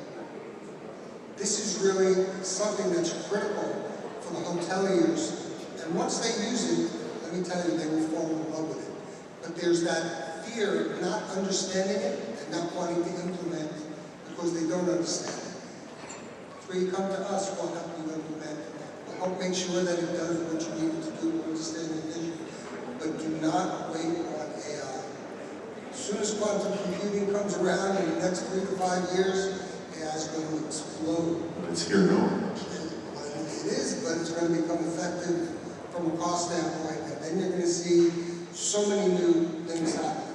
So Andrew, just on that point, and we have a sense of closing point, what kind of use cases would you say would be ideal for hoteliers, persons and practitioners in the hospitality industry to try first in terms of AI? Andrew, what do you think?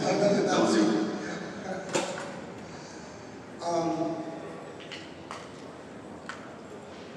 No, I was saying, the example I gave a few minutes ago on the Hilton app, where I went to a chat. I didn't know it had a chat bot in there when I had the app, but I needed to. If you think logically on any of these applications, they need to work intuitively.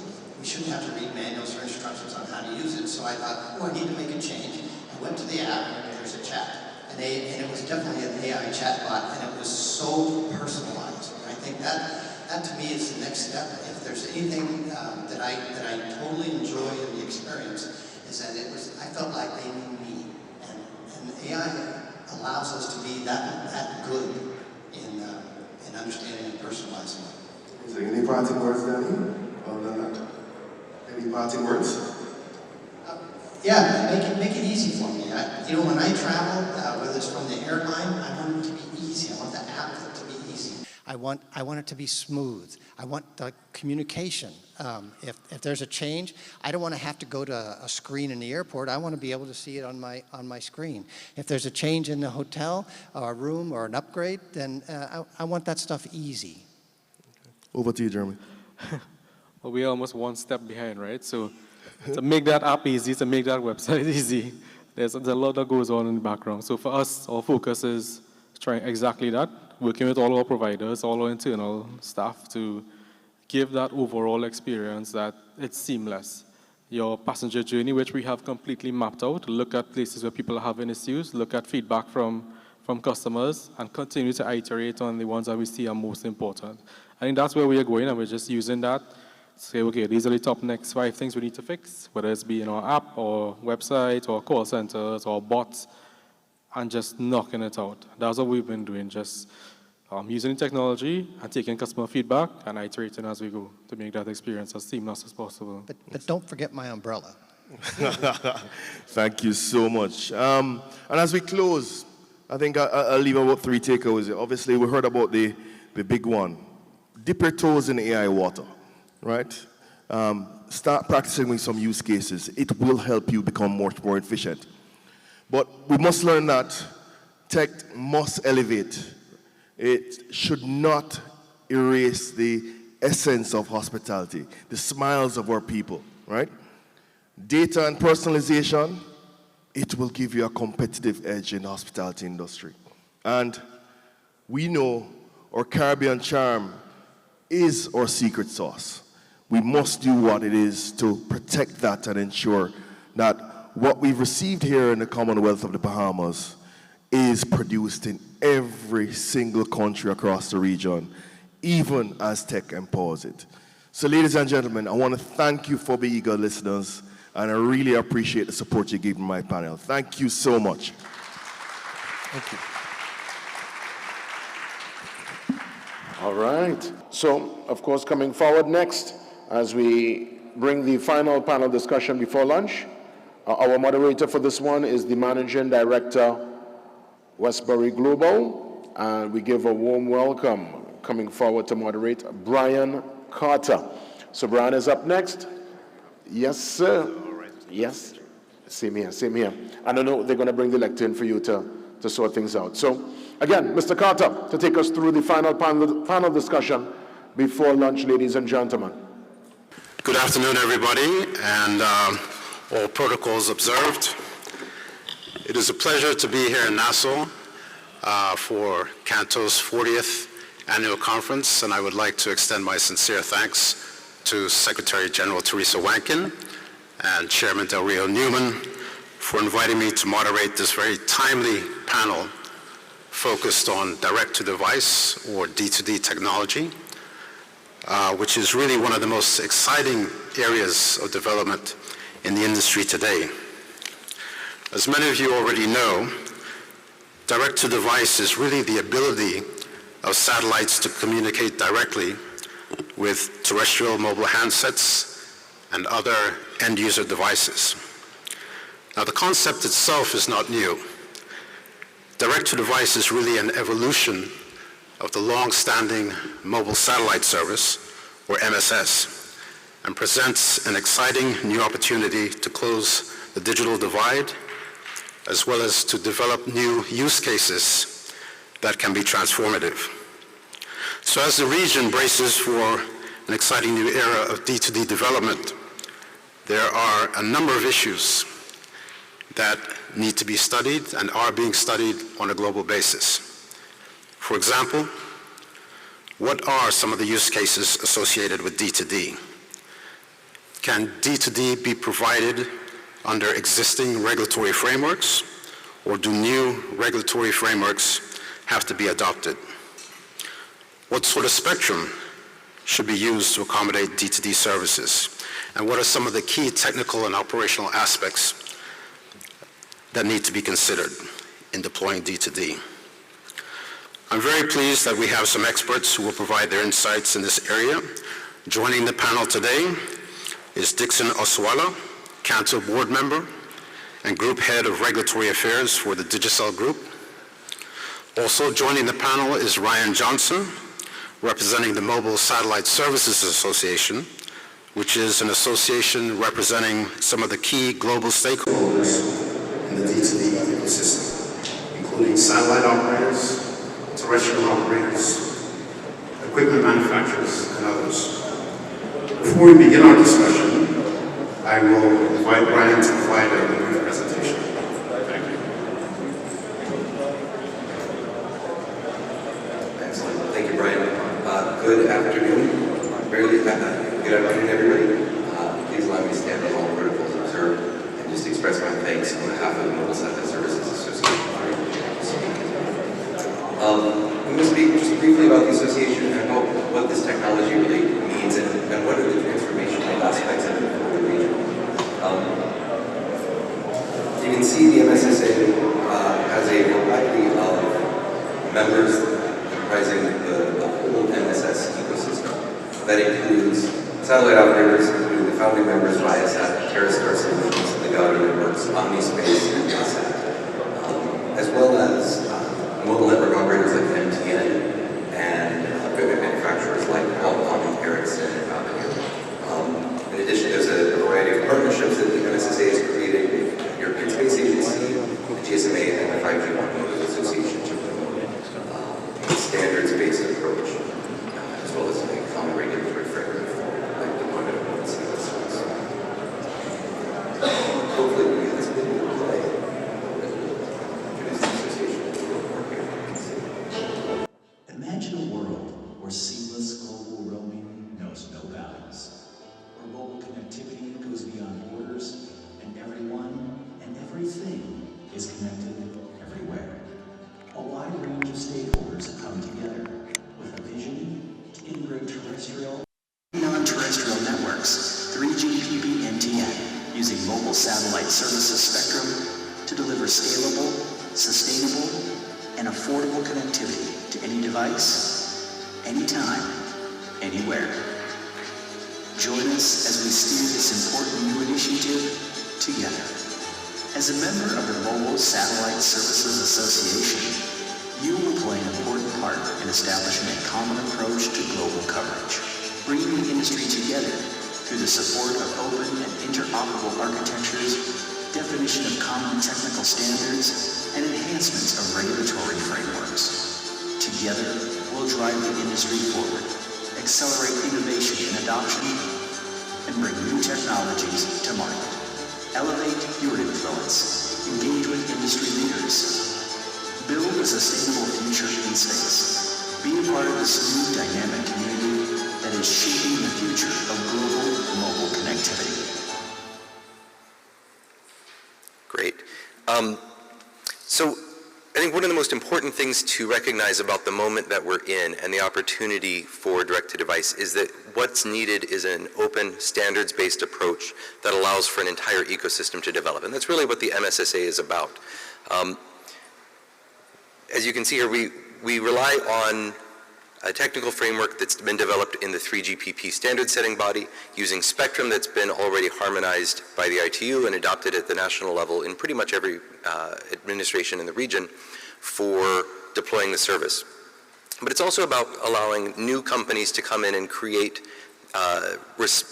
customer responsive solutions to local market needs. And an example of that is a project that we've been part of in Brazil, where Viasat provided the satellite capacity, but it was a local equipment manufacturer that made an antenna specifically for the logistics networks in Brazil to respond to a customer need there. So it's about, as I said, an open standards model. And I think if we look back to the history of the internet itself, we realize that when we moved from closed proprietary standards, there were multiple internets 20, 30 years ago, including one in France. The DoD had its own system. The Soviet Union had its own system. Other countries created their own sort of closed networks. Once the United States created an open architecture for everybody to play in, then we had an opportunity for the global internet that we know today to take off. And I think we're seeing something very similar here. So how does this work, and what do we mean when we say 5G non-terrestrial network for ubiquitous connectivity? As you can see here, this is a simplification of a diagram showing how an NTN, or a non-terrestrial network, operates. We typically call this a hybrid network because the overall service includes utilization of the terrestrial mobile network operator network alongside the satellite operator's constellation. So in this case, we see low Earth orbit satellites as the non-terrestrial portion of the service, and the hybrid architecture allows for seamless connectivity while the cellular phone or any other device is roaming from terrestrial onto the satellite network. So how does all that work? Well, when a device is located within the MNO's terrestrial coverage, and that coverage is available, it's connected to that network. Once the device is outside of the coverage or roaming outside of the MNO's home network, it'll automatically connect to the satellite network. So you can see a satellite, and this works with both GEO and LEO, connecting to a gateway station, and under coverage spots, the D2D displays a variety of devices that can be everything from shipping containers, trucks, forestry stations, agricultural facilities, buildings, automobiles, drones, and much more.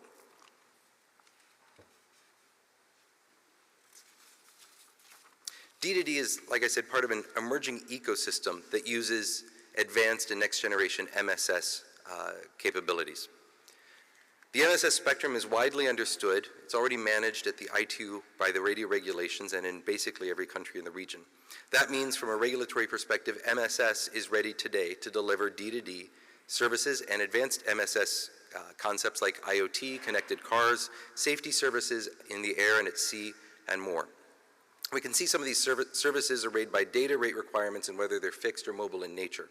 But what we've noticed is that while certain applications may start at a low data rate, the demand can easily push them into a higher data throughput. And an example of that is what's happened in the offshore oil and gas industry, where originally companies wanted satellite connectivity for low amounts of data just for backhauling operational information. But over time, they've realized that by providing broadband to the crew, it actually reduces turnover and makes the operations more efficient because they're not replacing employees and training them up all the time. When we look at some of the market opportunities we see in the region, I think the first and most obvious one is mobile roaming, right? Anywhere where there isn't terrestrial mobile network operator coverage today can be covered through direct-to-handset communications. That includes mobile voice and data as well as internet. There's a whole host of other things that will make the economies of the region more efficient by enabling the use of data and the use of connectivity across a whole host of verticals. I won't go into all of them, but it's also worth noting the resilient infrastructure that's represented by D2D in the case of disaster relief, which obviously is a growing and continual issue for the region. When terrestrial coverage is not available because of a disaster like a hurricane, having handsets that can connect immediately to the satellite networks allows for families and individuals to communicate where they are and their status and their needs, as well as for first responders to more efficiently coordinate response activities.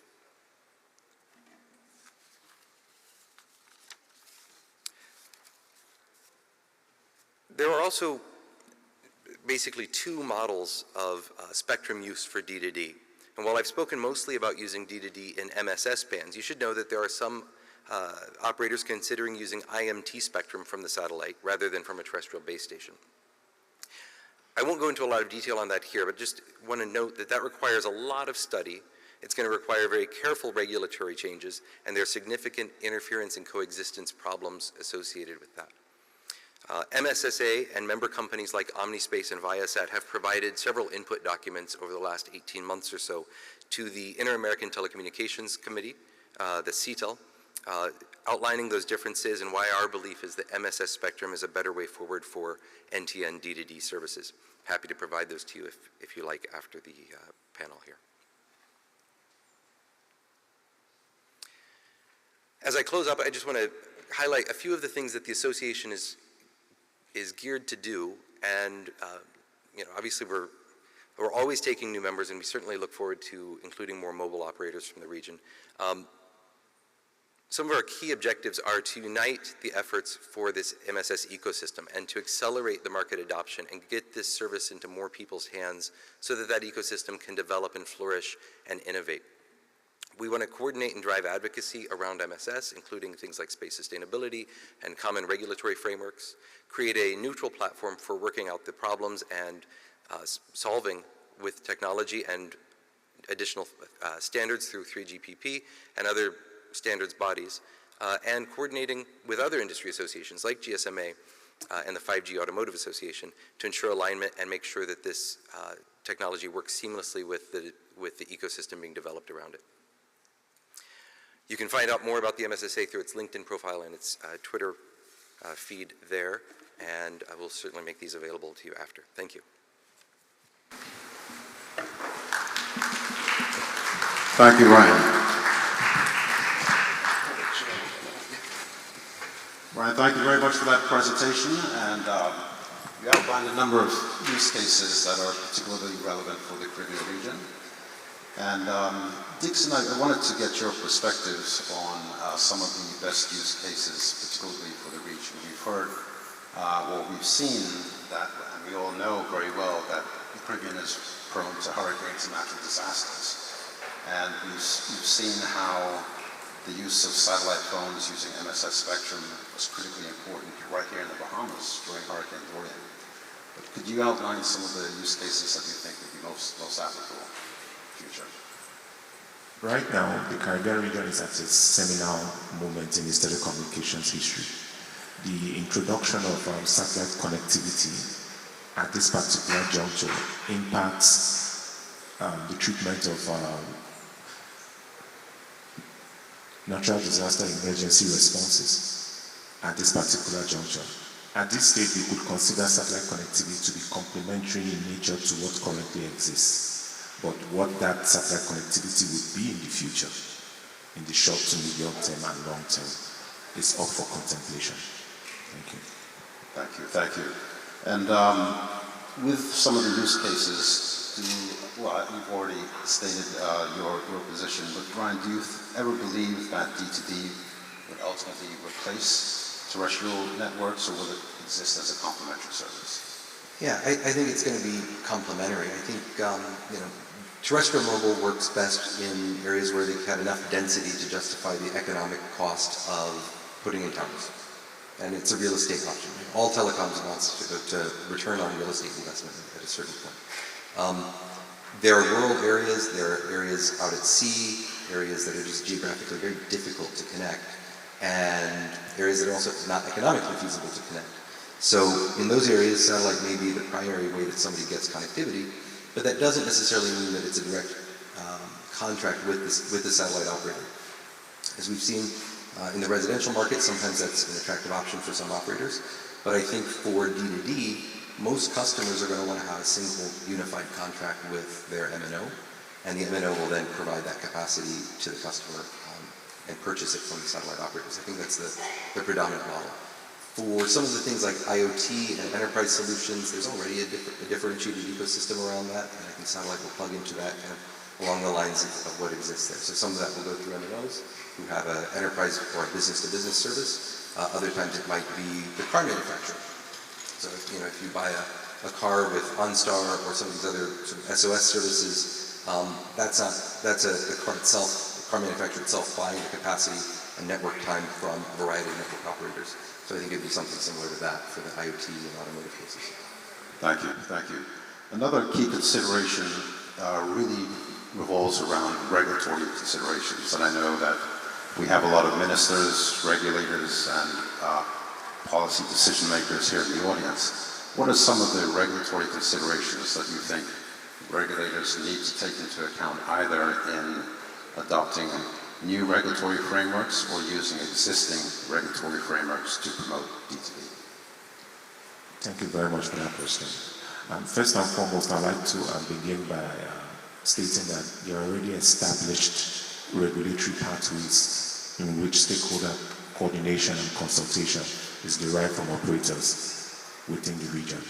And we have seen a lot of work being undertaken by our regional regulators. Case in point, British Virgin Islands, Turks and Caicos Islands, and Trinidad and Tobago, in terms of seeking stakeholder support, stakeholder input in order to ventilate the issues that percolate around satellite connectivity.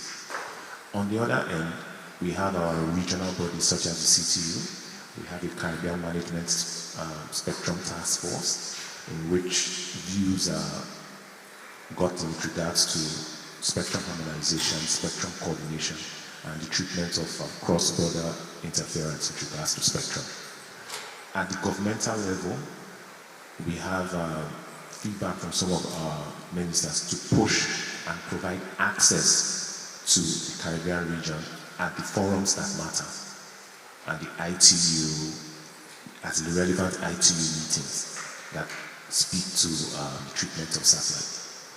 Case in point, the Jamaican SMA, I think this is the first jurisdiction in the Caribbean region to actually put out a consultation with regards to the WRC 2027 agenda items. I'm sure other regulators are following suit and preparing their consultations as well. So there's work being done on the regulatory end, and on the council end, we have just put into play a satellite and spectrum working group, which will more or less provide an industry position with regards to the treatment of satellite connectivity.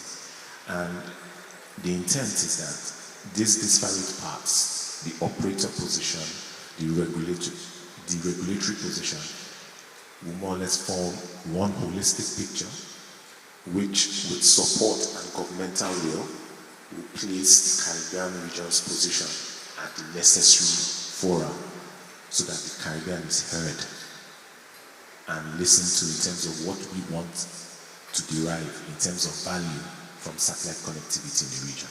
Thank you. Thank you, Dixon. Ryan, would you like to add? Yeah, I think absolutely. There's a lot of questions on how a few of the particular agenda items for WRC 27 will be dealt with. There's four that kind of revolve around the D2D ecosystem and mobile satellite spectrum. Won't go into all of them today just because we could spend all day on that. But just to reiterate, our view is the existing MSS spectrum is the right place to start because we know how the coexistence works. We know that there isn't interference to IMT or from IMT.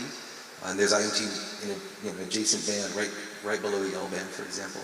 And so we feel very comfortable that we can integrate into MNO networks and provide that service without the risk of interference. On the other hand, the use of IMT spectrum from space doesn't provide that safety and that guarantee. And you may think, oh well, it's just above one country, and so that country can make up its mind what to do. That's not quite right. When we talk about space connectivity, particularly to non-geo networks, which will be pointing in multiple directions, we've seen, for example, trials of IMT from space over the US being detected and causing interference to S-band receivers as far away as Europe and Japan. So it becomes a pretty significant problem to try to corral that and make sure that the right IMT spectrum is used and that it's not going to cause interference.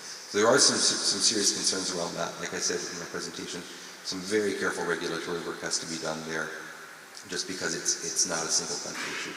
But we'll see whether or not further development of that happens at WRC 27 or not. Thank you very much.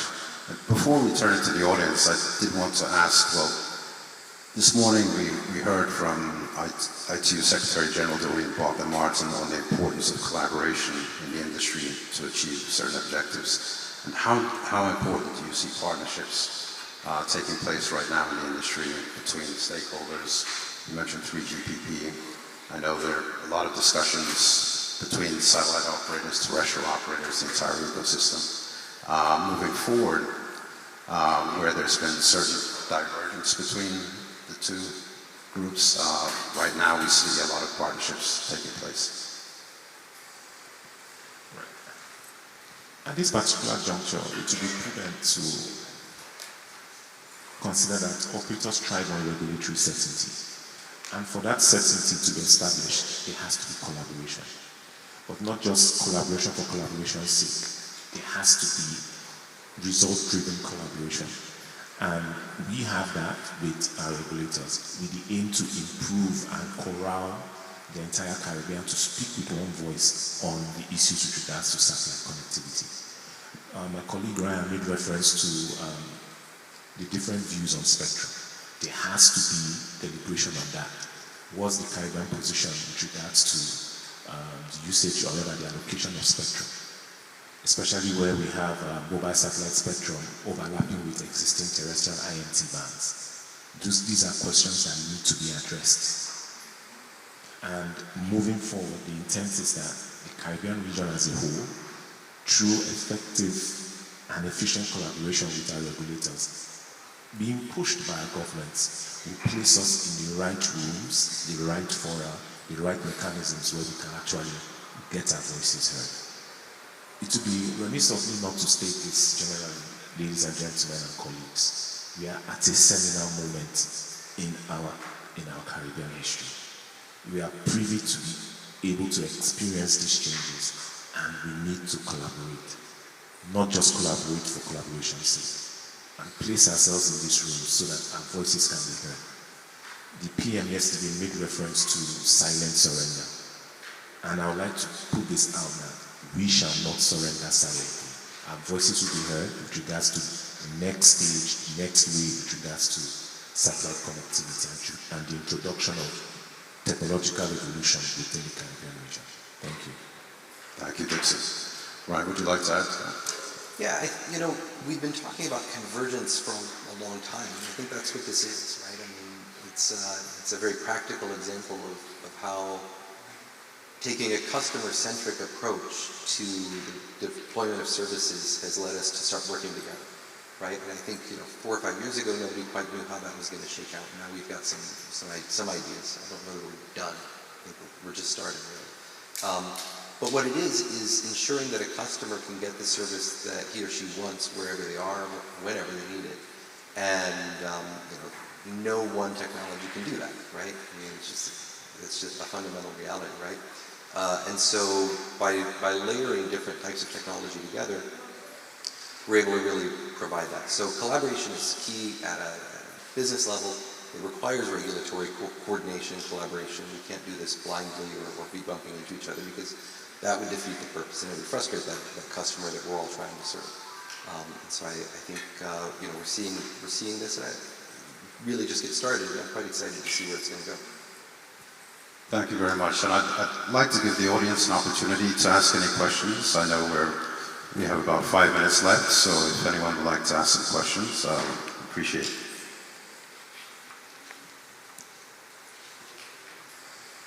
Yes, thank you.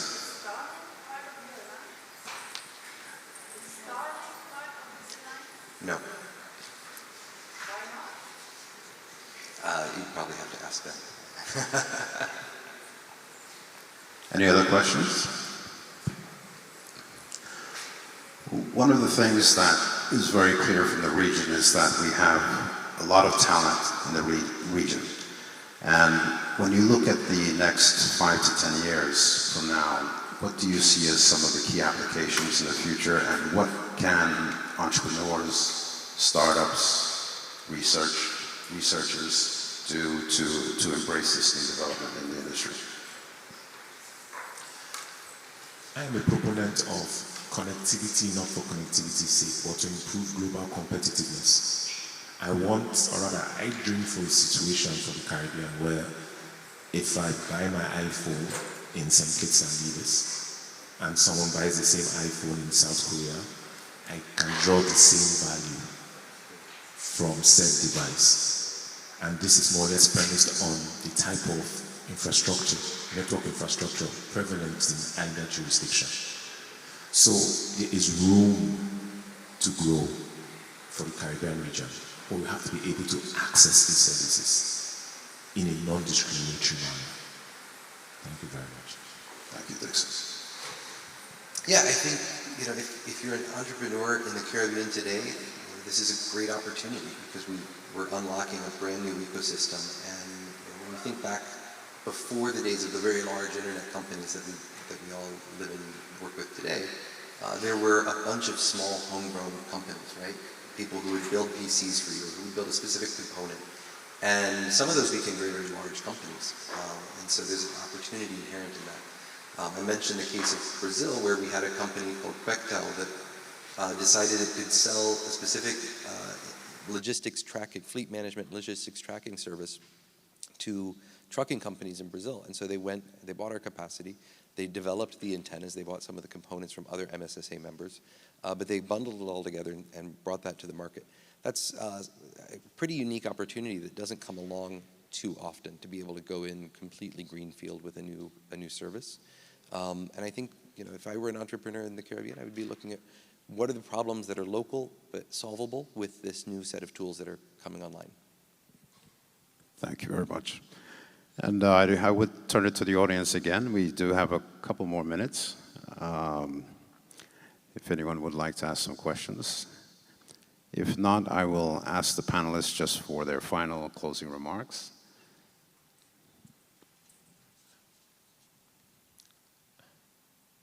At this particular juncture, there's work to be done. And I'll use this forum to appeal to regulators, governments, and my fellow operators as well. We have an opportunity to come together on a singular message with regards to how we fashion existing regulatory frameworks, licensing regs, and legislation. So we need to be singing from the same hymn sheet. There has to be a harmonized voice. We can't have different jurisdictions doing things on their own. We have to be together as one in terms of putting our position, be it satellite connectivity, be it spectrum harmonization with regards to satellite spectrum, be it the allocation of spectrum for satellite services. We all have to be singing from the same hymn sheet. Thank you.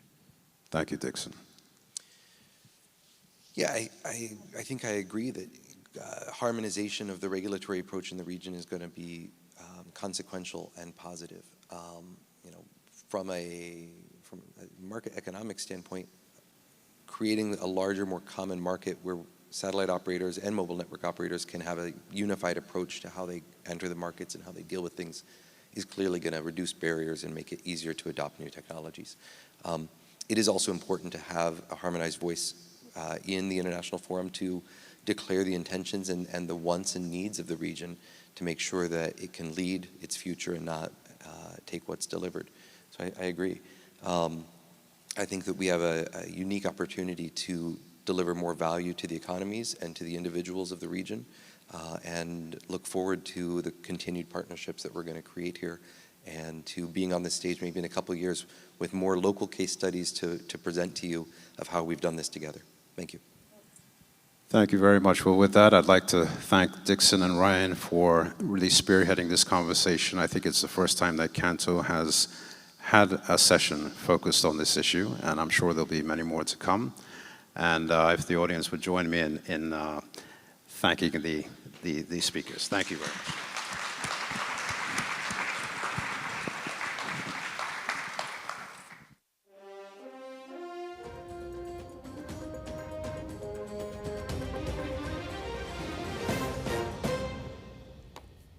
Welcome to Liberty Caribbean Live. I'm Darren Turnquest. Today, we spotlight Liberty Caribbean's industry-leading workplace policies and programs designed to support families, protect employees, and fuel professional growth across the region. New parents are eligible for 16 weeks off paid paternal leave, with birthing partners receiving an additional 8 weeks. And since the program's expansion in 2022, Liberty Caribbean teams have collectively taken over 9,000 days of paid paternal leave. Absolutely amazing stuff. Giving families time to bond and adjust without the added stress. By offering extended leave from day one, Liberty Caribbean ensures that its workforce can welcome new children into their lives with both security and support. This reinforces the idea that work and family life can thrive together. Next up, we have Alan Harris, Manager of Communications for Liberty Caribbean, based in Barbados, joins us today to discuss the support and protections that we provide as a company for those who are impacted by gender-based violence. Alan, can you tell us more about what we're doing in this area? Thanks a lot, Darren, and I'm very happy to have this opportunity to speak about this very important topic, because there are few gender challenges in the Caribbean that demand more urgency than gender-based violence, which is violence that targets a woman simply because she is a woman, or violence that disproportionately affects women. And the prevalence of gender-based violence in the Caribbean actually outpaces that when compared to international jurisdictions around the world. So in response, Liberty Caribbean established a couple years back a comprehensive policy that offers protection for employees that are affected by gender-based violence. Those employees who are in need can access things such as paid safe leave, relocation assistance, and the company also provides customized safety plans and workplace adjustments, such as providing remote working options that ensures that employees continue to earn, but they also ensure their personal safety as well. Thank you so much, Alan. And of course, having done some work around this policy myself, both in Bahamas and Jamaica, it brings chills because, like you say, reclaiming safety and security is so vital for our employees. So I thank you so much for bringing color to this amazing policy and inviting our colleagues from all around the world to take note, but also steal with pride. Now we move our discussion over to talent, and it gives me great pleasure to welcome Melissa Sharif, Senior Manager of Talent and Organizational Development for Liberty Caribbean. And Melissa will share with us today what we talk about when we talk about talent in Liberty Caribbean, talent and career development. Over to you, Melissa. Thanks so much, Darren. So for those on the technical front lines at Liberty Caribbean, we offer structured career paths and promotion opportunities tied to certification milestones. We have a graduate program and internship programs with also open doors for emerging talent. Since 2022, employees have logged over 10,500 hours on LinkedIn Learning, sharpening their skills and fueling innovation. And today, 45% of our directors and above at the company are women. This is a true testament to the organization's commitment to equitable advancement. These initiatives create a culture of continuous learning and development. By investing in certification and digital training, Liberty Caribbean ensures that its workforce remains at the cutting edge. And we also use innovation and digital tools like AI in our development initiatives. Wow, that was absolutely brilliant, Melissa. Thank you so much. One of our dynamic talents here at Liberty Caribbean, that is Jade Raymond, General Manager for Flo Anguilla on homegrown leadership and gender parity at Liberty Caribbean. Jade, I see the glow on your face already. So excited to talk to you. Over to you. Tell us what's going on in Liberty Caribbean as it relates to gender parity and homegrown leadership. Thank you so much, Darren. At Liberty Caribbean, all employees have full access to LinkedIn Learning, next-gen leadership training, and other customized in-house digital and blended learning programs. This comprehensive and continuous approach has helped Liberty Caribbean achieve 85% Caribbean nationals in general manager roles, underscoring the company's dedication to nurturing local leadership. By prioritizing homegrown talent and fostering gender parity at every level, Liberty Caribbean builds leadership that truly reflects and understands the communities it serves, strengthening both culture and performance. I want to say thank you, Jade, for exemplifying our commitment to developing leaders from within our very own region. From robust parental leave to protective measures against violence, from dynamic career development to homegrown leadership, Liberty Caribbean is setting a new benchmark for employee support across our region. Thank you for joining us as we celebrate these initiatives that help ensure that every member of our team not only thrive today, but that they thrive forever. I'm Darren Turnquest for Liberty Caribbean, and this is my opportunity to sign off. Have a great day. Good afternoon, everyone. Good afternoon, everyone. Come on, I think this room could be a bit more excited than that. Good afternoon, everyone. So I want us to first start by saying that that video is for you to be able to have some real great discussions with our Liberty Caribbean partners about what we're doing, because our policies and our people-centered approach is not for us to keep to ourselves. This is not the time for competition. This is the time for collaboration. And so we want you to have some discussions. We're going to put up a QR code so that you can see some of the policies, and please steal with pride. The Caribbean is rich with extraordinary talent, resilient, innovative, and full of potential. Today, we explore how to unlock this potential by attracting our diaspora, investing in people, and creating a people-centered environment with trusting policies. How do we make this work for our people? Ladies and gentlemen, today is going to be hot and provocative because I have two amazing panelists that's coming to join me. Help me welcome, and she's going to cringe when I say this, help me welcome a kind lady that I reported to for a number of years, who I call a veteran HR professional, veteran in quotations, who've had her time in finance and banking, in manufacturing, in telecommunications, in industrial relations. Help me welcome to the panel, Miss Jacqueline Floro Ford. Give her a round of applause. And next up, a person who is no stranger to me. She has spent some time in the last, I think, couple days in San Diego at the, I guess what you call the International Human Resource Conference, and speaking on leading in a global environment. She is the Director of Human Resources in Lyford Key. And if you've been in the Bahamas long enough, you know where Lyford Key is. Big times and big deals. Help me welcome President of the Bahamas Human Resource Association, LaShanta Smith. Let's give her a round of applause.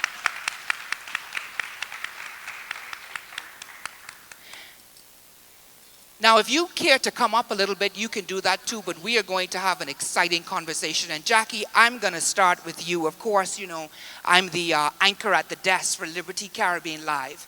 And, we talked about Steal with Pride, but I want to talk about, this idea that sometimes in telco, we focus on the customer value proposition. We're excited about what we do for our customers. I want to give a shout out to Inga, but being challenging and challenging everybody in this room from all over the different sectors. How do we build that employee value proposition? So what is it that Liberty Caribbean is doing to attract and retain the best Caribbean talent? What are we doing to amplify that talent? Thanks, everyone. You didn't challenge me on the veteran part.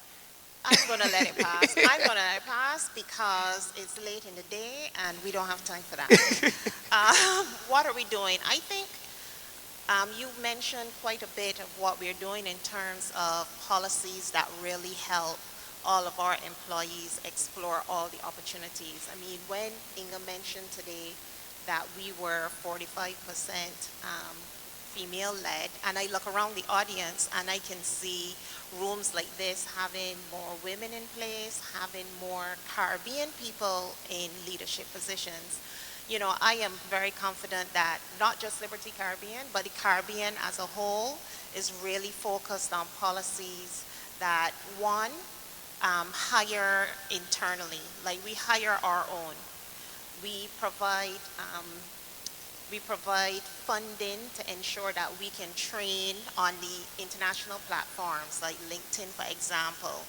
We look at things like mobility Right. because mobility used to mean coming from outside in, but now we focus on mobility, moving from one island to another. And if people have to come in, great. And if we have to go out, great too. But we also provide internal opportunities within companies and within the Caribbean. Inside joke, I listened to the BTC group gasp when they said Darren Turnquest from Jamaica. I say that with pride. Yeah, and I think when you look at the room today, it's really a testament to how much the Caribbean has grown in focusing on talent, and I'm happy that Liberty Caribbean is one of the companies at the forefront of that. Excellent. So, Lashanta, I'm going to ask you a challenging question. Earlier today, Inga got up and, she made the statement, people first, nothing without our people, right? And I think we have so many individuals in this room who might be an advocate, who are, representing an operator or representing a regulator, but also for HR professionals who sometimes we sit and we think, are we processors or are we advocates to change policies and take policies in a new direction? So my question to you is, how can HR professionals influence policies that allow for us to be people-centric, allow for us to be forward-thinking, allow for us to do what people would say you can't do that, like unlimited leave? I love this question. As HR professionals, we are advocates every day for employees in our businesses, but we have a strong responsibility, a loud responsibility, a clarion call, if you will, to really champion and change for policy in the government space. So we need more than just additional leave. We need flexibility. So this was a word that was very taboo. That was the proverbial F word before COVID-19.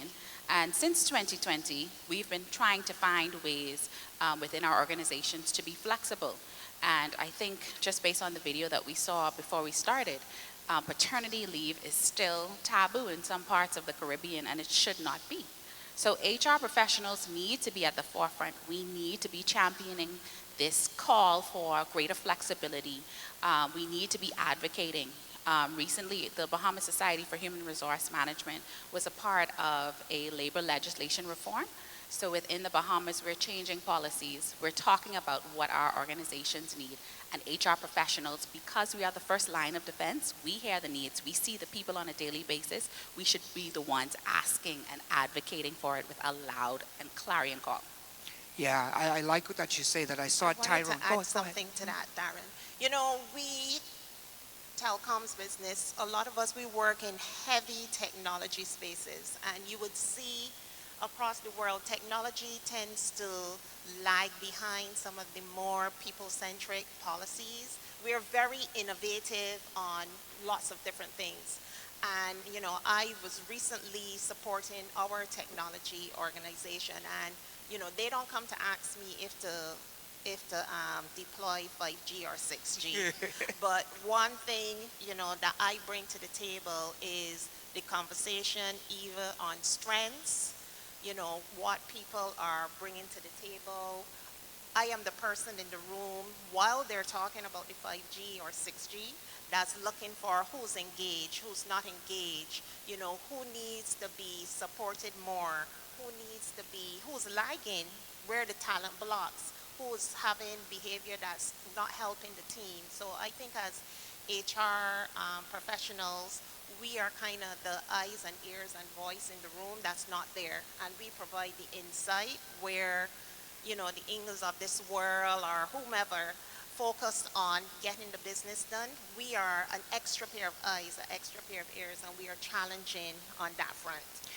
Jackie, I like what you say there because I was listening to the second keynote today that said there was an 80% increase in cyber attacks, 125% increase in ransom attacks, and $4.8 million to remediate a data breach.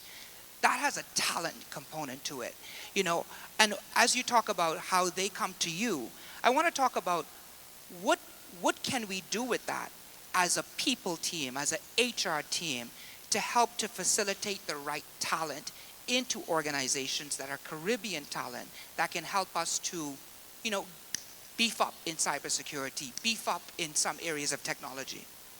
That's literally our job. So what we have to look at is what are the opportunities and challenges that we are facing right now? Correct. Is our workforce prepared for that? And I can tell you, in the region, we have to do long-term planning. I'm sure we have challenges with talent acquisition, much like anyone else here. And so it's a long-term plan.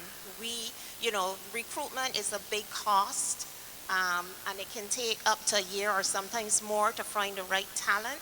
So the idea of having homegrown isn't just smart and great for our culture, but it's also key for our business, key to manage costs, because it takes a long time to hire a person. And if you have to bring someone from outside of the region into the region, that blows your budget one time, and then you know that that person sometimes is not staying for the long haul. So for us, we have to look at what are the new challenges. Cyber is a big new area, the new technologies.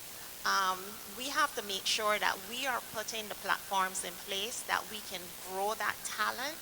And people don't have to come ready-made, as you know, Right. as we would say. We have to start with skills, attributes, smartness, ability to learn, and teach people. When I look around the room, I see so many people here who didn't start with Liberty Caribbean. Like the technology community internationally is a very small pool of people. We play ping pong. So it's really important that we start the plan early, put the training in, be forward looking so that we can train for what's coming down the pipeline and grow from it internally.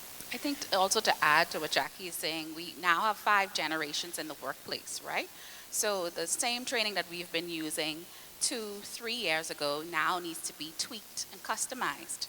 So we know the dreaded millennial generation, which we're a part of, or Gen Z, they're a little bit more tech savvy, they're a little bit more quick Hands-on, yeah. with the software and the tools. So a training aspect that appeals to that group may be customized as opposed to in-class training that may be for older generations. And we can't be afraid to customize the veterans. For the veterans, we have to be able to customize the training. The veterans. Jackie's saying veterans again. We have to be able to customize because, and it's not just based on our birth year, it's also based on the style in which we learn. We know that some people would prefer an online training, some people want to be in person. So if we are going to beat the hackers, we kind of have to meet them where they are as well. So the people are the first line to help us beat the hackers. So LaShanta, you and I were talking, and we've been talking about this, when I lived in the Bahamas as well. 2 minutes ago. And I'm going to talk to you about this. You talk about exporting talent and importing talent. Yes. And in one of those discussions, we were talking about how we, as agencies, as government, as regulators, how easy we make that. Because in order for us to be able to facilitate the talent development, the opportunity might not be here. I want you to talk to me more about what we were talking about in the sidelines of the conference. So we were, in true transparency, we were talking a little bit about how much easier it is in the industry that I'm a part of, which is hospitality, to share talent across the region. So if I wanted to hire a senior leader from Barbados, it would be a little bit of a challenge, but I'm sure it's a little bit more in the telecommunication space. We do need better policy.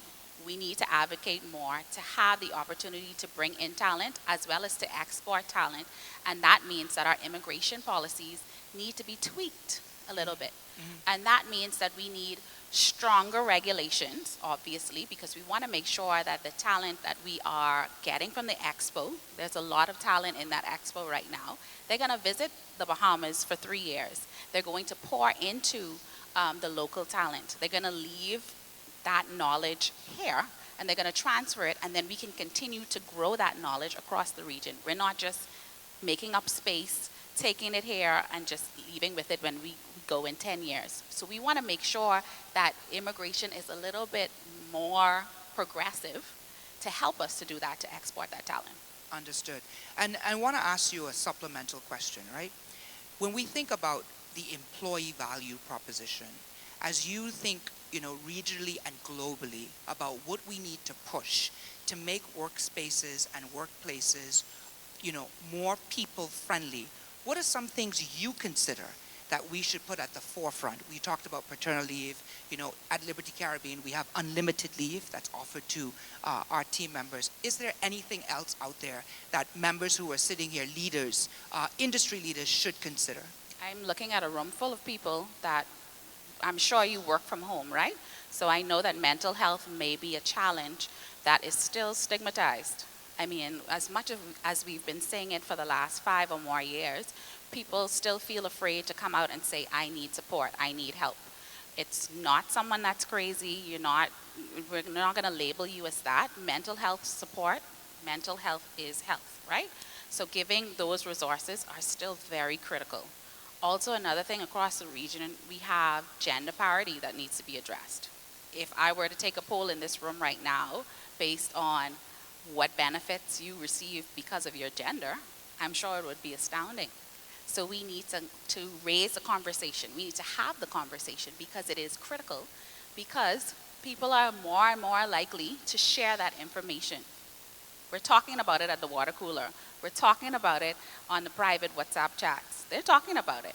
And that's why we're ping-ponging across companies in this room, because we're not addressing the issue. So it's a clear focus on gender parity. It's a clear focus on mental health, and that's going to help us and even in digital skills in the future. Jackie, any additions? Yeah, I wanted to add some practical pieces to that. Things like benefits portability. That really becomes, as people spend time with companies or spend time in one location, and you just moved from Bahamas to Jamaica, Yes. so you would know. I'm not coming back too soon. I'll be back. Moving around, things like health benefits or retirement benefits. Even if you're moving with family and children, education, Or the dogs. schools, or dogs too. But making those things a little bit more seamless, really, like when you're considering a move, you have to, it's not just you're moving your family, and you're being you're amplifying the concept of moving from one location to another. People ask me all the time, I live in Panama now, and people come and say, how did you move? You don't speak Spanish, blah, blah, blah, but I speak Spanish. Don't practice here. Don't practice it.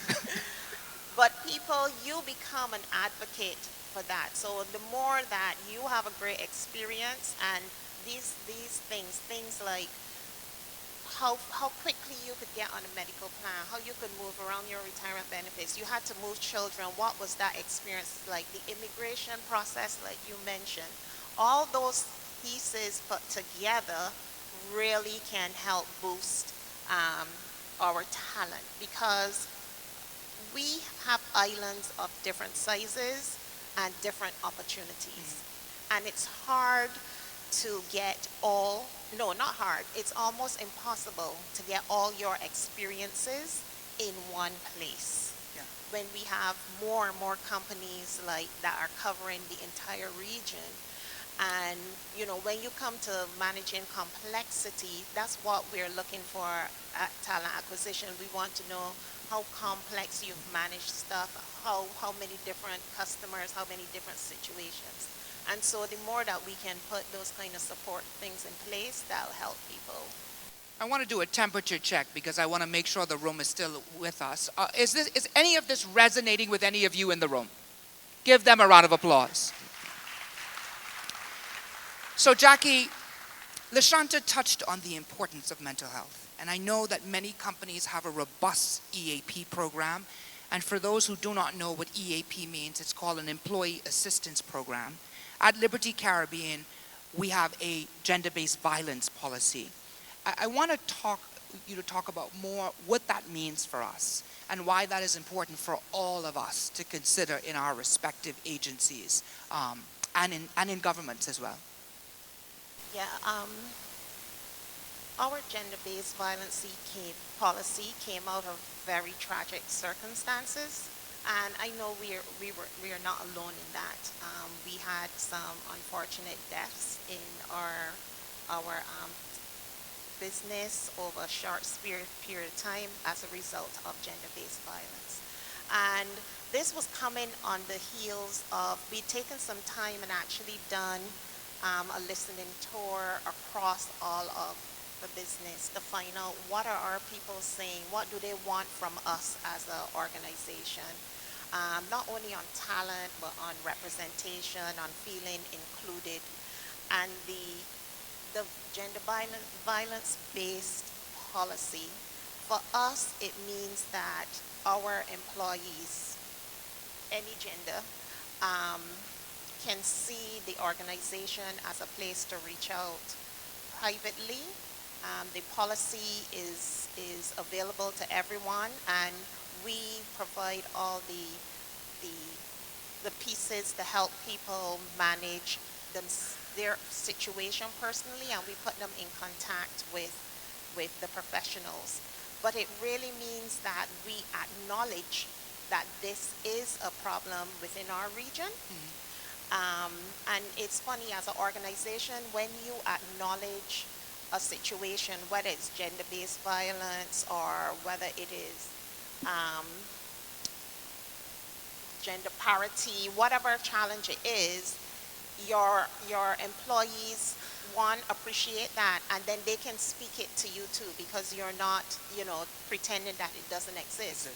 And the greater opportunity for us is that we spent the time, developing the policy, testing it, etc., but we also made it available to everybody. Like anyone, any company can access this policy. And we've had the unfortunate or fortunate situation to have to share it with another organization in the same industry as ours. When they experience a death in their business as a result of gender-based violence. And when I was in Jamaica at the time, I made sure to share it with a number of organizations, because a lot of small organizations don't have the resources or the time to put behind this.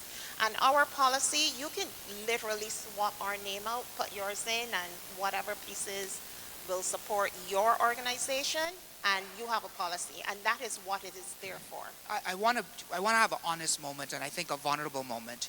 So 2 weeks ago, Jackie, around this, well, I think it was 3 weeks ago, around this same gender-based violence policy, one of the business partners who work within our organization in Flow, Jamaica, came to me and said, we're about to terminate a staff member. I think I shared this with you. But there's something that does not add up for me. I would like, before we do this, Darren, if you can just get a sense of what was going on.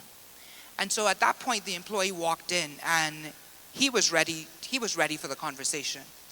And I said, tell me really what's going on. And when I noticed his body movement, I invited the other person to step outside of the room. And there was a complete meltdown and breakdown. And I said, what time do you have to leave here? And he said, I have to leave here very soon because my kids came to work with me. I said, well, how often do you have your kids? He said, every day. Because at that particular point, his kids was in his sole custody. And also he was having some major domestic violence challenges where the violence was being perpetrated against him. What I felt guilty of, Jackie, was that it didn't add up to me until after the night, I had to sleep on it, to come back and say to a team member, can you pull the gender-based violence policy for me? Because it didn't resonate for me because he was a male. If it was a female sitting in my chair, I would have automatically gone to the policy. And I felt that we talk about this often, conscious and unconscious bias. Maybe it was my unconscious bias that did not allow me to facilitate a people-first policy that has been built by the company because of my own bias or my own blind spot. And so I say that to say that sometimes we have people going through the struggle, but because they look too wealthy or because they look too dressed up, or because of their gender, we don't treat them with the same fairness. And that's where people-driven policies come in place. But it also means that you yourself have to expose your vulnerability, have to expose your biases in order to be effective in people roles. And Jackie, you and LaShanta, we always share this conversation. Everybody that works in an organization is a people person. That's true. You are all watching the baseline of your employee and trying to figure out how can you share with somebody who you know can support, embrace, and encourage them. And I think that's important to note. LaShanta, you had something to add? I was just going to say that speaks to the empathy and the maturity of the leader that came to you and said something is not quite right. As leaders in your institutions, in your organizations, you sense that. You have that gut feeling, and that is what we do as HR professionals. We're here to support you. We're partners. We are not here to drop the axe because we're going to ask you for the documentation. We're going to work alongside you right until the end of the employee life cycle. But if you feel like something is off within your day-to-day, you interact more frequently than we do. That's what you need to do. That's where you champion and you come to us for your support, for our support, and we will help you. And that's what happened. I have so many questions here, but before I take questions from the audience, because I think I'm going to make time for that, because I want this to be not just observatory, but participatory as well, if those words actually exist in the dictionary. If they don't, just engage me for a minute. We have ministers in this room, LaShanta and Jackie. We have senior officials. We have CEOs. You know, we've talked about so much right now. What is a message you want to have or to give to the decision makers in this room about people-centered and people-trusting policies? If they can go back and have 2 actions from you, what would those actions be? And then I'm going to jump off the stage because I know I have at least 2 questions in the audience. But go ahead, go long. I think I'll start with... Why didn't I take the stairs? I think I would start with the fact that the job market, the workforce, doesn't begin at age 18. So we love to think about the employee at the stage where they're done with high school, they're done with college. I think we need to have a skills-based focus, especially where there are skills gaps involved, and we need to partner with education. So we need to start looking across the region to see where those areas or those gaps are so that we can not only catch up, but we can continue to be at the forefront. To excel. Yes. Great. Jackie, over to you. My 2 would be, 1, don't be afraid of talent coming from outside the region. Yeah. What is they say? You can't get, if you want to go further, you go together. And I think for us, when we look back, the growth that we have experienced in the last few years has been exponential because I think we've worked better together in the region and also embracing talent from outside the region.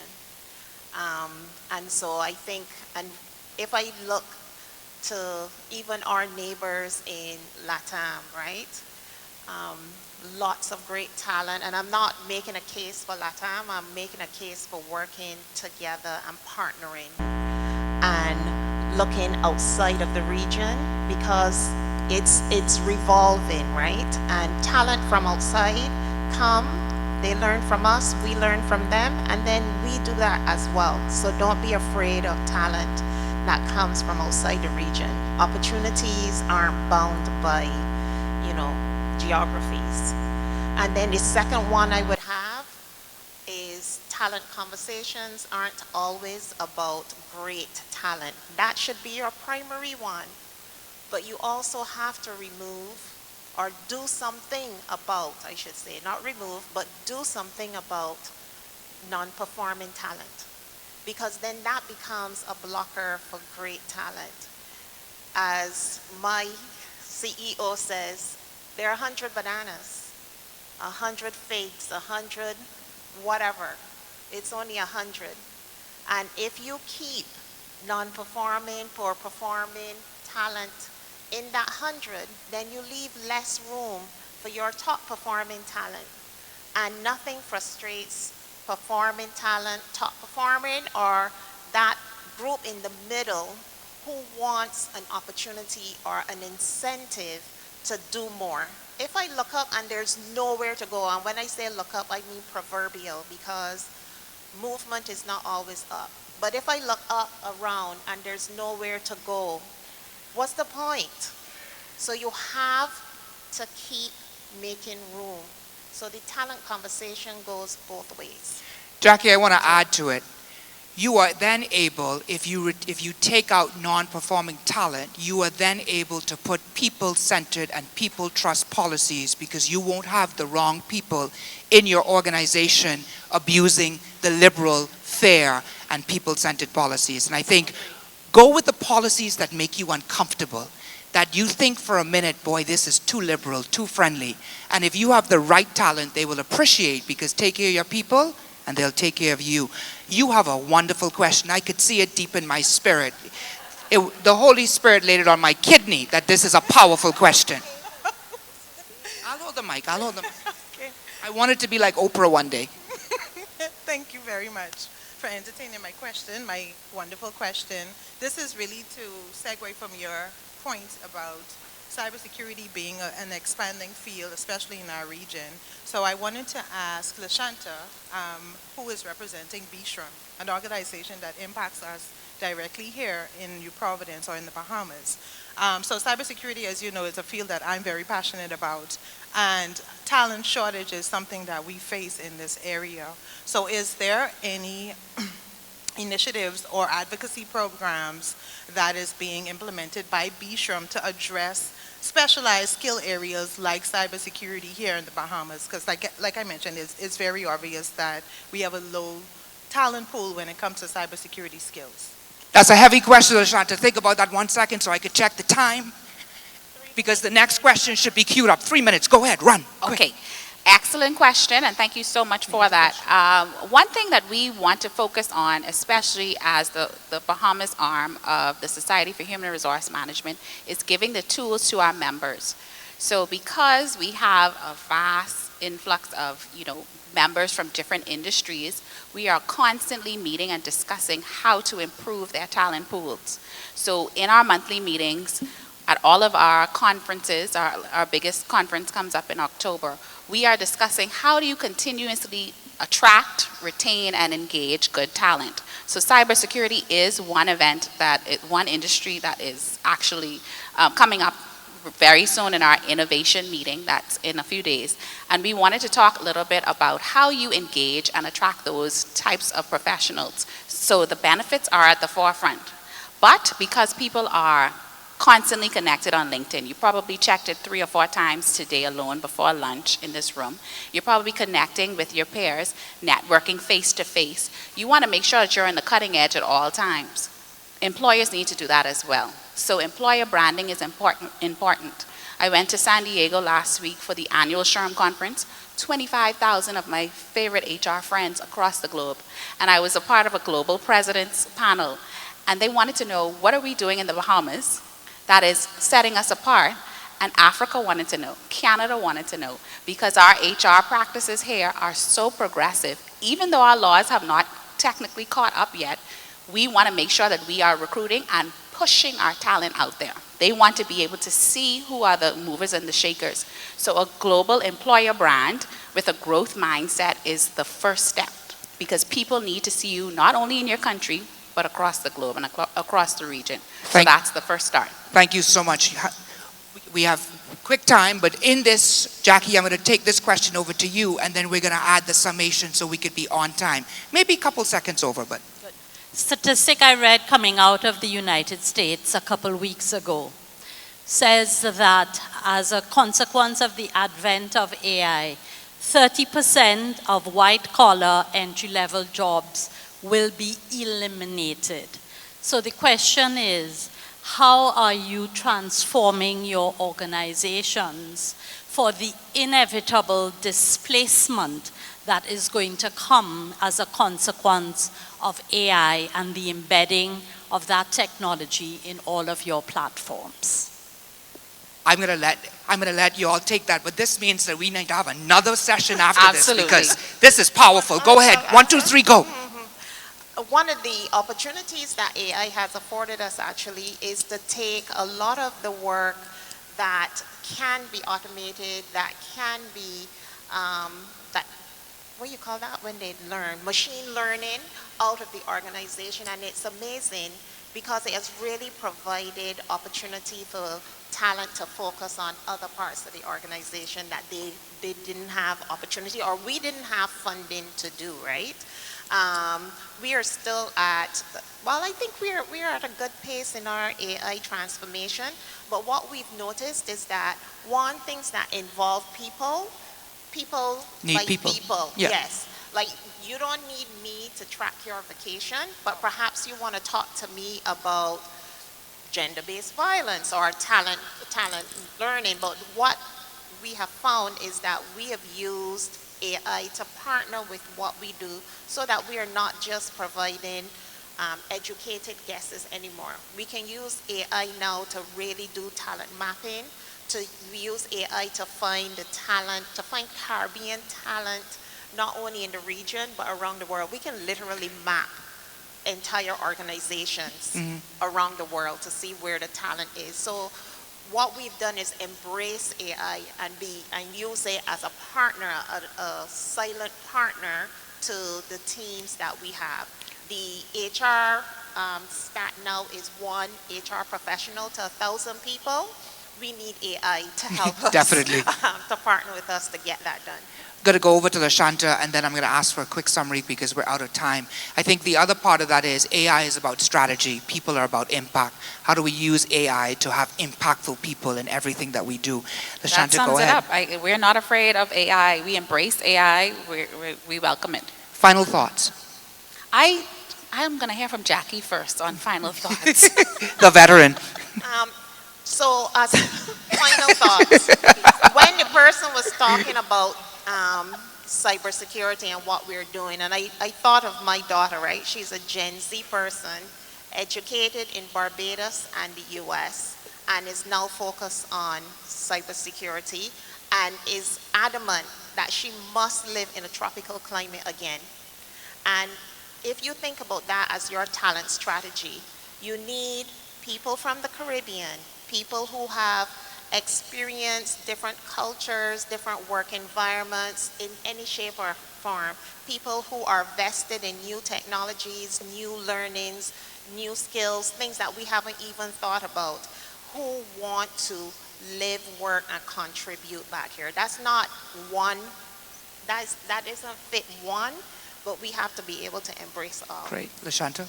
Oh, I thought she was the final thought. I just want to leave with everyone that we need to be advocating, especially for people-centric policy. And as managers and leaders in your organizations, you are the voice that we need to hear. So if there is an HR professional in your industry, in your organization, that is the person that should be your support, your partner to help you to champion those efforts. If you need more support, there is a higher level of conversation that we want to encourage, and these types of events and activities are just the thing to do so. So you should be talking about and having these high-level conversations. So I just want to say thank you so much for elevating the conversation with people-centric leadership. Excellent. And there's a barcode with information that we have provided for you. Prime Minister Davis says, if we want to lead, last night, we cannot simply copy models from abroad. We must stop asking, is the Caribbean ready? And start asking what is required for us to lead. I think we had some of those discussions today. He said we must confront the uncomfortable, so let's be like Nike and just do it. And he said, why are some of our best minds forced to leave the country to find opportunity? Let's get the most liberal, people-centric and trusting policies that make our people come back so quickly at the drop of a dime, because this is the better place to be, and that is within our Caribbean region. Thank you, and have a wonderful day. That's right. Darren and the amazing team, you all could get your photo up. This time it's a fireside shot. The theme, accelerating digital inclusion in the Caribbean. The moderator will be Reese Campbell, head of Liberty Caribbean, the charitable foundation. So Reese will join us, and he will be with this truly amazing team for the fire chat. It will include the likes of Therese Turner-Jones, International Development Specialist, also Professor Lloyd Walker, Professor of Digital Transformation, Hospitality, and E-Governance, and Dr. David McBean, Executive Director of the Mona School of Business and Management, University of the West Indies. We want to take your attention across now to our multimedia screens for a presentation before our fireside chat with Reese. Enjoy.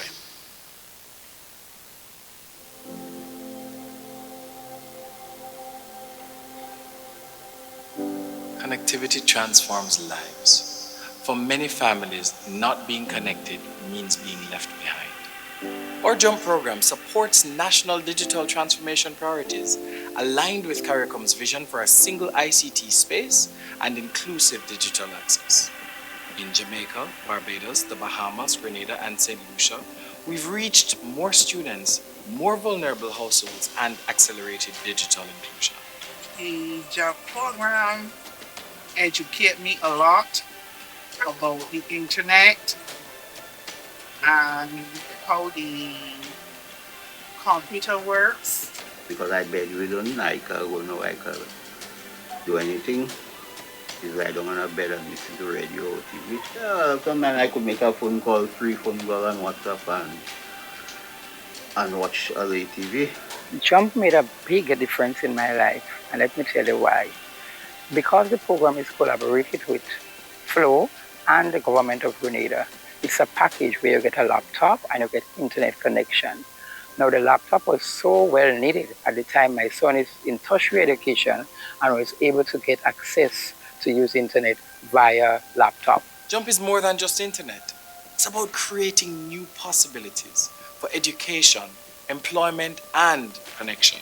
JUMP has motivated me to start my own cleaning company. Today, I am the proud owner of Breathe Clean Cleaning Service. The course has taught me anywhere from turning on the computer, typing, and even social media management skills. I want to thank whoever came up with that package. They did a good thing. They have 4 people on their mind, so that's a good thing, and God bless the person that came up with that. With the support of our governments and partners, JUMP has laid the foundation for the Caribbean's digital future. We've seen how JUMP has transformed our Caribbean, one household at a time. There's more to be done, and we will not stop until the most vulnerable in our Caribbean region are digitally empowered. JUMP is how we close the digital divide, once and for all. Join us as we amplify our impact in the Caribbean.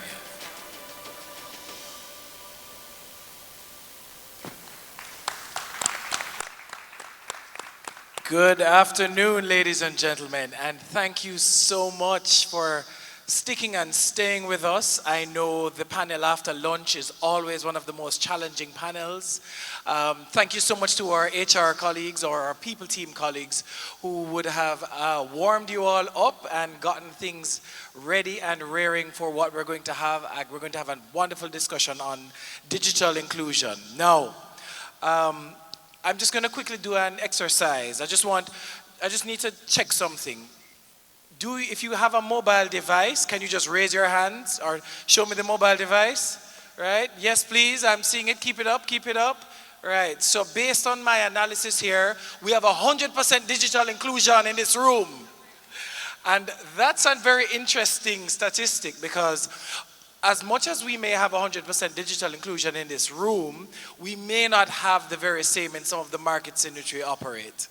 So we're going to have a good dialogue about how we can understand, how we can close the gap. Bridging the digital divide is a very critical component, not just for Liberty Caribbean, but for most of the operators here in the Caribbean. No, but before I do that, I'm going to quickly introduce my team and then, right, so everyone here who would have shown me their phones, that means you have the Canto app and you would have downloaded the Canto app, correct? Yes, right. That means you can find the agenda and their biodatas on your phones. But most importantly, I said to the panelists, very distinguished panelists, I said, hey, how would you want to be introduced today? And they said, all right. Therese said she wants to be introduced as an international development diva. Lloyd Waller, who is to my immediate right, said he wanted to be introduced as a socio-technologist. And I said, but excuse me, Lloyd, what that? And he said, that's someone who understands the intersection with technology and human engagement. And then I said to my good friend David McBean, I said, David, how do you want to be introduced?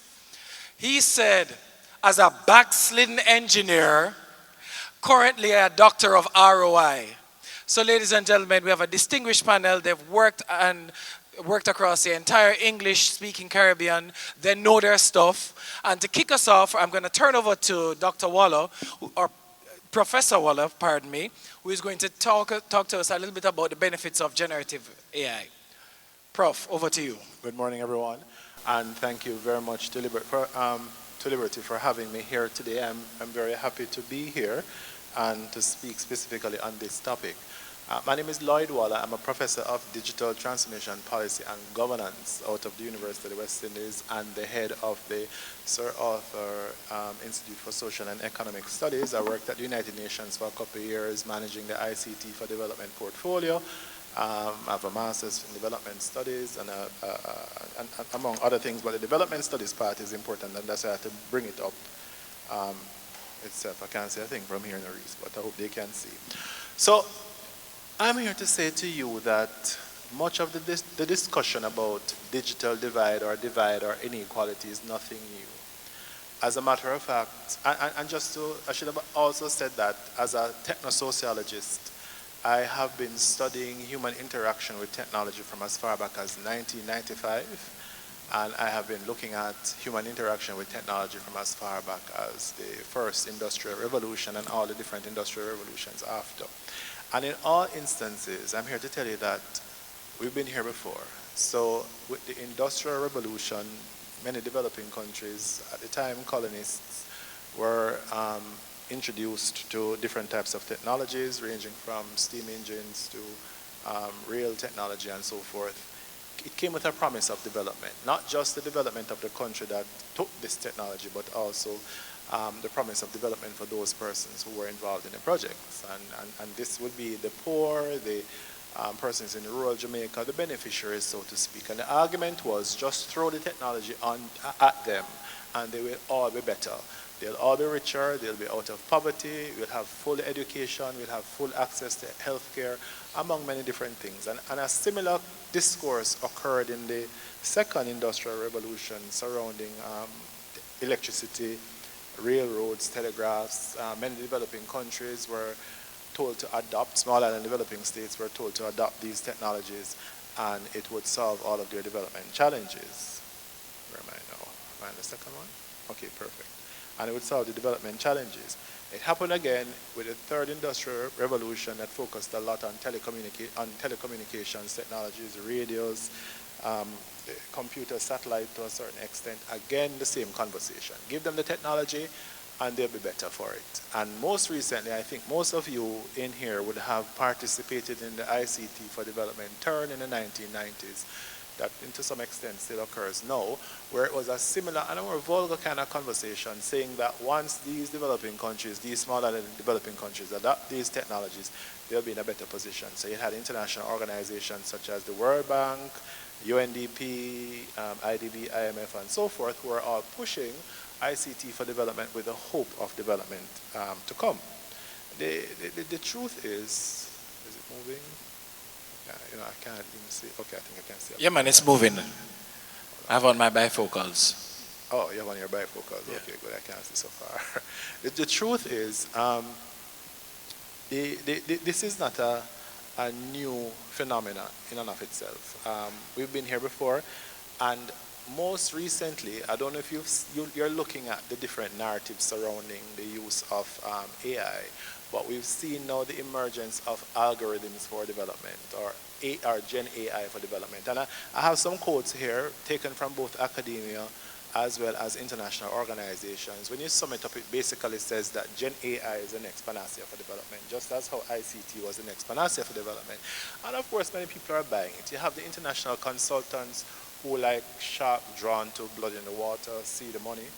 And you have the international organizations like a friend of mine, no disrespect to her, who is a serial divorcee.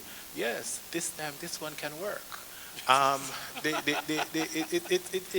It's quite an interesting circumstance of situations that are manifesting. Now, when I worked with UNDP back in between 1997 and 2002, I was managing the ICT for development portfolio. To be quite frank, I didn't know much at the time. I'm in a better position now. One of the things that struck me on reflection, not with just the UNDP projects, but many other projects that I've worked on, is this lack of research. There's no pre-evaluation baseline study to get a determination of whether or not this can work. So as I see the emergence of this now Gen AI for Development discourse, SALICES, which is the Saratoga Institute for Social and Economic Studies at the University of the West Indies, has taken it upon themselves to do a national study on the attitudes, the knowledge, the practices, and the impact of AI. Looking at specific, and then from that data, I was able to pinpoint who exactly benefits from AI. So it was a national study. I'm just moving to the methodology. So it was a national study with a sample size of probably 1,200. We did it over a 3-month period. It just ended in mid-June. We're just starting to see some data. We're playing with that data right now. And it was quite an undertaking because it required creating a kind of scale to actually measure impact. And the scale that we created is on the board here, so you can look at it. So we basically looked at knowledge, attitude, practice, access to technology, and economic impact. And the benefits that we focused on was economic gains, access to opportunities, digital skill enhancement, productivity, quality of life improvement, and so on. And this is how both were measured. So I'm also a methodologist. I teach advanced research methods and statistics. So this wasn't very difficult for me to put together, but I did get feedback from a couple of friends who are also statisticians and data analysts to be able to create this particular scale.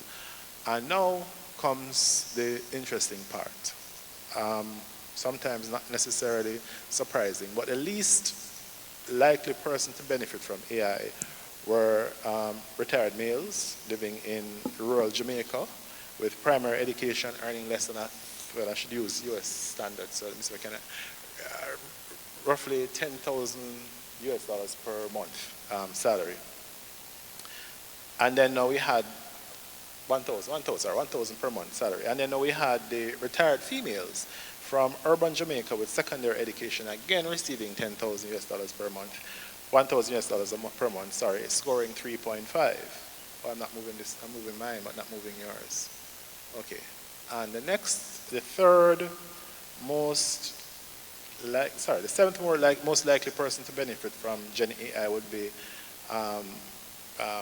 boomers who were employed part-time, living in suburban areas, and earning between $1,000 and $2,000 per month with secondary education. We went down the line again now to number 6, and we found that the next category of persons who benefited from AI were male Gen X who are self-employed, living in urban Jamaica, having tertiary education and earning between $1,000 and $2,000 US dollars per month.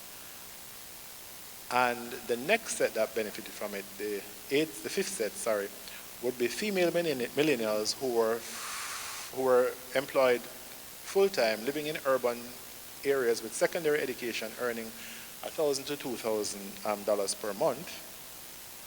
And then we also had, and the females, I must say, won a lot in this initiative in and of itself. Not surprising. I have a joke to say after this in terms of how the Caribbean is just a different creature when we talk about female empowerment and female transformation. It's just totally different. Coming down the line now, I should say, going to number 1, we have female Gen Z students living in urban Jamaica with tertiary education, earning $1,000 to $2,000 a month. And then now, number 3, I think, the third contestant, we had female millennial entrepreneurs who were employed, self-employed, living in urban Jamaica with postgraduate education, earning more than $2,000 a month. And then we have number 3, which is, I must say, 3 and 4 were very close, which was the male counterpart, which were male millennial entrepreneurs who were self-employed, who were living in Jamaica with postgraduate education. And the last one, well, I would say number 2, almost reached number 1, were female and male Gen Z postgraduate students pursuing higher education at various universities and colleges. These, perhaps outside of number 1, these were the persons who used AI the most. And we all know why they use AI. You know, as students, we're all students. We're always trying to cut corners or finding some way to get the information. So most of them, when we spoke to them, most of them use it for their assignments. Most of them use it to look jobs. Some use it for relationship advice, very few. And some use it for various different reasons. But it was being used by literally 90% of all those persons who we spoke to who were students. All using AI, all knew what it was, all had a positive view of it. And it's interesting because going forward, this cohort of people will now see AI as an indispensable tool because it had strategic value for them in the school itself. Now we're coming to number 1, which I find very, very, moving across, sorry. Okay, who benefits the most from Gen AI with its students? All right, sorry. 1 second, I have to go back. All right, so who benefits the most from AI? We do. We in this room here. We on this platform here. We said it earlier, we all have our mobile phones. The consultants, the international organization, the tech companies that are looking for the opportunities to make a buck, the civil servant or technocrat in there who sees an opportunity for their church or otherwise.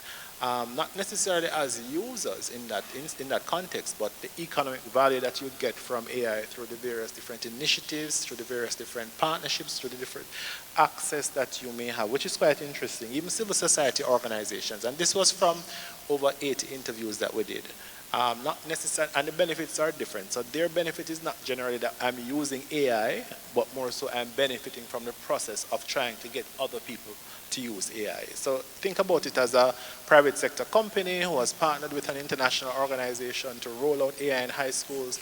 It may or may not work, but the private sector company makes a lot of money off it, and the government gets a lot of props off it. So the greatest beneficiary is not necessarily as it relates to usage, but overall, because that was what we had as the score, was actually persons like me and you, the tech consultants, the entrepreneurs, the politicians, the technocrats, the researchers, like myself, international organizations, big tech companies, civil society organizations are the primary beneficiaries of AI. Now the study, which in some instances was surprising but not surprising in some instances, indicates one great thing. There's a big conclusion there, but it indicates one great thing. For us to move forward, when we are implementing, sorry, it's moving a little slow. When we're implementing AI-related initiatives, we have to tailor them specific to what we want.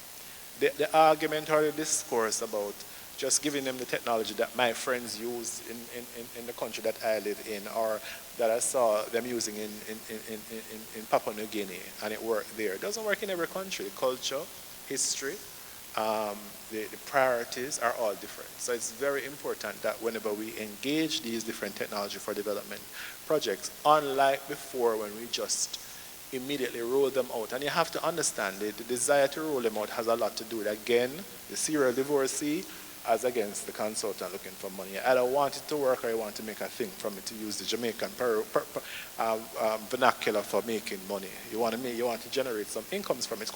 It's quite unfortunate, but the recommendation I have is that you need to be very mindful of the use of your knowledge, of the use of your skills, of the use of your talent, of the use of your organization in trying to make a buck, or being hopeful or delusional about how things can happen. One has to be mindful with data. One has to be, you can't just jump and say it's going to work. Do the research, do the baseline study, do the preliminary study, do the gap analysis, get a deeper understanding of what the circumstances are, and then you can roll out the project and program. I worked with the United Nations Development Program for years, and I saw on a number of occasions projects being plucked from Fiji, projects being plucked from Samoa, and just wholesale being implemented in the Caribbean. And just didn't work because no one took the time out to determine whether or not it can work based on who we are. Thank you very much, everyone. All right. Thank you very much, Professor Waller. Most importantly, you're sharing some information that's hot off the press. And when we look at the AI benefit spectrum, it's very evident that one size does not fit all. And what we're doing, we obviously have to think very carefully how we're going to tailor it to our respective countries, our respective audiences. And for me, one of the things that really stuck out when I looked at the research and what you were sharing is there's a lot more work to be done. And we have to think of inclusion as more than just connectivity and just more than just giving the technology. We have to start thinking of how we are going to be having inclusion mainstreaming in our ways of thinking, because there are a set of people that we're leaving behind for sure. Therese, I know you have a lot of experience. You've worked with multilateral organizations. You've worked with the IMF, the World Bank. No, not the World Bank. The IMF, the IDB, and most recently the Caribbean Development Bank. Illustrious career as an economist and most importantly an international development diva. Question for you now, and against that background, how can we look at partnerships in terms of making some inroads in what we're talking about as it relates to digital inclusion and closing the gap? Thanks, Reese. Fascinating, Lloyd, so thank you for sharing that information. I mean, I think we have to start for me, as an economist, I think about what's the impact of digital inclusion on the economy overall, and what is it going to do for this region. So it wouldn't be surprising for those of you sitting in the audience, because you know the data better than we do up here, that we don't have enough penetration. We don't have enough fixed broadband, we don't have enough connected people, we don't have enough people using data, and even looking at the GSMA projections, say to 2030, we may get everybody, or the majority of people in this region, up to 4G, but we're still way, way behind because of underinvestment in infrastructure, but also usage and connectivity doesn't apply for all. So this whole idea of digital inclusion, I like to think of it a bit like financial inclusion, right? So if people if people don't have access to banks, they're going to feel like they're not part of the economy. So if people aren't having access to data, the internet, connectivity, being able to do things online, if they don't understand how to use computers, if they don't understand basic digital literacy, if I can't connect to a service that I need to do something online to get the results I want, that's a problem. So this is a multi-pronged problem, I think, in the Caribbean because of what I just described in terms of the underinvestment and what it's going to take to bring everybody up to connectivity. And again, only up to 4G, right? 3G, 4G, but not even 5G. To get to where Lloyd wants us to be using AI and Gen AI, we need to be thinking about 5G. But we don't have that investment currently in the infrastructure to be able to do that. So number of things that I think ought to be top of mind if there are policymakers in this room, and I think there's some. The taxes, the fees on devices, on data, on services provided by your ICT companies probably need to be reassessed, right?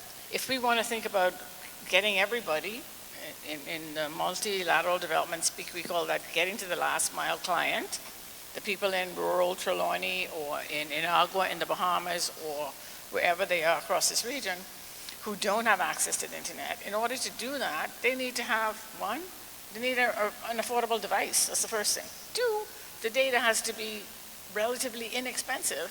And three, they have to know how to use the internet to their advantage. So while everyone in this room, most of us can do our banking online, most of us can pay taxes online, most of us can organize our travel online, most of us can access education online, but the majority of people in the Caribbean can't afford to do what those of us in this room can do with our devices. So that's a problem, right? That means a lot of people are being excluded. So back to your question about partnerships.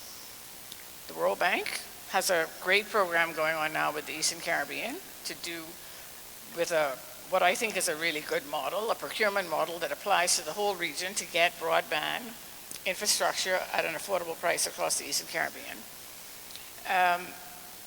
IDB has done a lot of work in each of the 6 member states that are in this region and other IDB countries as well to start with something like our civil registries. How do we get a digital ID to be that key to unlock public services and also private services, right? A country like Estonia, which is #1 for digital access and digital inclusion in the world, and also #1 in cybersecurity. How do we take that model and try to replicate it in a region where it should be able to be replicated easily because we have the same sort of similar sized populations? So I think looking to our multilateral institutions as partners to help lower the cost for ICT companies by doing public-private partnerships, that's one thing. So think about expanding fiber optic cable in Jamaica, for example, in places I just discussed. Liberty's not going to do it on its own, right? Nor is Digicel, because there are places where it's too expensive to do it. So you need the government to step in and provide some of that infrastructure to be able to make it affordable for everybody. So we need to think outside the box in terms of how this works.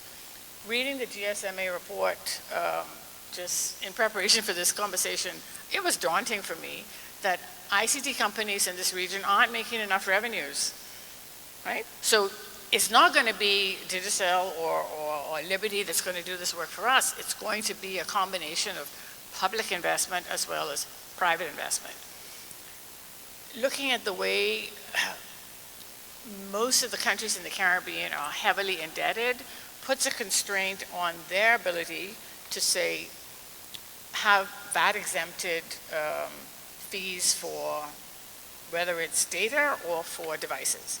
So there's a lot that needs to be done that will involve conversations with our regulatory agencies as well as with the private companies to see where we can get to that middle ground so that more people have access. We're not going to get to where Lloyd wants us to get, and David too, because, again, right now, 49% of the people are being left behind, don't have what everybody in this room has. So I think that's the first step, and we need those partnerships. I think Canto, as an organization, can raise the profile on what some of these challenges are. You know, it's spectrum, right? Not enough. It's taxes, it's fees, it's market size, and we need to figure out ways in which we can mitigate all of those various challenges so that, you know, this world where everybody can sit at home, whether they vote, whether they pay their taxes, whether they access education online, whether they access their doctor's facilities online. That's possible for everyone. Right now, that's not the case. Thanks, Therese. And one of the things that stuck out in your comments a while ago, you spoke about the importance of trust. And when we were having our little pre-panel tete-a-tete, we were discussing the notion of trust in our societies, and trust has been one of the biggest challenges that we've had in terms of getting people to really buy into the notion that they should be able to trust that digital inclusion. It's a very much a two-way street, right? So what we're seeing globally as well as regionally and very much in this country too is that trust levels are going down in our public institutions. And how can we change that? The way you change that is by having more information available more transparently and digitally, right? So if the government budget is online and easily accessible, I know what to expect from the government. If I can access data that tells me what's happening with inflation this month in a timely basis as an investor, that's very helpful. Yeah. So I think all of this will help. Yeah. And freedom of information legislation, which is very much a foundation for building trust in societies. Jamaica has one of the best freedom of information legislations in this region. The Bahamas is still sort of languishing on how we implement it, but until access to information and easy access to information is available, then I think we're going to continue with the trust issue. I think here is where digital access and digital literacy and being able to find information online is really, really important for building trust. So thank you for reminding me about that aspect, because I think it's really important to this discussion, particularly given what we know is going to happen in the future with the way that our images are being manipulated and fake news and fake media and fake everything with AI. I think it's something that we all have to be very conscious about. Right. So David, right. All right. Thank you, and good afternoon, everybody. And special hello to all the engineers out there. So I'll return to a little bit of engineering for now. So taking a slightly different view, this is about digital inclusion. And just to reinforce the points that Lloyd and Therese made, we have been throwing infrastructure at the problem. And I posit it's meant that we have over-invested in some areas. So we didn't have appropriate investment to match what we need. So for example, we're talking about using AI and the slice. I looked up some results for CXC, which for those not from the English-speaking Caribbean is the school leaving passes. So we're doing 76% passes in math and 76% in English and just over 50% in math. Now think about we're here talking about AI and digital inclusion. We have to fix that base. Because if we don't fix that base, it means you're only enabling a narrow slice of the economy to participate in the AI revolution, in digital architecture. And then we have to look at the economics of telecom. So you could think about the islands. To connect fiber to the islands, which is still your most economic high-speed connectivity, it's expensive. And you have single points of failure sometimes, unless you have larger populations. So we have to think about our architecture, and we have to think about a mix of technologies. So if you look at the example, India with their rollout of digital fintechs, etc., and e-commerce, they're using, in a lot of instances, the most basic signaling infrastructure on a mobile network, USSD.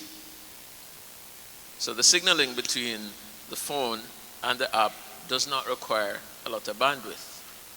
And they've been able to have hundreds of millions of Indian nationals get involved in that way. So we similarly have to be creative, and we have to understand that our network suppliers are here to sell us more gear. So every 3 years you're supposed to change out your gear, and you have to go to the latest technology. We have to think about use cases. So we're talking about 5G and the low latency. But if we were to look at our economies, what's the economic activity now or in the future that will require that low latency? And shouldn't that be informing where you put down that investment to have a return? Because right now, every telecom operator seems to be under pressure in terms of a return on investment. So you're barely making enough to justify the investment you have made, much less to make the leap. And I think we have to look at a different model of where we put the investment. I'm trying to find a diplomatic way to say what I'm going to say next. So forgive me if it doesn't land. We have to think about how we charge the public for our services, right? So I don't see in the near term that we're going to get money from Google, Meta, Netflix, TikTok. But a reverse question that you should consider, I'm not telling you this is the answer, this is the diplomatic part about it. Do you have an appropriate charging model for data usage on your network? And is there some halfway house between trying to get more money from the OTTs and putting in structures of charging, and when you use data, when you know how you manage that traffic on your network? Because if we're talking about AI and digital inclusion and moving the society, it can't just be about how much TikTok and Instagram and Facebook we've consumed. It has to be how have we enabled economic activity that's beneficial to everybody. And yeah, that's such a key point. And that, I think, is at the heart of us saying, what do our futures like? Because we can't develop like a lot of the larger countries with high per capita incomes, and they've been doing years of that, right? The last one I'd like you to challenge, which I've thought about for some time, there's an off-quoted stat about how much, if you increase the percentage penetration of broadband, how much it does economic activity. But is it really the other way around? That increased economic activity leads to the penetration in broadband? I don't know, maybe a chicken and an egg argument, but I'd like to leave those thoughts there, and I think there's an opportunity for us. Certainly, I'm now in the university space, coming from the private sector. We have to do better studies, which I think is, so Lloyd, congratulations on doing that, but we really have to do better studies for our people, for our realities, and for our income base. Thanks very much, David. You know, when I think about connectivity, right,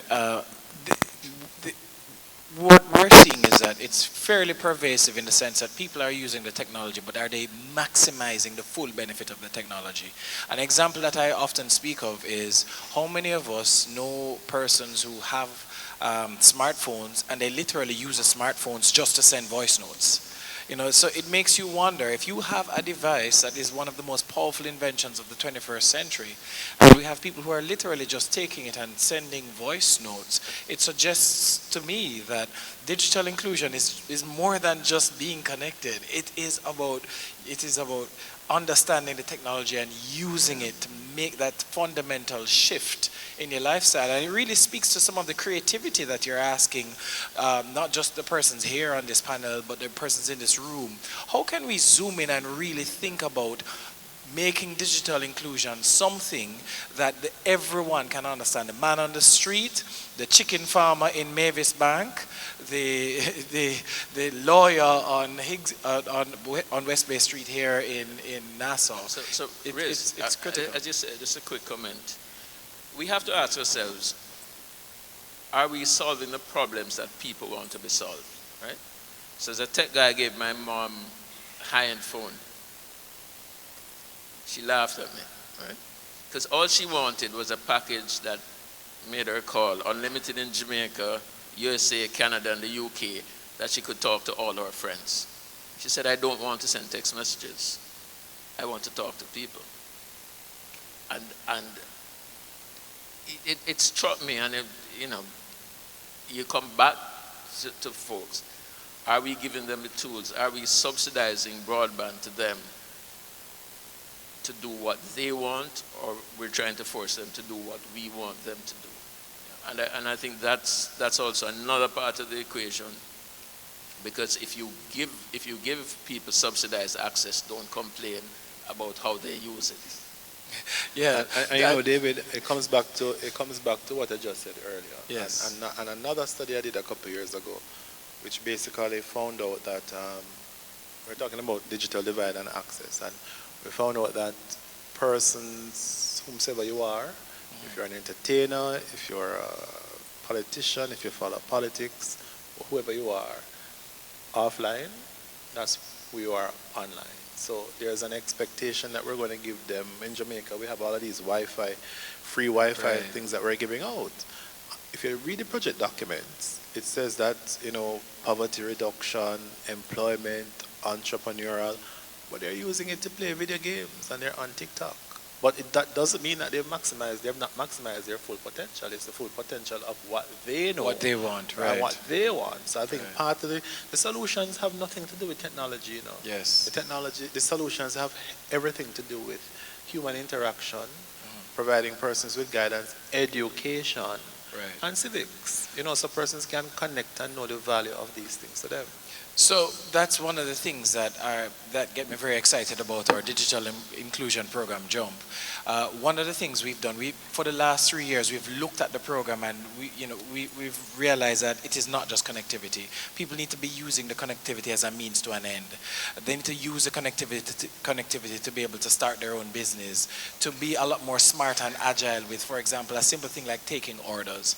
So one of the Jump beneficiaries has a chicken farm business, and what they're using the same connectivity that they have in their home to be able to take and receive the orders on WhatsApp and then ensure that it's delivered. So it's like from coop to table, fresh from the coop.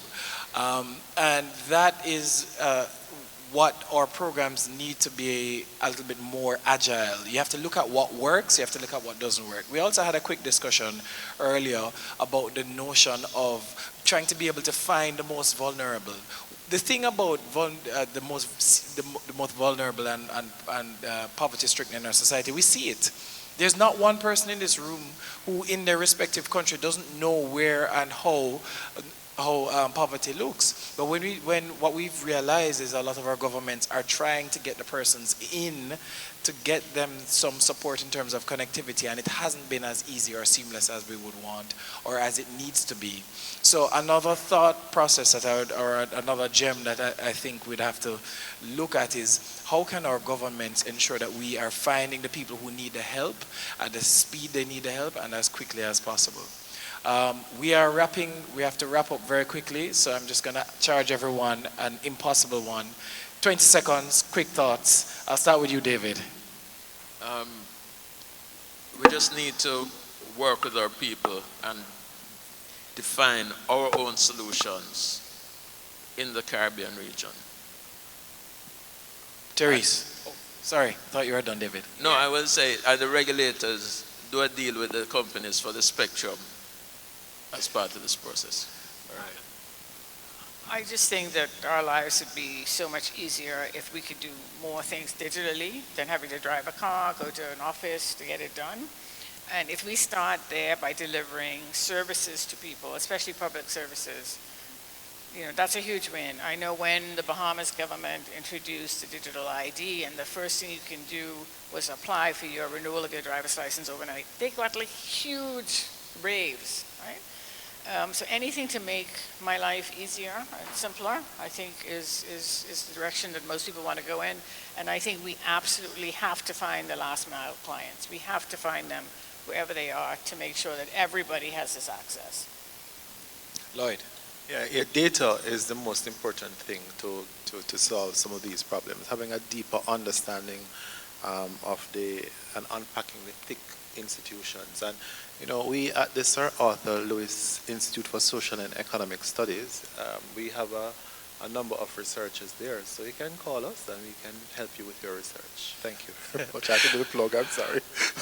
All right, ladies and gentlemen, I'm afraid we're out of time, but I hope we had a rich dialogue. I found it very enriching to be here with Loyd, David, and Therese, and I hope we can continue a lot of these dialogues later on this evening. So, ladies and gentlemen, thank you so much for being a very captive audience. I noticed most of you are not on your phones, which means you are paying attention, so you are digitally included. Thank you very much. That's right. It's nice to meet you all. My name is Megan Lukic. I'm the Vice President of Customer Experience at CSG. CSG is a 40-year-old software provider working mainly with telco and cable companies around the world. And I lead the team that works on our customer service software and initiatives. And so we work with companies all over the world to establish different ways that we can improve customer experience, whether we're improving the actual experience or we're driving down costs or we're operationalizing changes that can be made. I need a clicker, hold on. I think this is it. Okay. One thing I find to be interesting, so I've been in the customer experience space for about 20 years. I started in grade school. But what's been interesting is over the last about 12 years, there have been over $3 billion invested in customer experience, whether that's software, initiatives, hiring teams, training teams, rolling out digital tools. And despite all that, the research tells us that customer sentiment is at an all-time low. So Forrester started doing this research report that they publish every year. It's called Customer Sentiment Report. They started in 2016, and they found that customer sentiment as they were measuring it really sort of peaked around 2021 and has continued to decline ever since. And again, despite really good intentions and lots of investments and companies trying to digitally transform and deliver that amazing, impactful customer experience that they want, collectively as an industry, we're not nailing what customers are expecting. If you think about it, it's almost impossible. You have an always-on society. You have multiple channels where customers can engage with you. A lot of customers want to self-serve. They want to answer their own questions. They want to solve their own problems. But when they can't, when they get stuck, they want to talk to somebody right now. They don't want to wait. They don't want to wait in a queue. They don't want to wait until tomorrow. They need somebody who can tell them right now the right answer, fix their problem. And all of that combines to frustration. And that's really what we're seeing across the board is good intentions are not necessarily resulting in good outcomes. As we dig into this, sometimes the knee-jerk reaction can be, well, let's just throw software at it. Let's just throw more tools. Let's give customers more ways to interact with us. And it's really the exact opposite of that. So Deloitte did an interesting research study last year, and they were trying to kind of dig into like, what is going wrong, right? Again, we're delivering all these options and tools to customers across all industries, and people should be getting happy, right? They have access to everything they need 24 hours a day. And what they found was that customers don't want more tools. They don't want more channels to interact with us. They don't want a new chat bot or a new FAQ or a new app. They just want one experience. They want to be recognized when they interact with any brand. They want that brand to know who they are, how long they've been a customer, what the history has been with them. They don't want to have to re-explain themselves. I mean, I don't know about you, but when you talk to a customer service contact center and you have to tell your story more than twice, I mean, my blood pressure goes absolutely through the roof. And I think that's a good example of what customers are trying to get away from, right? They want to be known and they want it to be simple. And that's really a tall task. So what we did at CSG is we publish a report every year. It's called the State of CX. And we looked across all this research and we talked to hundreds of companies across the industry. Some of our customers, some that are not CSG customers. And what we came up with, what was interesting, is that the time is right now to prove that customer experience initiatives work. We're kind of running out of time, right? We're starting to see some of these projects get defunded. We're starting to see a little bit of sort of loss of confidence in many cases that we can solve these problems. And so what we came up with, which I'll talk about a bit today, is 4 areas where we believe you can prove that customer experience works. So the prove it points. The first is to really focus on what we call the moments that matter. Broken down simply, it's moments where your customers buy stuff from you. It's moments where they're activating service. It's moments where they have a service issue or a billing issue. And those are the top 4. Those are the ones we have to nail. If we get those right, some of the niggling stuff kind of goes like by the wayside. But if we don't get those primary experiences right, that's when the complaints come. The second is really finding that delicate balance between balancing the ambitions to use AI without losing customer trust. We'll talk about what that is. The third is what we call crushing the data chasm. So using all the data that we have tons of data about our customers. We don't always use it. And the fourth is really to have executives and to have leaders that are all thinking like CFOs. And so we can continue to justify these investments and find the real outcomes. It's really more than NPS and CSAT. So on the first point, talking about breaking the CX slump by focusing on those critical journeys. Easier said is, does it make you money? Does it save you money? Does it drive brand equity? So we think about those moments in the customer journey, whether they're a new customer or a longtime customer that's having issues. Those are the moments that we really have to nail. Oh, looks like it advanced without me.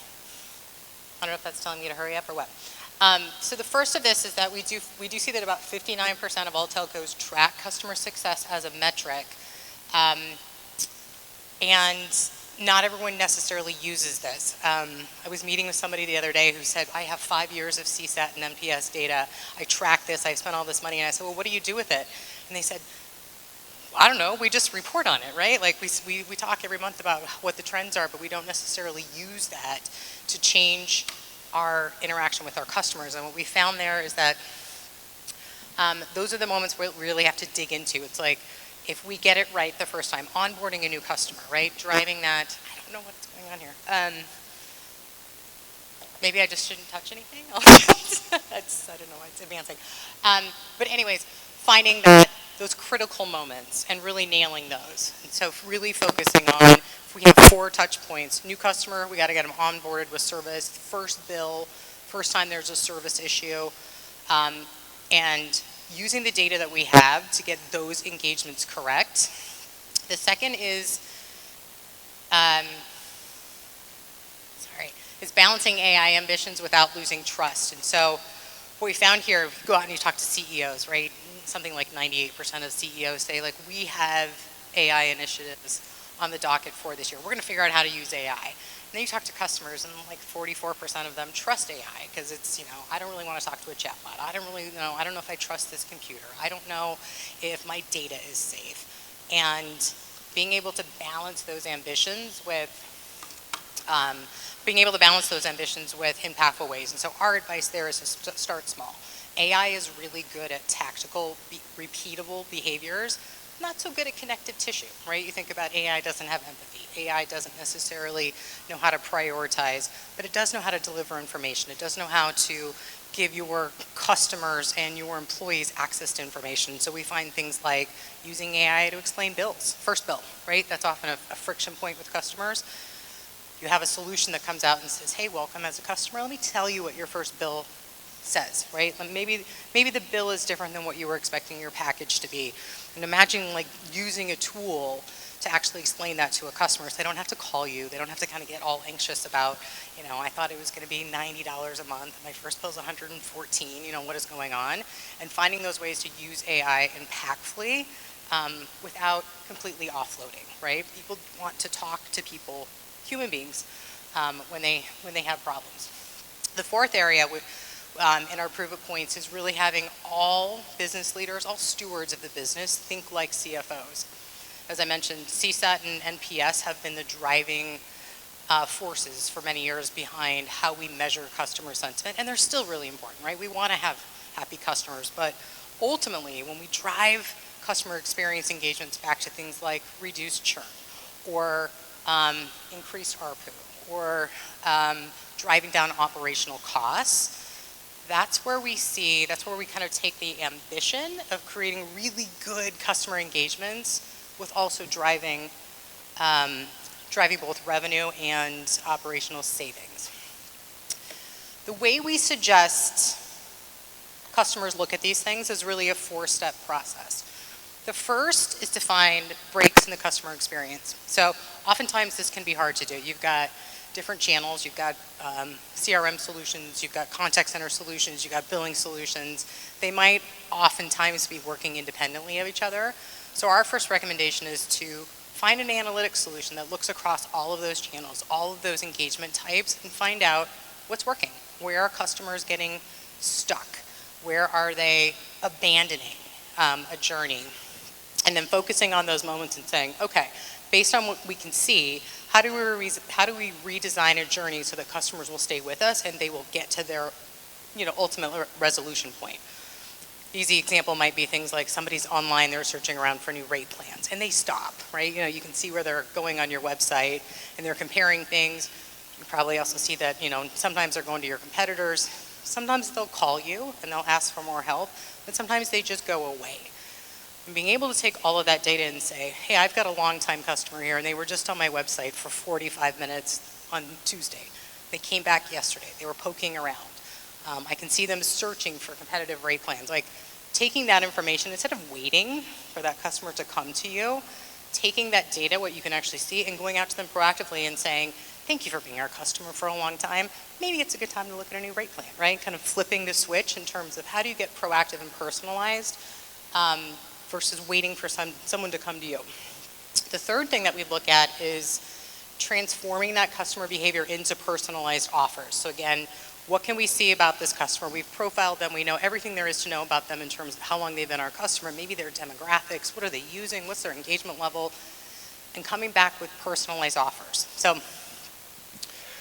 kind of depends on the survey that you read, but I think they say most adults get something like 180 to 200 communications every day. And oftentimes our inclination for trying to drive loyalty or engagement is just to send more messages, right? I'll send some emails, I'll send a WhatsApp, I'll send some SMS. And what we're finding is that most adults will only focus on one channel, they'll only respond really on one channel, and too many messages go ignored, right? You start to see the messages coming in, you know the ones you need to pay attention to, and the rest of them you really ignore. And so really taking all that information, if you can send it in one message instead of 3 messages, figure out how to do that, right? Get the message right, get the call to action there right, so that people know, your customers know, when they get communication from you, it's worth looking at, and that the action that's being asked is easy to complete. Again, too many messages, not good. And then the fourth thing that we encourage customers to do is really to look at that across time and analyze those interactions and start figuring out what do customers respond to? What channels do they respond to? What offers do they respond to? Do they like to go to a website? Do they like to ultimately call in? Do they like to be redirected to an app to complete things? And all of these things are available today, but what we're finding across most companies is that these interactions are living in silos. Somebody recently said silos don't have windows, and I think that's such a good way to think about it, right? We have a billing interaction, we have a customer support interaction, we have an activation interaction. We don't necessarily have a customer interaction, which is really what customers are looking for. And so again, that's been our advice to companies, is to really take a deep look at all of these interactions and how do we make them work together and ultimately deliver the customer experience that everyone is searching for. I'll leave you with this. So the challenge that we've given to our customers this year, and really the challenge that's come to CSG, is moving beyond just talking about all of this stuff, right? There's tools, there's initiatives, there's shows, there's webinars, there's all these things where we talk about, gosh, we really want to nail customer experience, but really thinking about these ways that we can prove it, which drives loyalty and drives your revenue. So nail the moments that matter, use AI in a way that's responsible and drives trust, have your leaders think about all of these investments like a CFO, right? Tie them back to revenue operations. And again, use all the data that's at our disposal. We know so many things about our customers, and if we really focus on those 4 things, that's the way we prove it in 2025. So, I probably have time for questions. I'm not exactly sure how we're doing on time, but if there's any questions? Hi.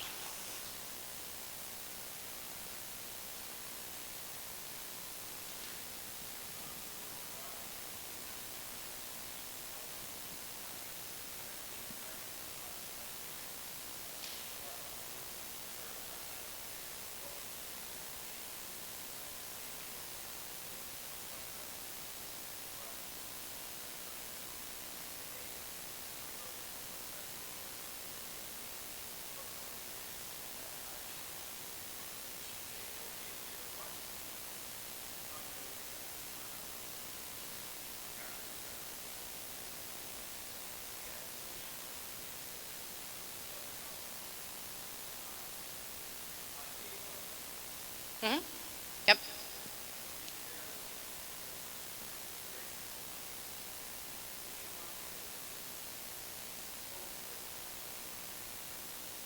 Mm-hmm.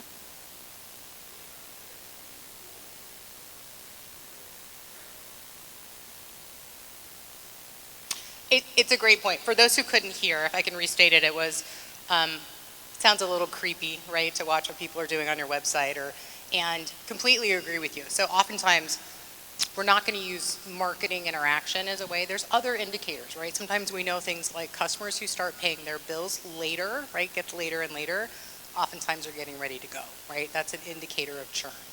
That could be a way to as a marker, right? Like it's time to pay more attention to that subscriber, right? Like maybe that's the time to engage with them. Less engagement, right? Less data usage, less calling. So there's other triggers there, because I completely agree with you. Sometimes that becomes too much, and so it could either be, what can I see about where they're searching around, but it oftentimes can also just be, what's their engagement? Or they used to call us, now they don't. They used to ask us questions, now they don't, we don't hear from them. So there's lots of other triggers that can just be kind of self-contained in the other tools that you use. So does that kind of answer the question? I was a little bit hard time hearing. Any other questions for me? Hi.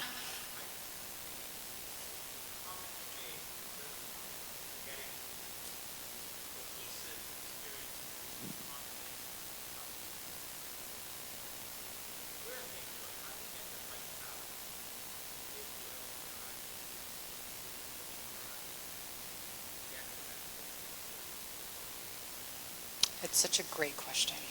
So the question was, how do you find the right balance between human interaction and, say, digital channel interaction?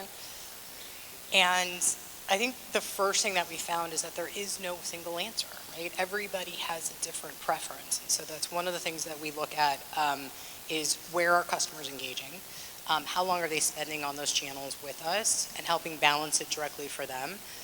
I think the thing that we're also finding is that if you have a customer that's engaging via digital channel, and that's their primary, right? They come to WhatsApp or they're on email.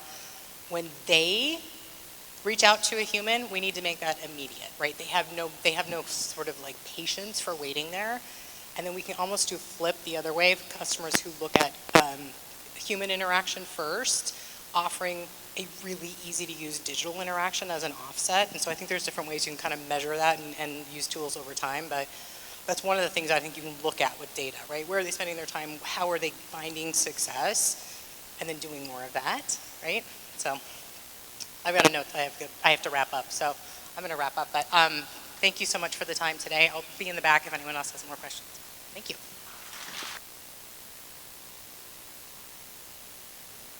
So let's get straight into it. So coming from yesterday afternoon's, evening's very stirring message from Prime Minister Davis, it was pretty much, and I have it as a note, as a clarion call for the region in terms of what we need to do. And what we have decided to do from a board position and from Cantor is to reintroduce a ministerial roundtable where we're able to hear directly from the position of the ministers who are at the front of digital transition within their various markets. And we've been able to assemble a top-line panel for ministers and regional leaders.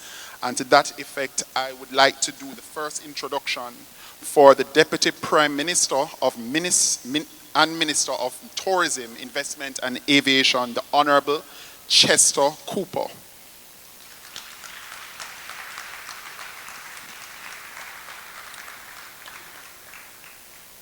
Minister Cooper is a Deputy Prime Minister and the Minister of Tourism, Investments and Aviation of the Commonwealth of Bahamas since 2021. He was elected as a Member of Parliament for the Exumas and Ragged Islands in 2017 and again in 2021. He was elected Deputy Leader of the Progressive Liberal Party in 2017. He has served as a Shadow Minister of Finance and a Member of Public Accounts and Committee and the Treasury. He has studied economics, finance, accounting, and what I like about this panel is that they have experience in terms of leading and actually having the technical expertise to lead their various portfolios. Minister Cooper, we do thank you for being here. Next, we have Minister Charles Cooper.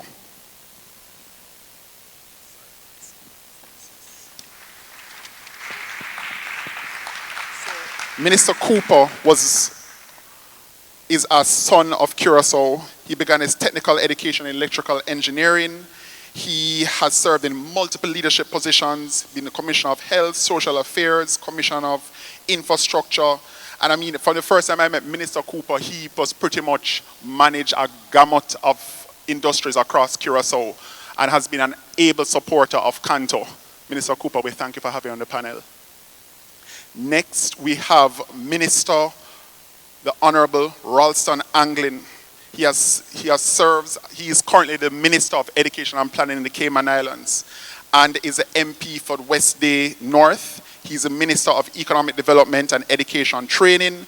He's an accountant, but also has at the heart of his passion, education and digital transformation for his country and for his people. Minister Anglin, thank you for joining us. And rounding out this esteemed panel is Honorable Diallo Vincent Rabin, JP MP, is the Minister of the Cabinet Office and Digital Innovation of the Government of Bermuda.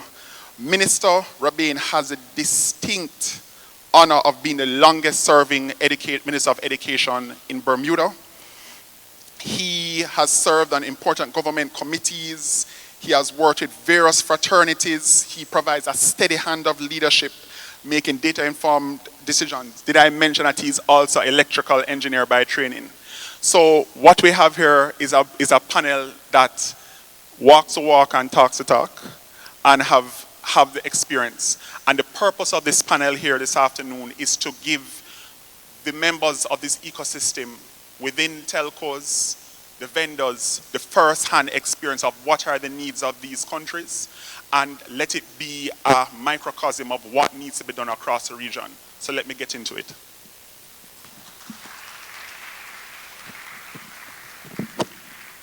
So, ministers, we have had able discussions over the last couple of days in terms of preparation for this panel.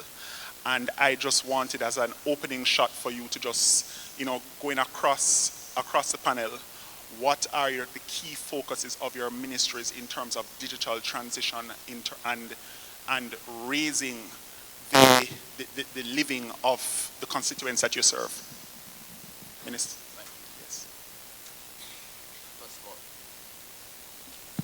Thank you very much.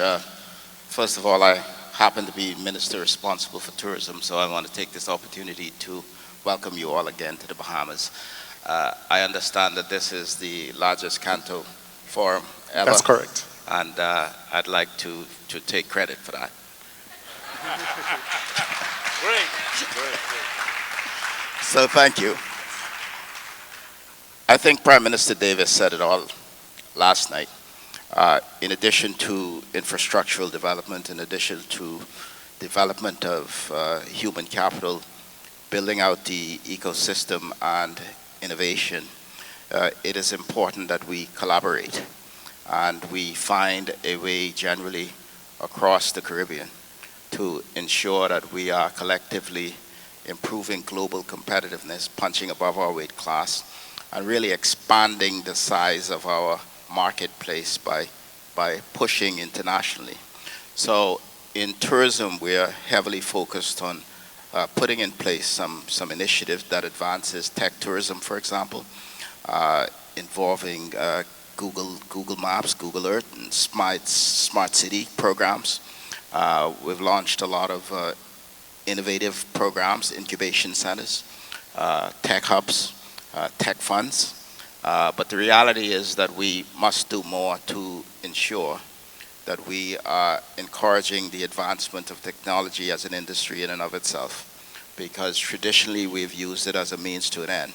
But we now acknowledge that if we are going to continue the growth, the advancement, being competitive, we certainly now must look at it as an industry, maintaining our best minds in country, in region, to ensure that we are advancing our place in the world. And we're not just spectators, as Prime Minister Davis would say, but we are participating and we are truly moving towards digital independence. So I want to end on that note, but just to emphasize that we're doing it not just in tourism, but in agriculture and fisheries. We had an interesting conversation today about how do we construct buildings faster.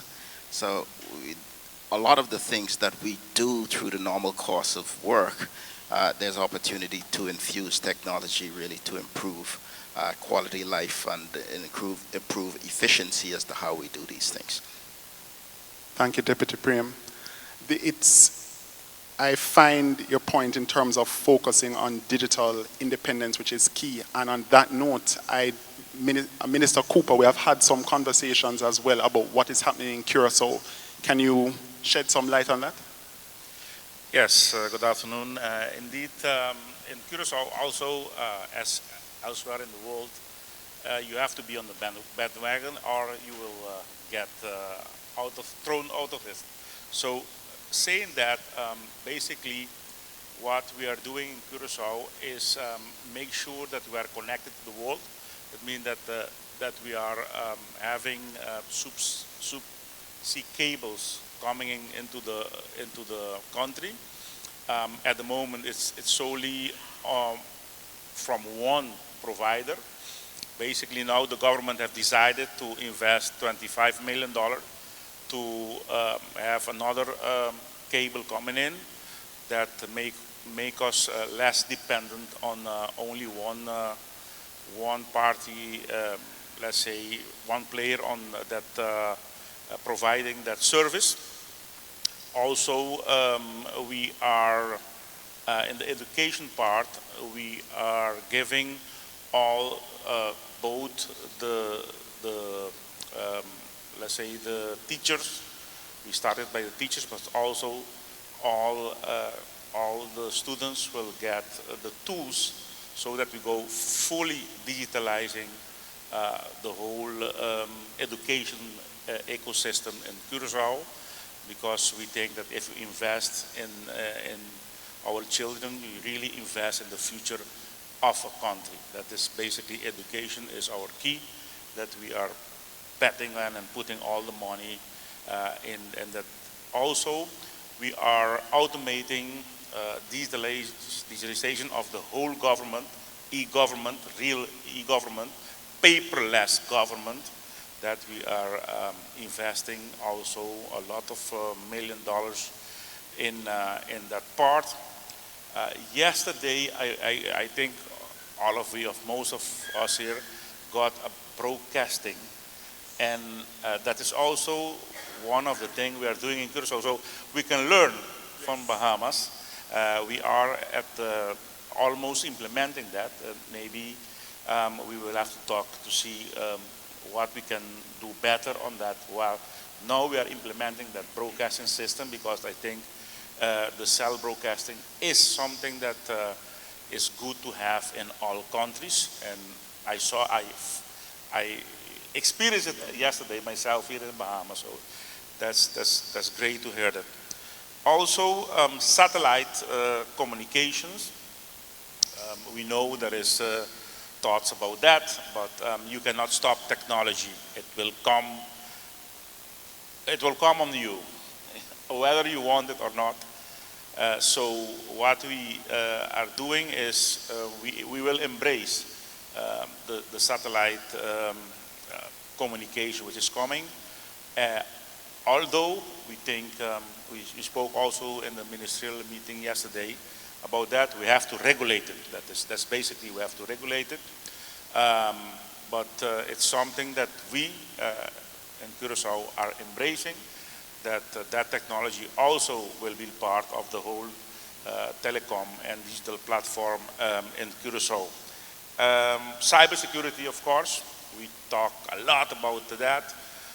Cybersecurity, I think we have to do, that's something that together we have to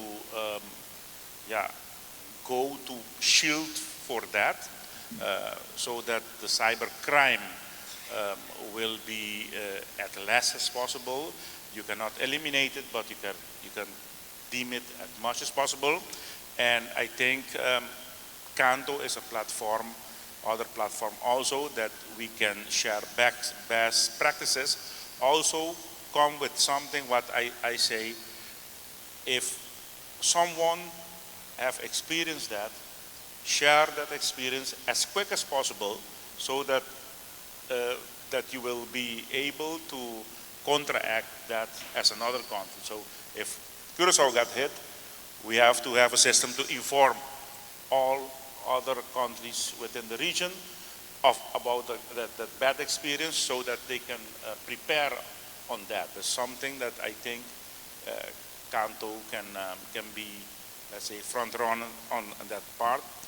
Our data center also, to finalize, We have two owned by the government data center, one 4-tier, one 3-tier. And I always come to Canada and say, it is as at your disposal. Let's do it together. I say myself, you don't need to build a lot of data center. If one country have a data center, why not joining? And if you want to become, let's say, shareholder of our data center, let's talk about it. It is not just something that Curacao want to, let's say, profit about that. No, we think we are Caribbean, and we put our data center also for the Caribbean to make use of that data center of ours. Thank you very much, Minister Cooper. I mean, to the benefit of everyone here, Minister Cooper has always been very supportive in terms of data sovereignty, in working with the organic representation of persons within Curacao supporting those initiatives. You speak about transformation, and in going to Minister Anglin, Minister, we have had some discussions in terms of a radical position that you'd like to take in terms of changing how governance is done within the Cayman Islands, within your ministry. And I know that a passion of yours is education and digital transformation of that ministry. Could you enlighten us on that, please? Sure. Thanks for having me as part of the panel. First of all, equity is extremely important. And so we've rolled out a one-to-one device to student initiative. And it starts at reception. So at reception, all students get a tablet, and then we go age appropriate right up to laptops, and ensuring that technology is infused in every single classroom. Every classroom in government schools have Promethean boards, which allow us to also communicate a lot more efficiently, teachers to be able to instruct using technology and interweaving technology throughout the curriculum and the delivery of the curriculum to their students. We also are rolling out a new student and parent information system. And that system is designed and built to ensure that we cut a lot of work out of the administrative arm of running a school. And so from the time a student goes in and they are in tutorial of their primary school in classrooms, as soon as they're registered, everything about that child is populated for the day. And so we don't then have to worry about safeguarding issues, where the student is. Truancy automatically presents itself, because at the click of a button, we know who should be in school, who shouldn't be in school. And we've also looked at embracing outcomes as it relates to differently enabled students. And so in our special needs school, we heavily use technology in delivering the curriculum. A lot of them can't communicate. So if you have a non-communicative autistic child, this is one of the key ways in which they're able to lead a meaningful and fulfilling life. The other bit that we're about to try to roll out is transitioning that to the adult care facility for such students, and ensuring that we give them employment and entrepreneurial opportunities. Right now in my district, we're working with a young man who's wheelchair bound, and we're going to set up a system for him to work remotely for central government. Now his dream is to become an entrepreneur, but what we've convinced him is you need to get solid experience, make solid connections. But again, using technology to have him lead a fulfilling life. A decade ago, he would have been stuck at home, his life chances would have been little to none. And so again, using technology, critically important as you deliver real life outcomes. As I put on my accountant hat, one of the things that we are going to be doing across government is using AI as it relates to cutting down the work in our accounting system. That is going to be a project that we're going to embrace because it's needed. We can have huge efficiencies gained, cutting out manual tasks, ensuring that we can deliver efficient and accurate information to ministers by their finance teams. On the policing front, we're about to roll out an e-speeding ticket system. Again, looking at ways in which you enhance public security, public safety, whilst being efficient. That's going to allow us to redeploy people from the traffic team in RCIPS to be able to do a lot of other work as it relates to public safety and get back to more community policing, whereas right now we have a significant team that does nothing but traffic and traffic management. So again, it's about how we use and interweave technology across government and not just talk about e-government, but actually use technology and be innovative as we deliver the services to our constituents. Thank you so much for that, Minister. And it's a particular concern when you're speaking about education and ensuring that we always say that we don't want anyone able to be left behind.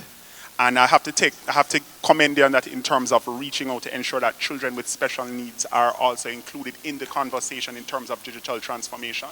Because if we really want to walk by it, vendors, telcos need to be able to support such a drive in terms of ensuring that there is true digital equality. To that point, Minister Rabin, being an advocate for digital innovation, being an engineer, having the experience, you're in the position now. What is it that you're seeing shaping within Bermuda for the future? Well, one thing that I have to admit is listening to my fellow ministers up here that there's lots of synergy here and lots of the same battles that we're facing within our individual countries, and I definitely see some abilities to coordinate and talk about some of the things that we've done. I think it's imperative that we all look towards the future and embrace this technology that is being afforded to us, not as a fear, but as something that can be used to enhance what we do and allow us to do other things even more efficiently than what we have. So in Bermuda, we've undertaken this digital transformation of the entire government, and that is converting all of those tedious tasks that we used to do by paper and such into digital tasks. The one big thing that we are looking at is what we call a one-stop shop. So a citizen will be able to log in to government services and be able to access any service they want from a single login versus how it does now. If you go license your car, there's information you must give. If you go pay taxes, it might be the same information, but it's going to a different department, and the departments don't talk. And so that is where we find ourselves going towards. I just want to say, talking about students as well, that's absolutely wonderful to hear. That you're moving towards that, and that is something that it's a passion to me, as you know, just coming out of being the education minister. And we knew when we went through COVID, it was a terrible thing for us to understand that there are so many of our children that just did not have devices. And so, like similar to you, we made the decision that every single student entering into the public system gets a device.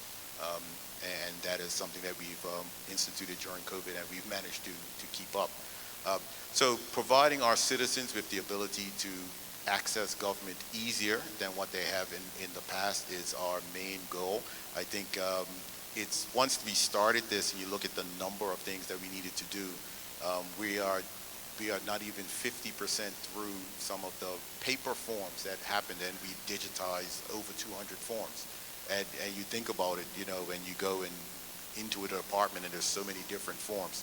Our biggest challenge with this seems to be just our workers that are just not used to this new technology and think, you know, of course, it's going to take my job away from me. It's going to be difficult for me to learn. But with collaboration and with bringing them along at the same time, we've been able to institute some of these.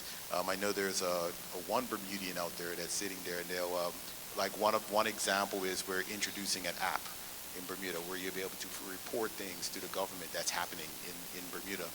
We're going to be piloting, rolling out, it's not a big thing to other people, but apparently potholes are something everybody complains about in Bermuda. So we're rolling out this app that if you come across a pothole, you'll be able to stop, take a picture of it, and it not only takes a picture and sends it in, it also using GPS coordinates where exactly that pothole is, and you'll get updates when it's actually someone comes out and fixes it. So that's the type of innovation that we're looking at to bring to our citizens so they can utilize and leverage the technology that does exist. Thank you, Minister Rabin. It's funny that potholes is for those who are not from the region, potholes is a major issue. And it's what I'm hearing from you is that there's sort of an empowerment of the constituent to sort of lead the drive, and it's sort of a theme that I'm hearing both from Cayman and from Bermuda in terms of giving the power to the constituent to be able to shape their own destiny. To that point, what we have seen with the region is that each island, each state has its own strength. So we have to rely on each other. There's an interdependence, and I think that is what was emerging from Prime Minister Davis's speech last night. Coming back to the point of talent and talent management, we have had that as a major concern raised in one of the panels, that our people from the region have to be ready to embrace it. So it cannot be a situation where it is told that you are to come on this journey. It is something that is inherent. And to that point, Deputy PM, tourism, like in Jamaica, like in many of the Caribbean states, is the lifeblood. It's how we are introduced to many persons. What is the Bahamas doing in terms of ensuring that its people uses technology to support tourism for the benefit of your country? Firstly, let me say firstly that I am mindful that you've had 30 minutes to share with 4 politicians, so good luck. Secondly, I want to say that tourism is the lifeblood, going to continue to be during my lifetime. I think whilst that is significant, important, and vibrant, and we're breaking records, I believe it's opportunity for us to look to the future to see whether there are new industries that we might seek to engage our young people in tourism and outside of tourism. So as we preserve the goose that lays the golden egg, for example, I'm mindful that there's an opportunity to build data centers in the Bahamas, our proximity to the US, the absolute sheer demand for data centers from the big companies that we've been talking about is a significant opportunity. And then there has to be linkages and offshoots and an evolution to tourism. We've launched a partnership with SpaceX, for example. Some of you may know that little company. We've launched a program where we're focused on space tourism, landings in the Bahamas, but there's so much more to this possibility. And there's a possibility for using this technology for disaster risk management or research or resilience or sustainability, but also to reach the far-flung islands. And I see my friends from Alive and BTC looking at me harshly. But the reality is that this technology is here. It's not going to go away. We have a partnership with them, whether it's through national security or whether it's forecasting and predicting floods or hurricanes or whatever. We have, as a region, the opportunity to look at this and see how we may harness it for the future. So tourism will be here with us as our main industry for my lifetime, I forecast. But certainly building around it, building linkages, using technology to improve the customer experience, and continuing to work to enhance everything we offer with the personal touch, I think is going to be important for us for the future, whilst expanding other industries to ensure that we have the diversification in our economy that we need. Thank you so much, Deputy PM. And to that point, in terms of, everyone has heard the concerns of the ministers here. And sometimes, in terms of Canto, we are always, we come, we present products, but are we really presenting what the countries need to be able to go that next step in digital innovation? Minister Rabin, what would you like to see from the ecosystem, from telcos, from vendors, from consultants to be able to make your dream a reality? What we would like to see from them is just assistance with actually moving forward with it. And we've managed to have some pretty big players come in and help us along with this. Just 2 months ago, we had a digital finance forum in Bermuda that was sponsored by Coinbase and Penrose Partners. And what this was to introduce the Bermudian to what digital finance could look like. And as a result of this partnership, everyone that attended, I believe there was about 600 people that attended, were given $600 digital to spend at vendors. And so not only were you being taught how to utilize that on your phone and go to the vendor, tap and pay, which is something that is completely foreign. And what really did stand out to me was the young and old that attended this, because it was really pushed as come out, find out how you can utilize this technology, how you can learn to use it. So with that is where we do. And another thing that we do have is we strike partnerships with our high schools for persons to come in and do the actual coursework versus just having teachers do it. No knock on regular teachers, but if a teacher is able to teach, say, math, but you also have someone in industry that knows about fintech, that knows about digital transformation, that knows about AI, that's coming in to teach alongside the teacher, it's a greater impact on the students themselves. So that is something that's being embedded at that level. We also have garnered support for free courses. So we have courses for the young and we have courses for the old, whether it's AI, whether it's digital technology, whether it's gaming, whether it's fintech, whether it's compliance courses. So these are all courses that are offered on a pro bono basis for our citizens if they wish to take them up. We've also instituted, especially because education is critically important, the government itself has instituted what we call the dual enrollment program. So students are able as young as 15 to enroll in both high school and the local college, tuition free.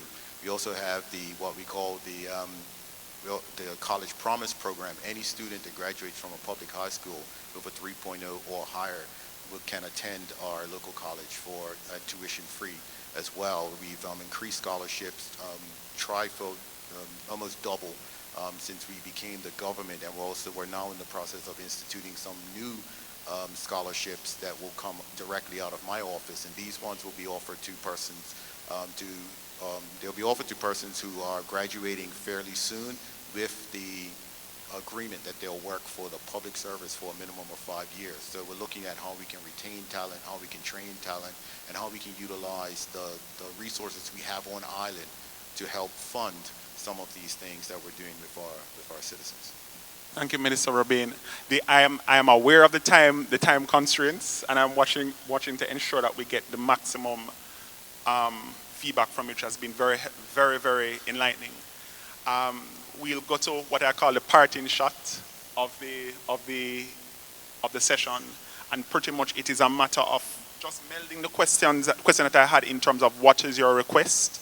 So throughout the conference, the vendors and the telcos can approach you and ensure that when we are selling, we're providing solutions to you. It's not a matter of a sale to a pitch, just making a pitch.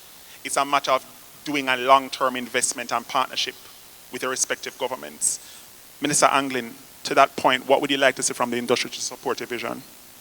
Well, first of all, having technology in classrooms is great, but if there is an impact, then what was the return on investment?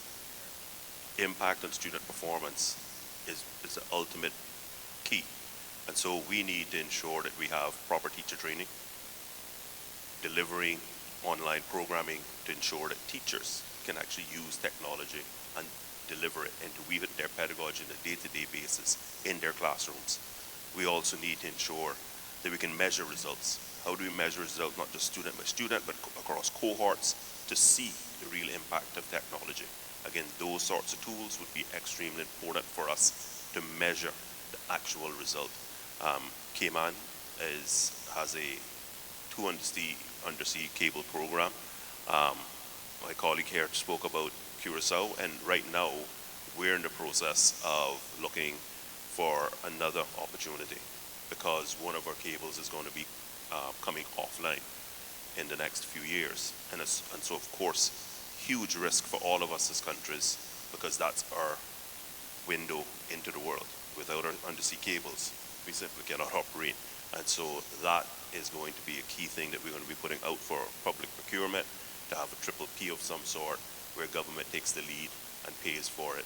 But once we do all those things and combine it along with our e-government approach, I think there's lots and lots of opportunities for tech companies and providers to work alongside government hand in hand to ensure that everything that we're rolling out is supported, that we own our data, we can protect our citizens and ensure that we upskill our citizens and drive our economies forward, because that's what it's all about. Positive impact on people's lives, positive growth on GDP. Thank you so much for that, Minister Anglin, in terms of the impact coming from it for your constituents. Minister Cooper, I know we're dry at the time, but I have to give the Deputy PM the home court advantage of closing on his parting shot, but Minister Cooper, please proceed. Very short. As I said, always in Kanto, I would like to see that we converge, because we have presentations, very good presentation. We mingle together. We are vendors, government, and private sector all together here.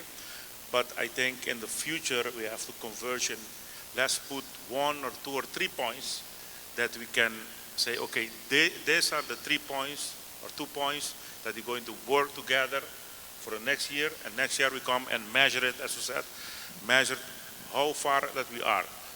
We are going to standardize for the Caribbean, so we are 44 million people in the Caribbean, so I think it's a good basis for us to build on that, our own future. Thank you. Thank you for that, Minister Cooper. And before I conclude, Deputy PM, you have the last word. Thank you. At the Caribbean Tourism Organization, we like to talk about how we compete, and then we have created a terminology called compete, which speaks to collaboration. So in the Bahamas, we have a program called Innovate 242. We are signing agreements with tech hubs around the world. We've done so with Saudi Arabia, with Qatar, with a tech hub in Ottawa in Canada. I listen to my colleagues and many of us doing many of the same things. So it's important for us to scale up faster by collaboration, competing, working together. I applaud the work and discussion of Prime Minister Mitchell, who heads the CARICOM ICT committee, for example. And I know there's a lot of work going on all across the board, fragmented through all of our countries.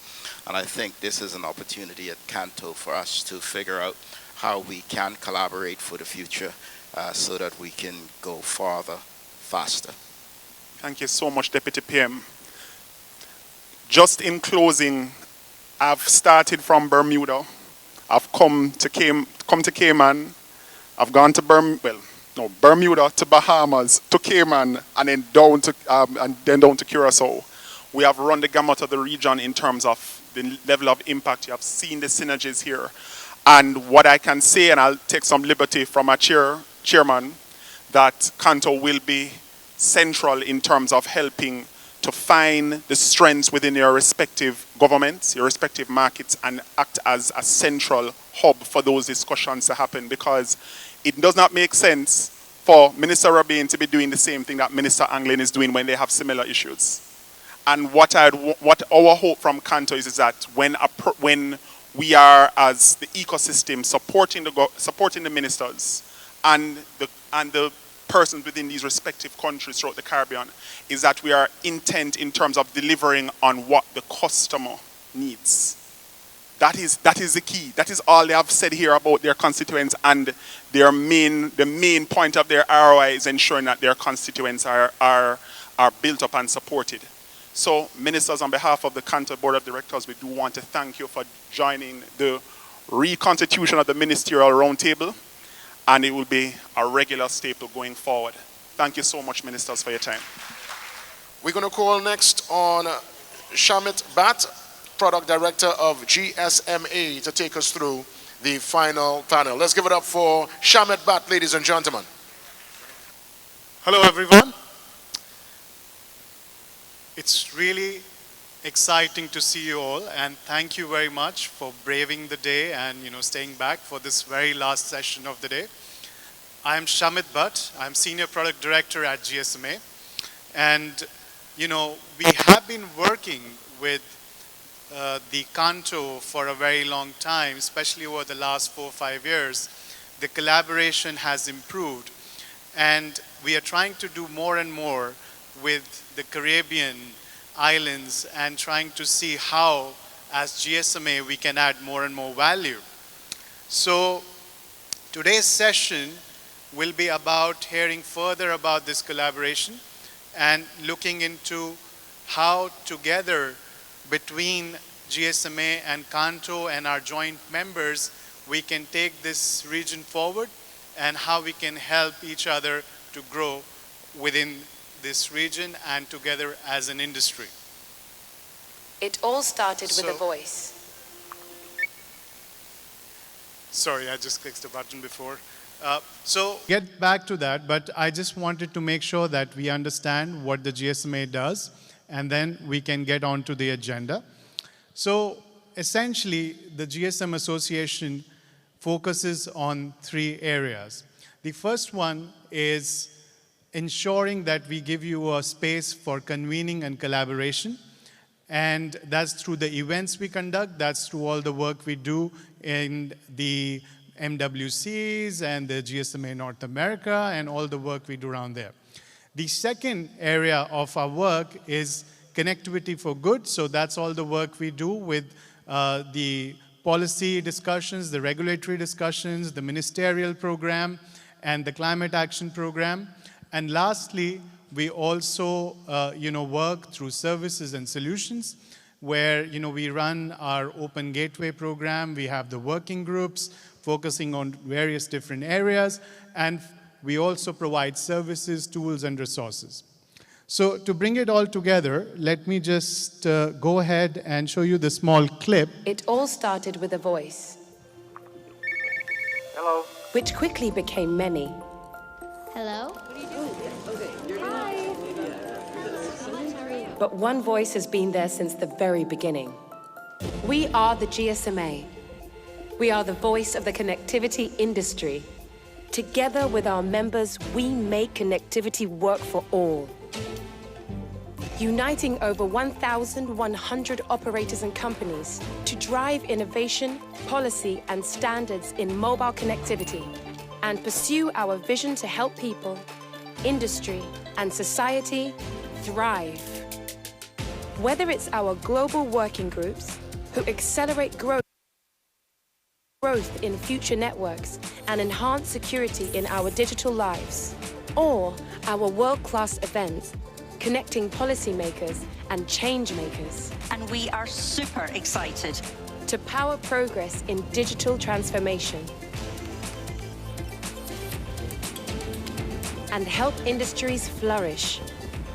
We are the bridge between public and private sectors to tackle the planet's biggest challenges, connect the unconnected, champion diversity, inclusion, and equality, and enable a sustainable, low-carbon future. We've been transforming the world for 30 years, but we've only just started. We are the GSMA.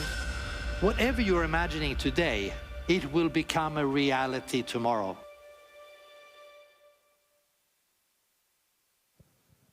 Amazing. So that was actually finished off with our previous Director General, Matt Screen, And now let me hit straight into the agenda.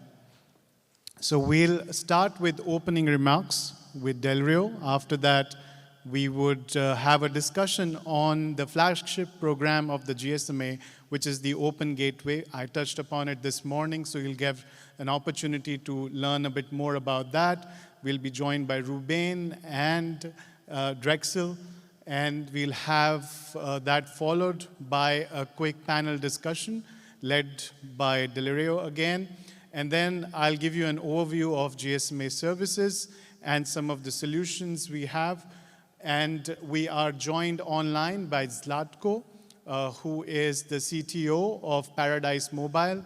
He'll share some of his experiences working with the likes of Samsung, Apple, and some of the other manufacturers in trying to help the industry achieve interoperability and compatibility between devices and the network as such. And then we would have my colleague Judith, who's going to talk about GSMA North America groups and some of the work she and team are doing in the Caribbean through the Caribbean Coalition. So we have a packed agenda. So let me hit straight into it. Let us bring Delirio to come and give some opening remarks. Delirio? Can I have a big round of applause for Delirio?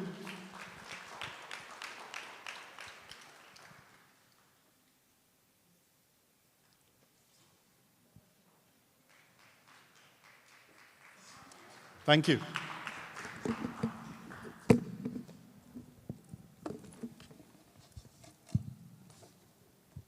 Good afternoon, everyone. First off, on behalf of Canto, let me say how pleased we are to continue this strong and growing partnership with the GSMA. We have had some great moments working together in the past on spectrum policy, climate action, technical frameworks, and we are excited to build on that momentum. GSMA's commitment to creating space for regional dialogue, especially through initiatives like the Caribbean Roundtable, is not just appreciated, it's essential. It's a space where operators, regulators, and organizations like ours can actually sit down and hash out real solutions tailored to the Caribbean. Because let's be honest, if we wait around for global policy to trickle down, we'll be underwater by the time it reaches our shores. And I mean that both literally and figuratively. But here's the deal. Collaboration can't be just a one-way street. We have got to meet them halfway. Let me tell you a little story. There was this man, let's call him Solomon, who prayed every single night to win the lottery. Please, Lord, he would say, bless me with this jackpot. Weeks go by, months go by, years even, nothing. Finally, a voice booms out from the heavens. Solomon, meet me halfway, buy a ticket. That's where we are in the Caribbean. If we want our voices to be heard in the global telecom conversation on 5G, on open gateway APIs, on vertical apps, on AI, we have got to buy the ticket. We have got to show up. We have got to participate. That means our members getting off the sidelines into GSMA's technical working groups. These aren't just meetings to tick a box. They are where the nuts and bolts of policy, roaming, fraud mitigation, and network innovation get worked out. If we are not at the table, we are not even in the draft. We also need to show up more in the Caribbean Roundtable, not just as observers, but as contributors. Let's come with ideas, with challenges, with test cases. That's how we make the Caribbean relevant, not as a footnote, but as a proving ground for innovation. Because our region isn't just vulnerable, it's creative, adaptable, and wired for transformation. We know the hot topics on the global table right now: AI integration, 5G roaming, security, spectrum harmonization, climate adaptation, even phone contraband in prisons. Who knew that would be on our telecoms bingo card? These are not abstract issues. They affect our networks, our policies, and ultimately our people. So to our members, regulators, operators, I'm saying this as plainly as I can. The door is open. The seats are there. Buy the ticket. We at Canto are fully committed to working even more closely with the GSMA going forward. Whether it's through our own regional platforms or joining hands in global advocacy, we are ready to co-create real outcomes, not just statements, but outcomes. Carlos, Shamit, Judith, the GSMA team we see the work you're doing to build bridges between the regions, and we are walking across it. Let's make sure there are more Caribbean feet on that bridge next time. Thank you, and let's get to work. Thank you very much for that very inspiring speech, Delario. So next up, I have my colleague, Ruben Omar. He's going to talk about the Open Gateway initiative of the GSMA. Can we have a round of applause for Ruben, please? Thank you. Thank you, Shane. Thank you.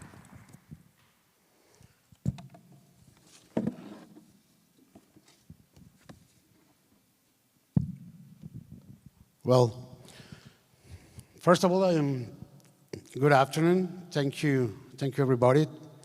Thank you to Canto. Thank you for Canto for the opportunity. And well, thank you for all the lovely Caribbean people that made me welcome in this trip. Well, I'm very happy to start with this presentation because I don't know how many times we hear during these 2 days the word collaboration, right? And this initiative is all around collaboration, right? And during this presentation, I am going to try to show you and share with you what a collaboration around the world could be and could impact the telecommunication ecosystem in every region.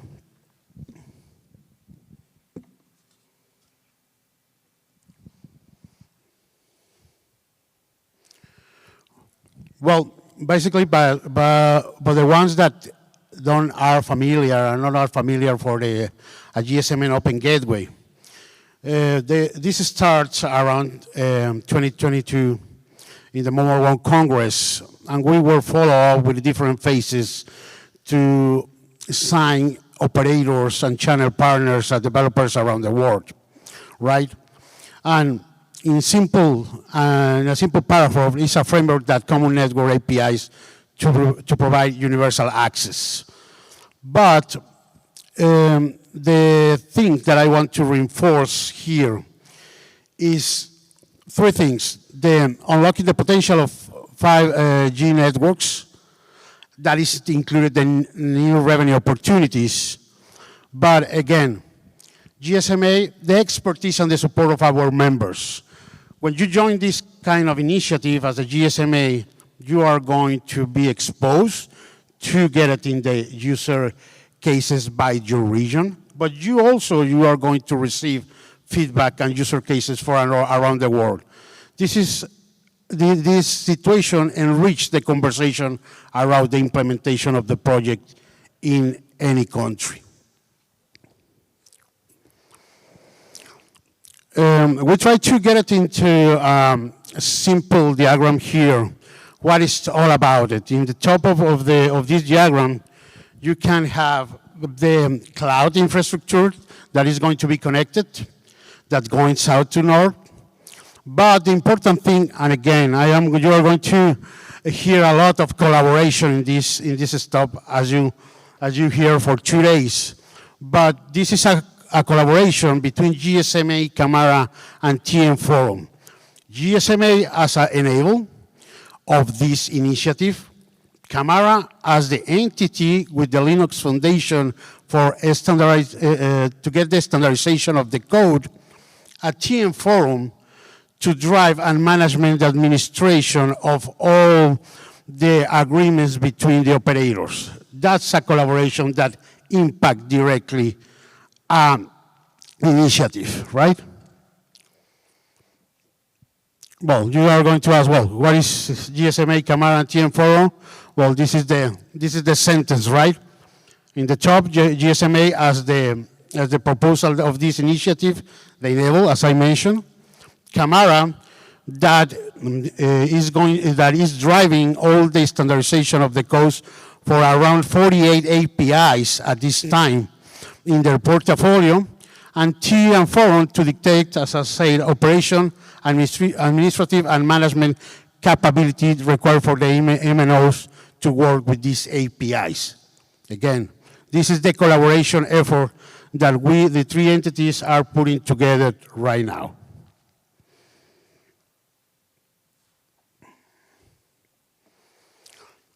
I want to share with you some example. I don't want to bother you with the technical situation, but I want to expose this as a simple user case that could impact your region and your enterprises in the Caribbean.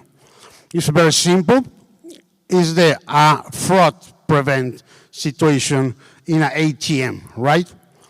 With a mobile location, with an API for the right location, you are going to respond with this, with the latitude and longitude of the MBCIDN that is trying to draw money.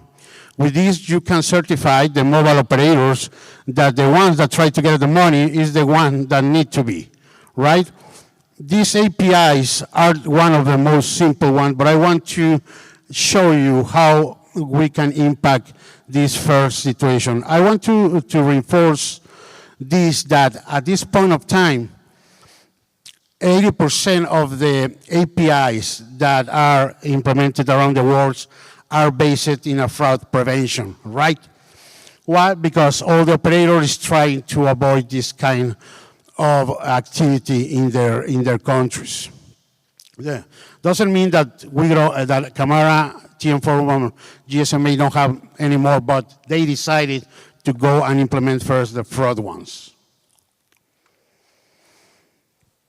The benefits, well, is simple to discuss: the unified access, accelerating the innovation, the new revenue stream, but again, I am going to repeat this, and I think it's important at this time. The industry collaboration. The GSMA tried to get all the regions to work together to try to federate and get a total interconnectivity around APIs in the regions. We want the same here in the Caribbean, right? The beauty of this is when you try an operator talk around this kind of proposal, with the GSMA, you have an antitrust frame that everybody is comfortable speaking and share their ideas. That's the GSMA benefit, and you will have, many of you are members of a GSMA. That is strange in every single conversation.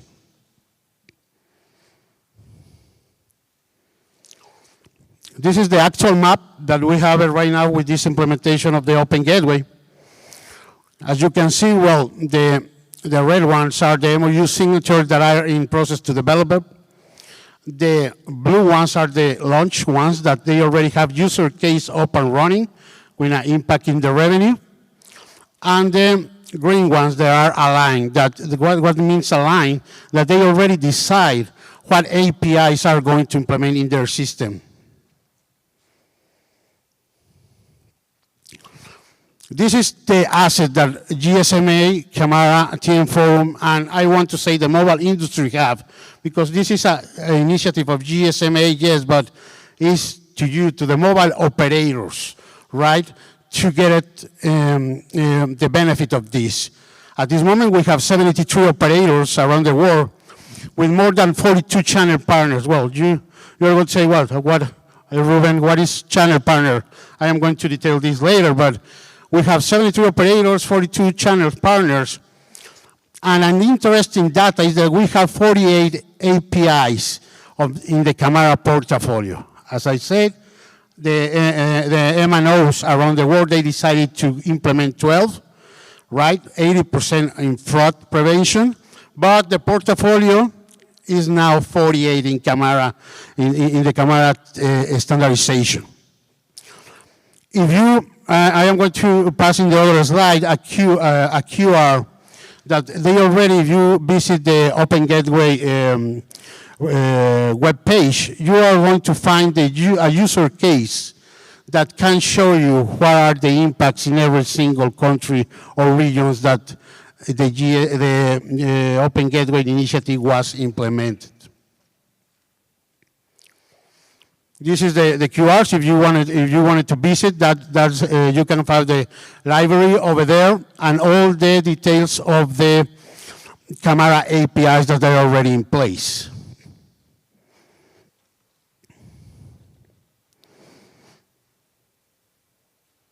Here we go.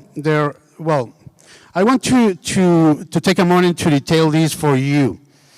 In some point of time, well, you are going to say, okay, what are my chances as a Caribbean operator to implement this in a short term? Well, you have two options to implement this and try to monetize this 5G and try to increase your services and your portfolio of benefits with this Open Gateway.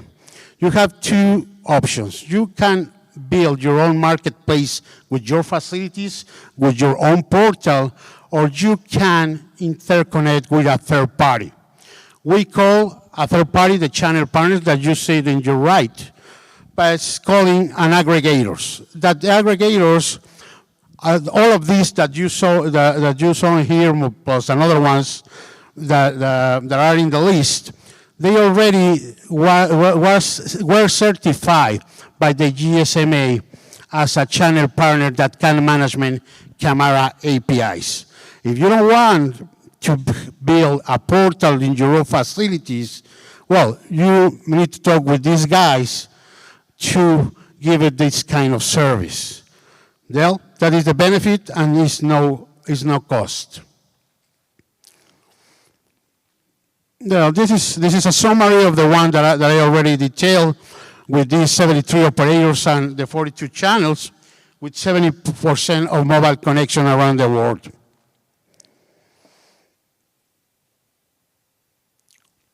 What are the most successful or the verticals that they attack with these Camara APIs around the world with these 48 that I mentioned before?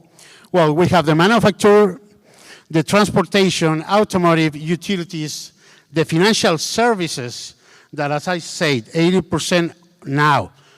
I don't want to say that it's going to be forever. We will have quality of service, quality of demand, roaming, the edge API, but financial services now is hot because we want to prevent, or the operators want to prevent this kind of fraud. Healthcare, the retail, the media more, if you want some example of Q&As and Q&D by the streaming, in the short term, the media and the entertainment is going to have an impact in order to prioritize and use in a good way the bandwidth with a low latency.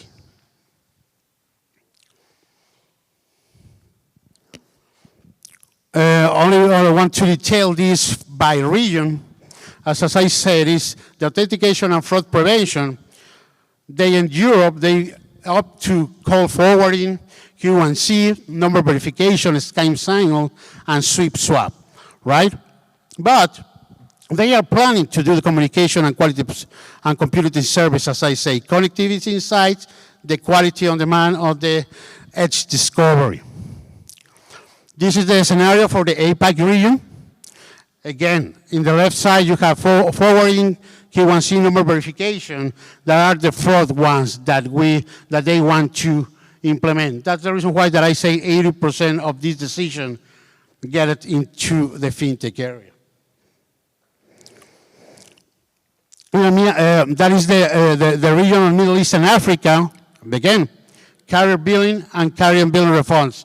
Okay, say Omar, it's now a fraud prevention, right? But it's a settlement of roaming. This is a carrier billing and carrier billing your refunds.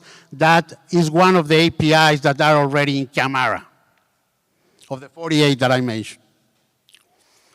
And this is America, where all the details of that is Mexico and below, call forwarding, Q1C, number verification, Skype signal, and sweep swap. This is the library that we have it online for the 13 cases around the world. You want to visit, there is the QR. If you want more detail, you can find me here in the conference or write me an email, and I can drive you to each one of them depending on the operator. But this is a public information that is for your benefit, that is for your health to try to implement some kind of similar cases around your region. What I need to do, Ruben, to get it into this program? Well, you need to sign an MOU, and the most important thing, and I especially talking around the GSMA members, is no cost involved. You need to extract and you need to use your GSMA membership features with us. It's a lot of information that you can use to design the implementation of this program around your region.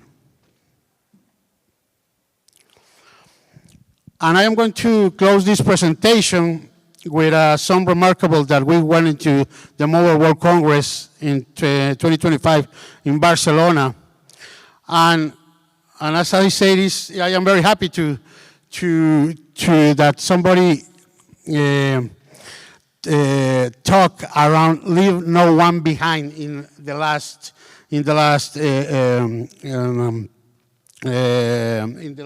conversation.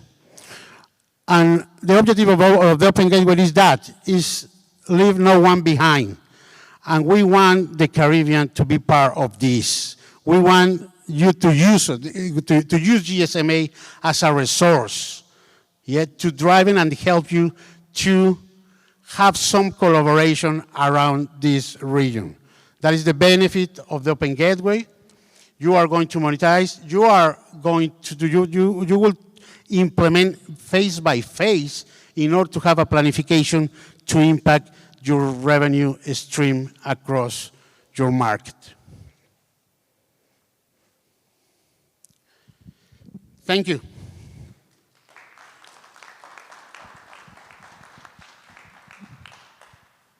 Thank you very much, Ruben. Wasn't that fascinating?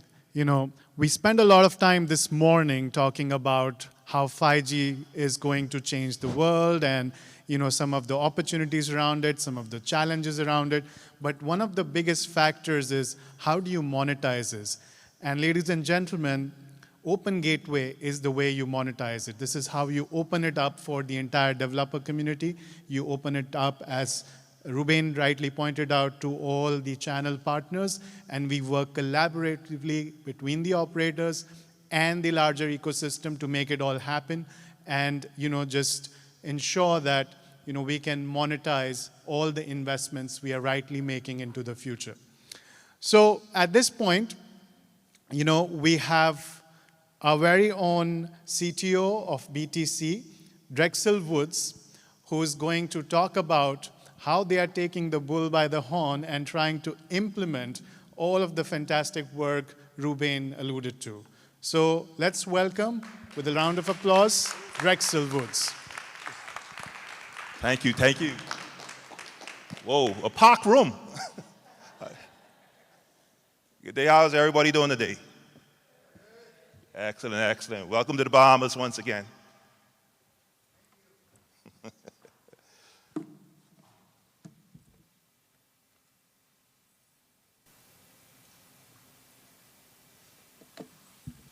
Okay, so over the past 48 hours, you guys would have been hearing about how rapidly, you know, the Caribbean is being increasing in regards to digital transformation. But just as we are rapidly improving in digital transformation, we got to keep our eyes on security. And so security must evolve just as fast as our transformation. And with the APIs that you would have heard Ruben mention, this gives us the ability to secure our digital ecosystems for our financial systems, our government, and our businesses.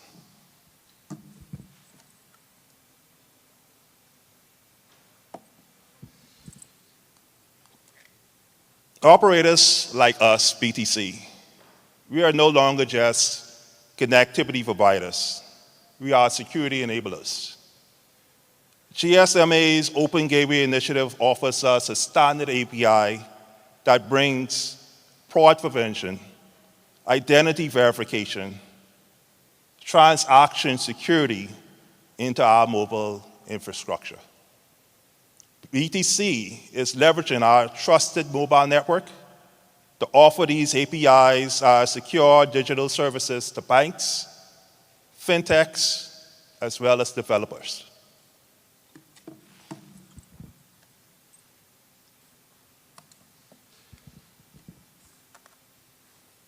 The one-time password SMS API, it ensures that users have a physical possession of their registered mobile device. You know, so often that we go around and we see things happening in regards to folks messaging and saying, okay, is that really you? Is it somebody else? And so we got to be able to make sure that we support bank logins, high-value transactions, and two-form factor authentication for e-commerce. Secure account registration and password recovery is another user case for this technology in the API. The benefits are very simple. It's universal. It's delivered via SMS. It's highly scalable, and no extra hardware is needed. It enhances the customer trust in digital service. Because as you guys are aware, in the Caribbean, we tend to like to go into physical locations to get stuff done. But now, in this digital world, we got to begin to make sure that our folks are trusting the various technology that we offer today. Don't worry, guys, I won't keep you here too long. I promise.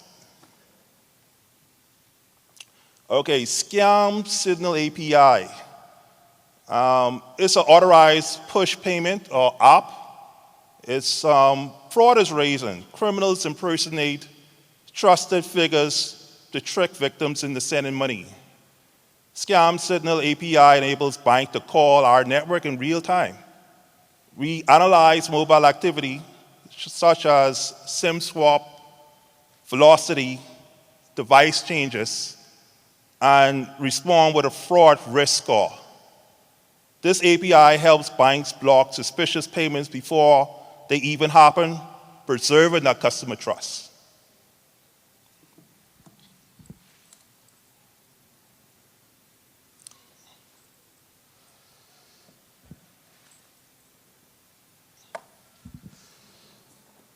BTC is committed to securing the digital economy by exposing network intelligence as APIs. These services reduce fraud, they verify identity, and build resilience for digital finance and government services. We call on banks to partner with us for real-time fraud defense, governments to explore API-enabled ID verification and e-services, and developers to build regionally reliable solutions using standard GSMA APIs.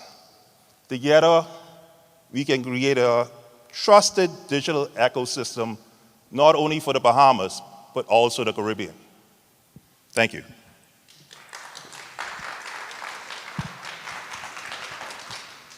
Thank you so much for this interesting presentation on how you're working with the GSMA team and how you're kind of almost first to the market in terms of trying to implement all of these APIs in the region. Now, next up, I have a panel session. So if I may request the Honorable Chairman, Delario Newman, to come back. He's kindly offered to help us run the session as a moderator. And my colleague, Ruben, is going to join us as well. So I have this mic. So let's welcome them with a round of applause.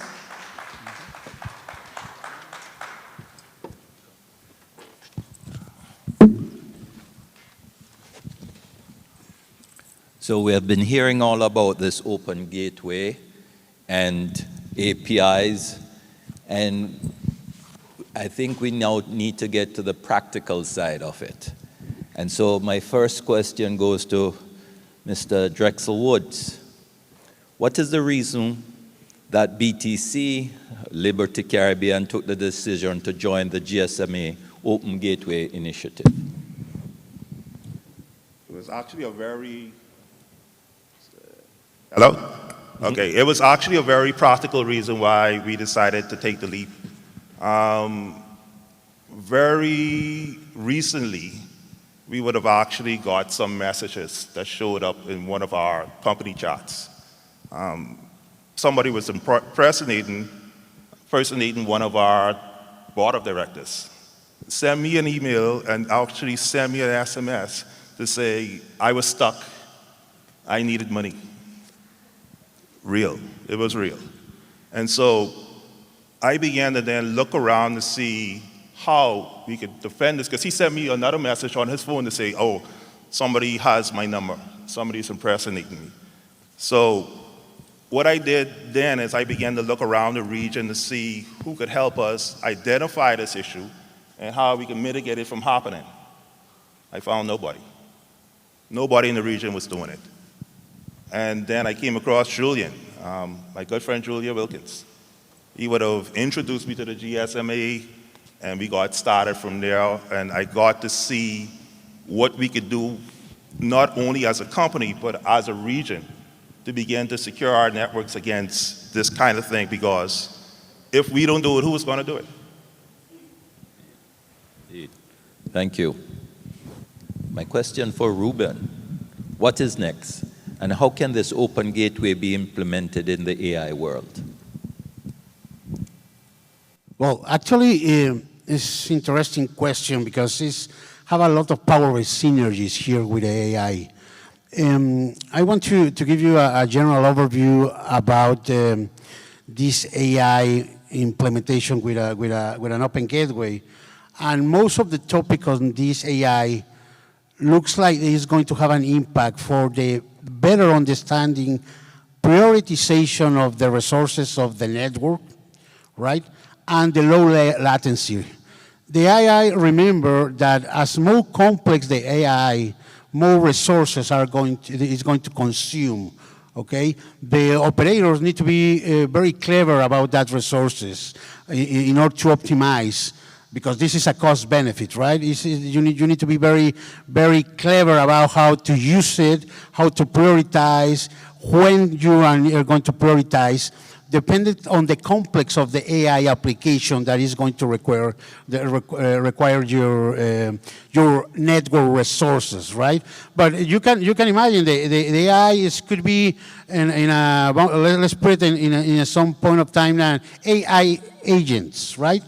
That could interact with voice, with text, in a live environment with a consumer. They need a special bandwidth with a low latency, with a very prioritization of the network to have a good interaction. You don't want to have a pixel or something like that in the interaction with the customer, right? In another point of view, right? The AI in the drones, right? The drones are for the agriculture. If you are going to use drones in the agriculture, you need to prioritize and correct your bandwidth, okay? Because there is a very remote zones that in some cases the 5G is a little bit tricky, right? You need to use very clever that kind of resources. Oh, okay, thank you. Question for Mr. Drexel-Wood. What are the direct benefits for BTC, Liberty Caribbean, and for the Caribbean ecosystem with this initiative? Believe it or not, BTC, as I heard the presentation where GSMA started 30 years ago, and we actually joined 23 years ago. All right. And so we've been a long-time member, and it's only right that we begin to take benefit of this long time of decades of membership. Right. Yep. And so I believe that with this initiative, we're going to see the next Bill Gates, Steve Jobs, coming from over the hill. The folks in NASA would know what I mean by over the hill. As well as the Caribbeans, we could have somebody that's going to be able to develop this technology and take it to the next level. Why reinvent the wheel? The wheel is already there. We have the talent just to make it even better. And this is the benefit that I see for the Caribbean. We have the ability now to take what's available to us and make it better for our region and our people. Great. Thank you for that. My final question that will go to Ruben is, could you share with the audience some examples of industry verticals where the API initiative can be implemented in the Caribbean? Well, I will try to make the examples a little bit regional and try, and I am not the correct expert for Caribbean, but getting my research ongoing, let's do it in a hospitality and tourist situation that you already have with a lot of cruise here in receiving in the Bahamas and in many countries of the Caribbean, right? The latency again, the latency and the use of the resources and the tracking of the cruise in a in a better way with the network that is already in the Caribbean and with the amount of people that use in and out for 8 hours, you need to assign some resources over there, right? In the other ones, in the cargo, in the containers, right? Could you imagine if with this implementation, can you track every single container, starting with the agriculture? That is another potential here in the Caribbean. The agriculture, when they get the fruit or the vegetables and going to the ship and have a complete tracking of this in a real time. That is one example of the agriculture. The other could be in a healthcare, that everybody is in a natural disaster, no? In a natural disaster, you need to assign, again, the correct resources in order that the emergency service can be prioritized that kind of calls and services, right? Is that kind of examples, because every single case is different, but I try to get it along with a local examples in the Caribbean, no? Great. Thank you for that, gentlemen, for sharing with us. As you have heard, both the practical examples of why we have gone on to, why Liberty have gone on to the Open Gateway Initiative, and why we need to consider more APIs in our system. Thank you.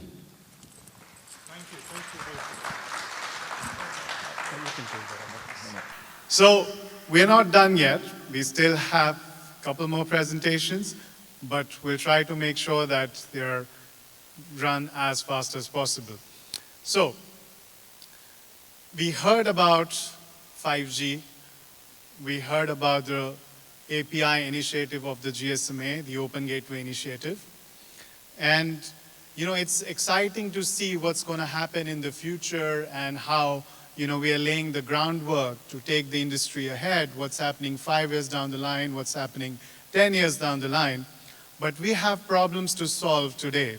As someone who's running a network, as someone who is providing services to the industry, there are problems of today which need to be solved while we look into the future and try to, you know, keep envisioning what the future is going to look like. So as a network operator or a vendor serving a network operator, it's a challenging problem to have. And my team, which is the GSMA services team, is completely focused on helping you as an operator and a vendor not only look into the future, but also solve the problems of today. So what we do is we provide services as GSMA in 3 areas. The first one is network, the second is devices, and the third is assurance, which is some of the certification schemes run by the GSMA. In terms of the device services, I'm not sure how many of you know this, but the IMEI numbers which you have on your devices, they are allocated by our team at GSMA. So we have the data of all the 8 billion odd devices which are out there in the world in terms of the device attributes. We understand what their capabilities are as a device, which technologies they can support, and how well they can support those technologies.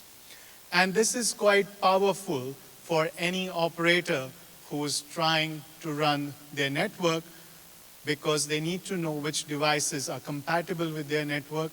They need to know which devices are there on their network. So we have various services which help you as a mobile operator to identify the devices which are on your network, what their capabilities are, what technologies they are compatible with, and there are lots of services which are around that device insights and device intelligence. The second group of services we provide are on the network side, wherein we provide some fraud prevention services. I saw Drexel speak about the fact that fraud is a major problem area, and that's true for every market. So we help operators solve the international revenue share fraud.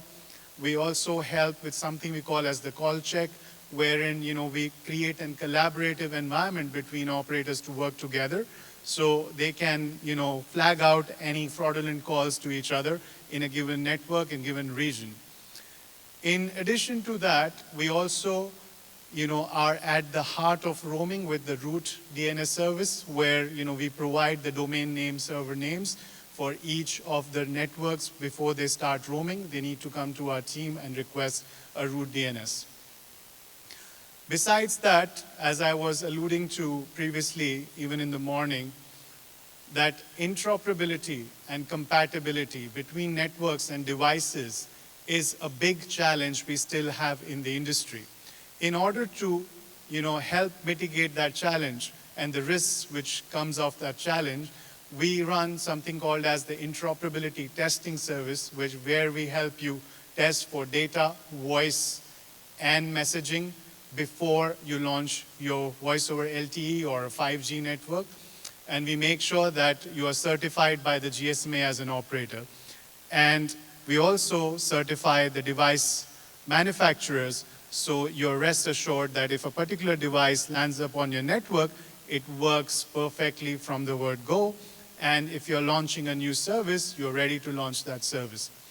And we've also recently launched something called as the Equipment Marketplace, wherein we are helping operators and the larger ecosystem players trade devices and network equipment in particular amongst each other, wherein we support the circular network economy by helping all of these guys come together and create a circular economy where reuse is at the heart of all of these networks. And you are reusing as much as possible. And besides that, you are supporting the circularity initiative of the United Nations. And on top of it, you are also helping monetize your redundant network assets. So you save money, you make money, and you also help the environment in the process. And lastly, in terms of some of the work which we are doing with the 5G and running stable, resilient networks, we provide accreditation schemes. So as a network provider or a network equipment provider, or someone who wants to make sure that your networks are secure, resilient, we provide certifications and assurances wherein we certify network equipment providers, and we also certify any networks running secure networks. So these are some of the services which we have. I wouldn't go through each one of them, but today we run somewhere around 18 services which are across these three areas.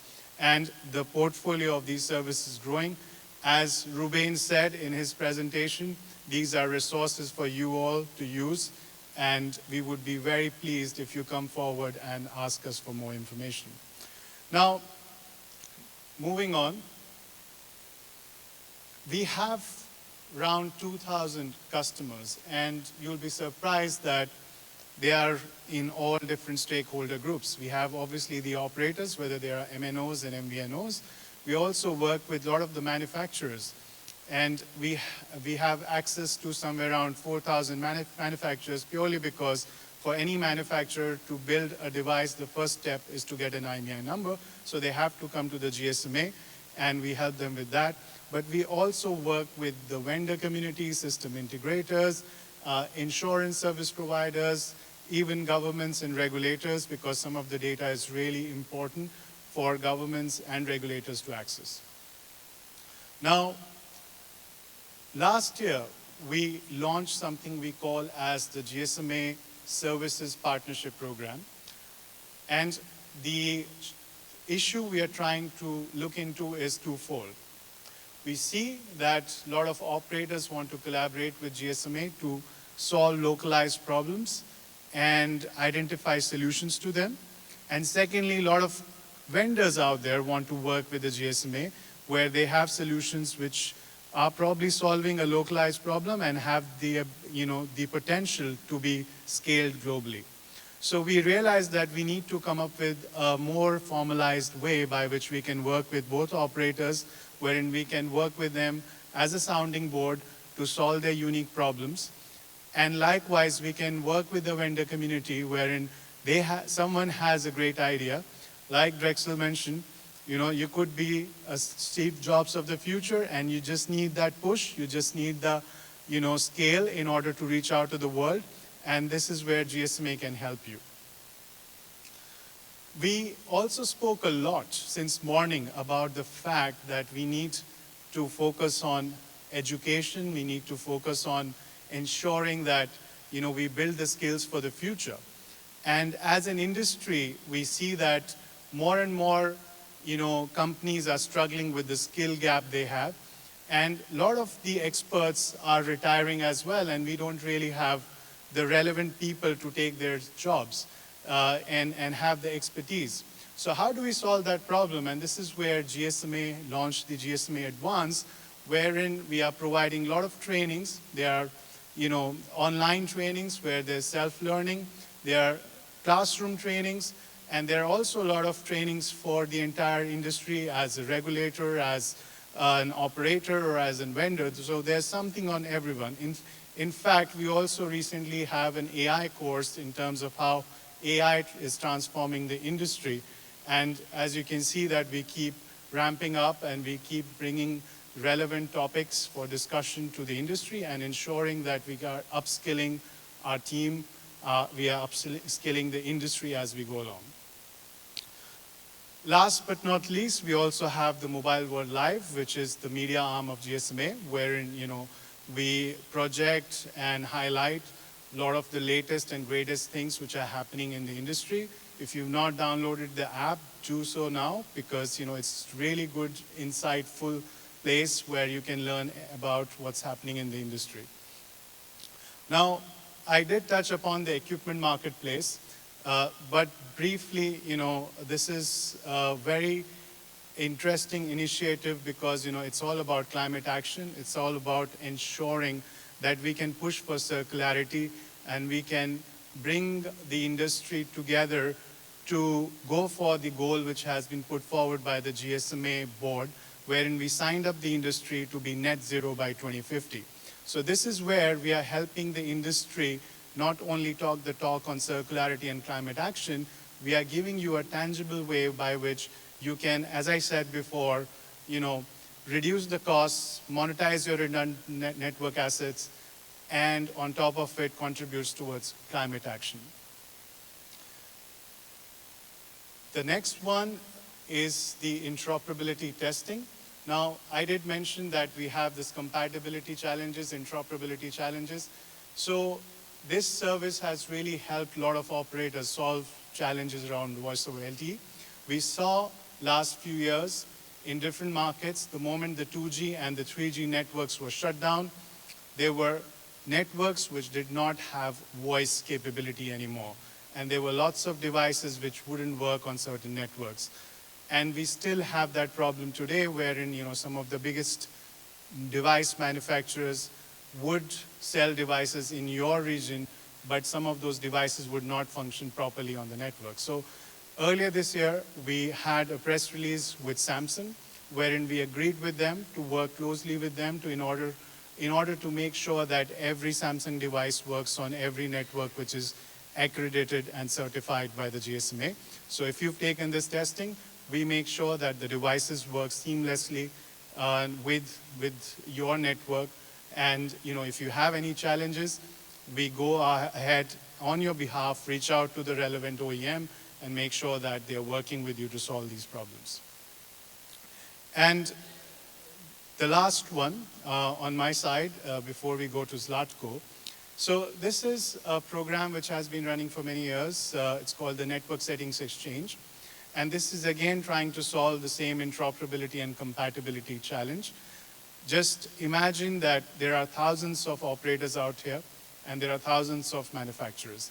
So for any operator to work with a manufacturer, they need to have one-on-one relations with each other.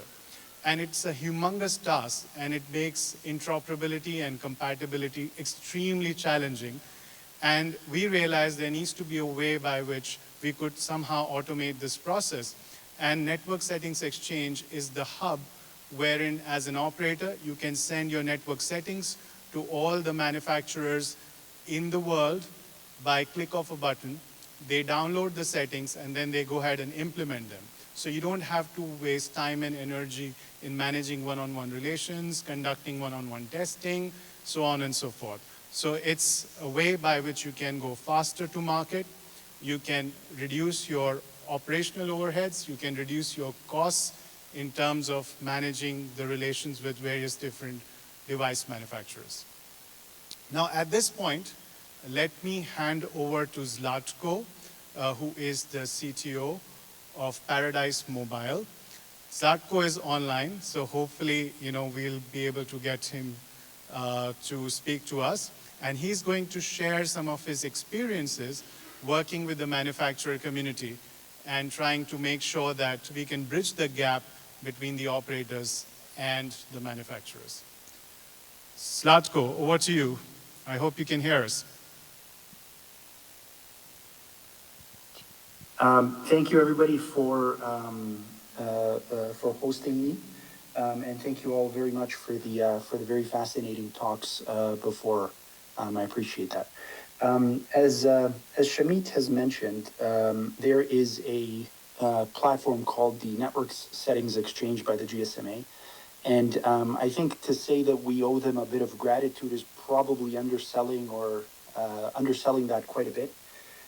We actually had, as a greenfield, a few years ago, some serious compatibility issues with our devices. And when I say, some issues, it's you put in a SIM card in your phone and nothing works. Like, there's no functionality to the device itself. And thankfully, we were given a heads up about this some time ago, whereby we realized that there is an entire certification process that every operator has to go through. If we could just go to the next slide, I can give you a bit of a visual as to what this looks like and what this means. So what you're seeing here on the left-hand side is some of the, let's call it the major ODMs within the region here. Obviously, the first two rows are probably the most important, and then it kind of scales down past that. But what we noticed is there was nothing that would just work out of the box. So what I mean by that is, you put in a SIM card, nothing works. You have to put in an APN.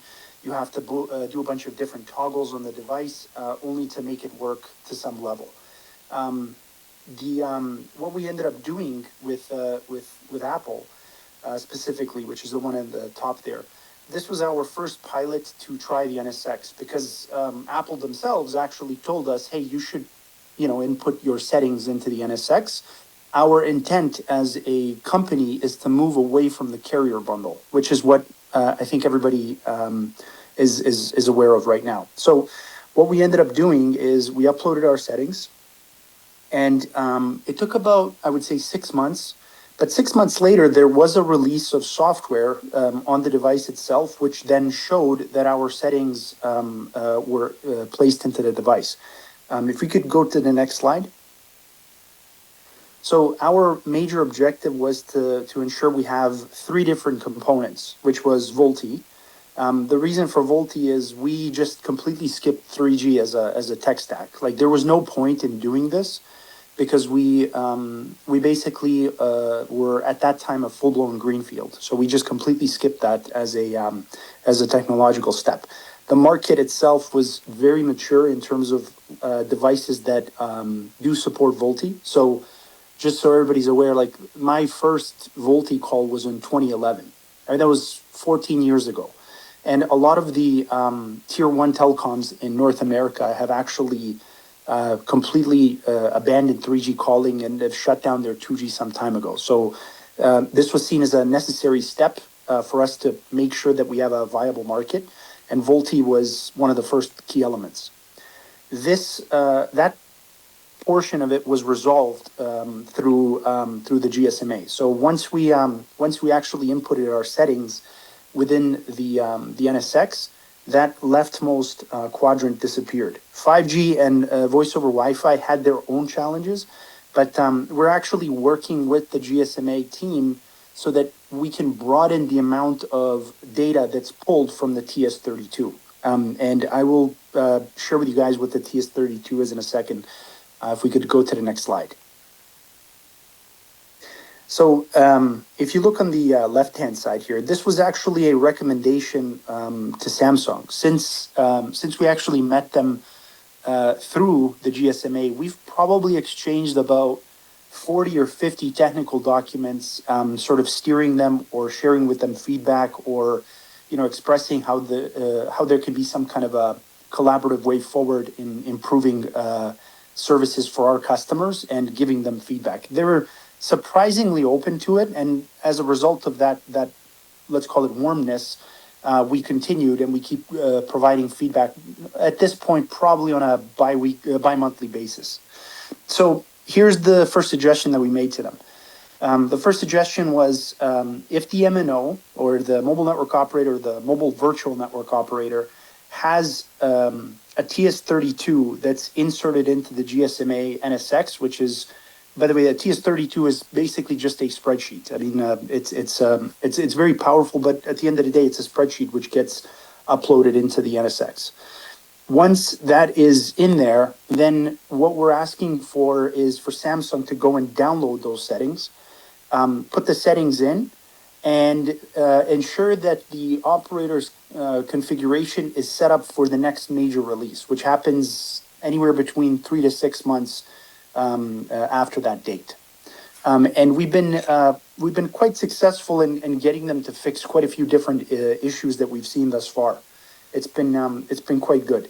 The other element that we ended up doing here, which we are slowly pushing for, is to broaden the let's call it the purview of the GSMA NSX. So if we could go to the next slide for a second. I mentioned that the 5G portion is something that we sort of dealt with on the side, but basically what we could do today is if there was a means where which we could upload some of the settings of what we want for NR or new radio configurations for ENDC or CA or NSA or SA combinations, this would be something that's hugely beneficial as well. So I think this is something that we can do, and I believe that the teams both in Apple and Samsung, which make up a very large portion of the market in our region, we believe that this is feasible. And this is by consuming some of the regular libraries that are out there today. One of them is, there's a company called cacombos.com, which basically shows you what ENDC combinations each device is asking for or is compatible with within the market, which is very cool. And then tangibly, let me just, because I'm a very visual person, if we could go to the next slide, please. Once an operator is in the NSX, the difference on what the device looks like in terms of configuration, what you will see is, if you look carefully at the rightmost screenshot at the very top, there is a toggle that is now on that device called Use Carrier Settings. That is how you know you are actually in the GSMA NSX. If you see that toggle in the top of the screen there, that is a clear sign that you are now in the GSMA NSX, and that in this case Apple has ingested those settings and has proliferated those settings out to the code base, and the device now has that software. So once again, we are very, very thankful for the GSMA. We're very thankful for Apple being very open-minded in this space. We are even more thankful now that Samsung has basically seen the light, and I'm very excited and pleased to be working with the team at the GSMA in order to make this even more powerful and to broaden the purview of the GSMA NSX, because I do believe in standards and things that work. So thank you very much.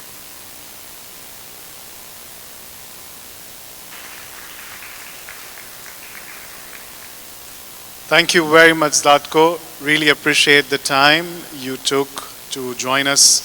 And, the work you've done over the last 2-3 years, pushing this with all the manufacturers, we truly, truly appreciate that. It's not only solving problems for Paradise Mobile, it's solving problems for operators world over, especially the smaller operators and MVNOs who sometimes do not have a voice. So we are truly grateful for all the work you've done in collaboration with GSMA. So thank you again. Now, last but not the least, we have my colleague Judith Azunis, who's the Director of Working Groups and Operations at GSMA. She's going to talk about the work she's doing and running at the GSMA North America Interest Groups, and particularly talk about the Caribbean Coalition, which is a forum she runs with Kanto. Judith. Can we have a round of applause for Judith, please? Thank you. Well, thank you so much for the opportunity, and mainly thank you for staying. I really appreciate your time and sharing, your afternoon with us. I'm going to be really quickly. So what I want to present here is something that the GSMA has for the ecosystem. So the first thing that I want to say is that we represent here the GSMA, but the GSMA North America region. Now, what is the North America region? So we serve the ecosystem from Canada, USA, and the non-Spanish-speaking Caribbean that includes Guyana and Suriname, and we work in the Caribbean really close with Kanto.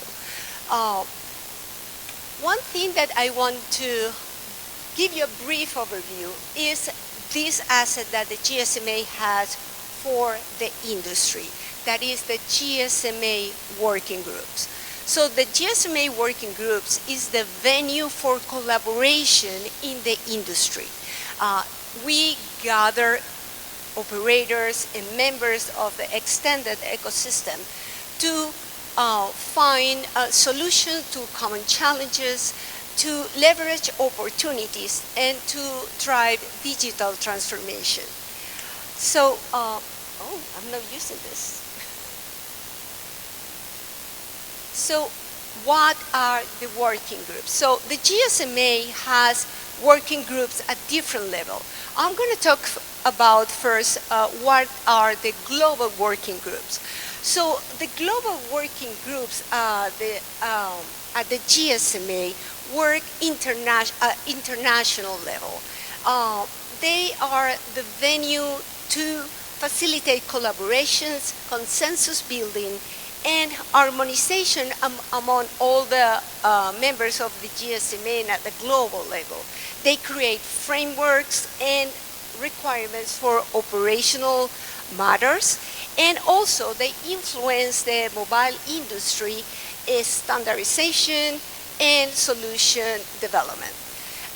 They gather experts from around the world that to work in different areas that are common for everybody that have a place in the mobile industry. They talk about billing, roaming, fraud and security, services, etc. These working groups around the world are coordinated and managed for a group of experts inside of the GSMA that make sure that the more of 1,000 organization members that are part of the GSMA can work together in an efficient way.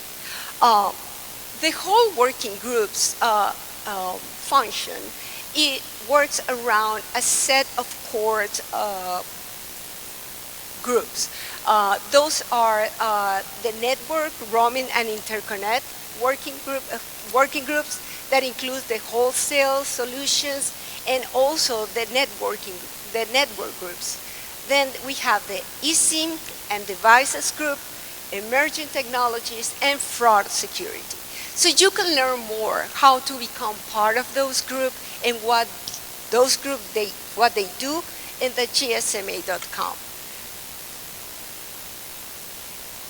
So now, the GSMA North America has the its dedicated group of working groups. And they are, in a similar way, addressing, they are working groups that we gather members of the ecosystem to address challenges and specific issues that we have in the region. And these working groups also serve as a place for communication to policymakers, regulators in organizations that create standards. I'm going fast. Well, similar with the international, the global working groups, the GSMA has 8 working groups. Each working group takes care of specific areas that are important to the industry. One thing that I want to highlight is that these working groups are very technical focused. So they address challenges in the technical side, they evaluate solutions, and they come with possible ways to address challenges that the industry has, and they share the information. So that is why it's important that we invite the operators and the ecosystem in the Caribbean to be part of this. Because the idea is that we need to hear from everybody. We need to understand that we are an industry that is based in, again, collaboration. So the GSMA, through its working groups, we provide the venue. We already have that in place. One thing that I want to mention is that these 8 working groups, we gather 3 times per year in a 4-day event. The first 3 days, we have sessions dedicated to each working group. They have their own agendas, task forces. They focus on specific activities that are decided by the members in consensus. The 4th day, we work with what we have, that is the CTO plenary group, that is an operators group that they advise and decide what are the issues that the region needs to address. Then again, that is the invitation to come and join us.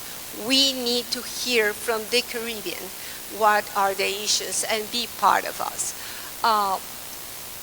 One thing that is very important, these events are hybrid. So we host this event in different areas in the North America, but all of the sessions are open for remote attendees. So you can join us and be part of the session and join the discussions through MS Teams. So I really, really hope that you take that opportunity and become part of our working groups.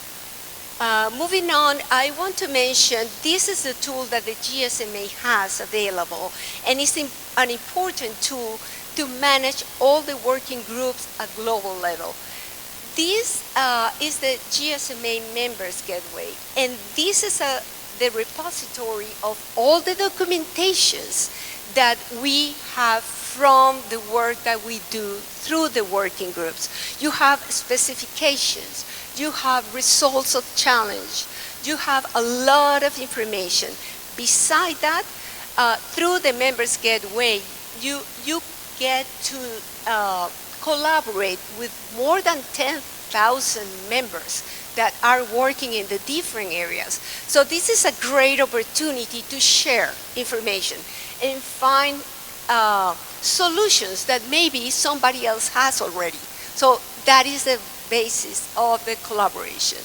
So moving on, I want to say something. So as part of the working group, we understand that the Caribbean region is very unique, and it has its own challenges, its own opportunities. So considering that, we created in collaboration with Canto, we created the Caribbean Coalition. So the Caribbean Coalition is part of all this system of that convening platform that GSMA is putting together, in this case in collaboration with Canto, to offer the place so the ecosystem present its problem, have the discussion, and get solutions. So the idea of the Caribbean Coalition is that we gather operators, regulators, and organizations to discuss those challenges in the context of the Caribbean reality, but having the opportunity to also leverage the power of the GSMA as a global entity so we can work together and we have that retroalimentation that will benefit the whole ecosystem, but having the Caribbean uniqueness in place. The idea with the Caribbean Coalition is that this coalition will work on topics that are brought by the Caribbean. So we need to hear from the members, what is the problem? What is the issue that you want to bring?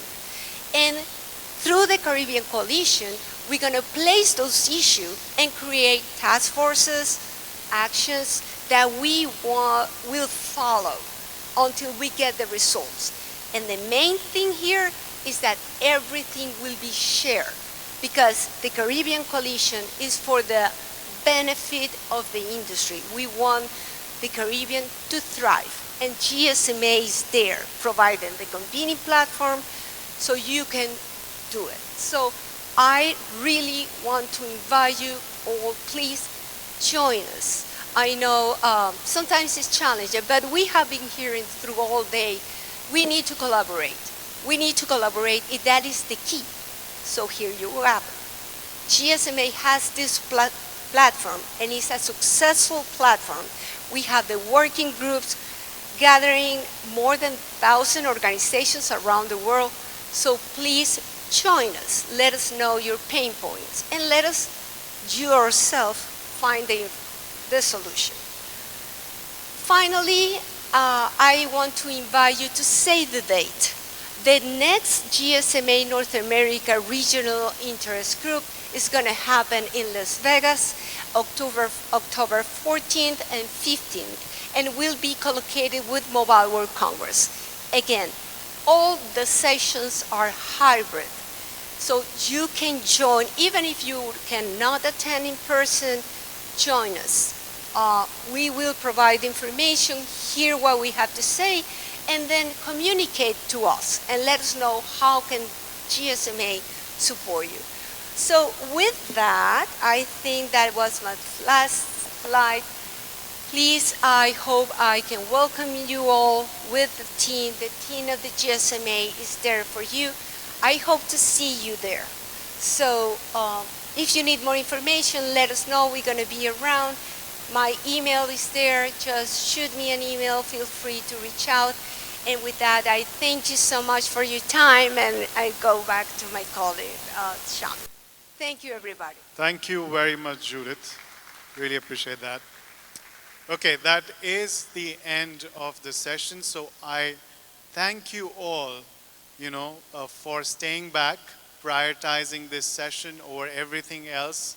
And I must say, you lot are very patient and very kind. So I truly appreciate that. As Judith said, we want to see you all in the future GSMA meetings. We want to collaborate with everybody in this region because only together we can make this industry work, not only for us, as the GSMA mission says, we need to unleash the power of connectivity so society, industry, and people thrive. And that's what our objective is. And I'm hoping that we all can work together to make that a reality. So thank you, everyone, and a special thanks to all the speakers, Liberty team at BTC, Kanto, and all of you all for staying back. Thank you. And have a wonderful rest of the event.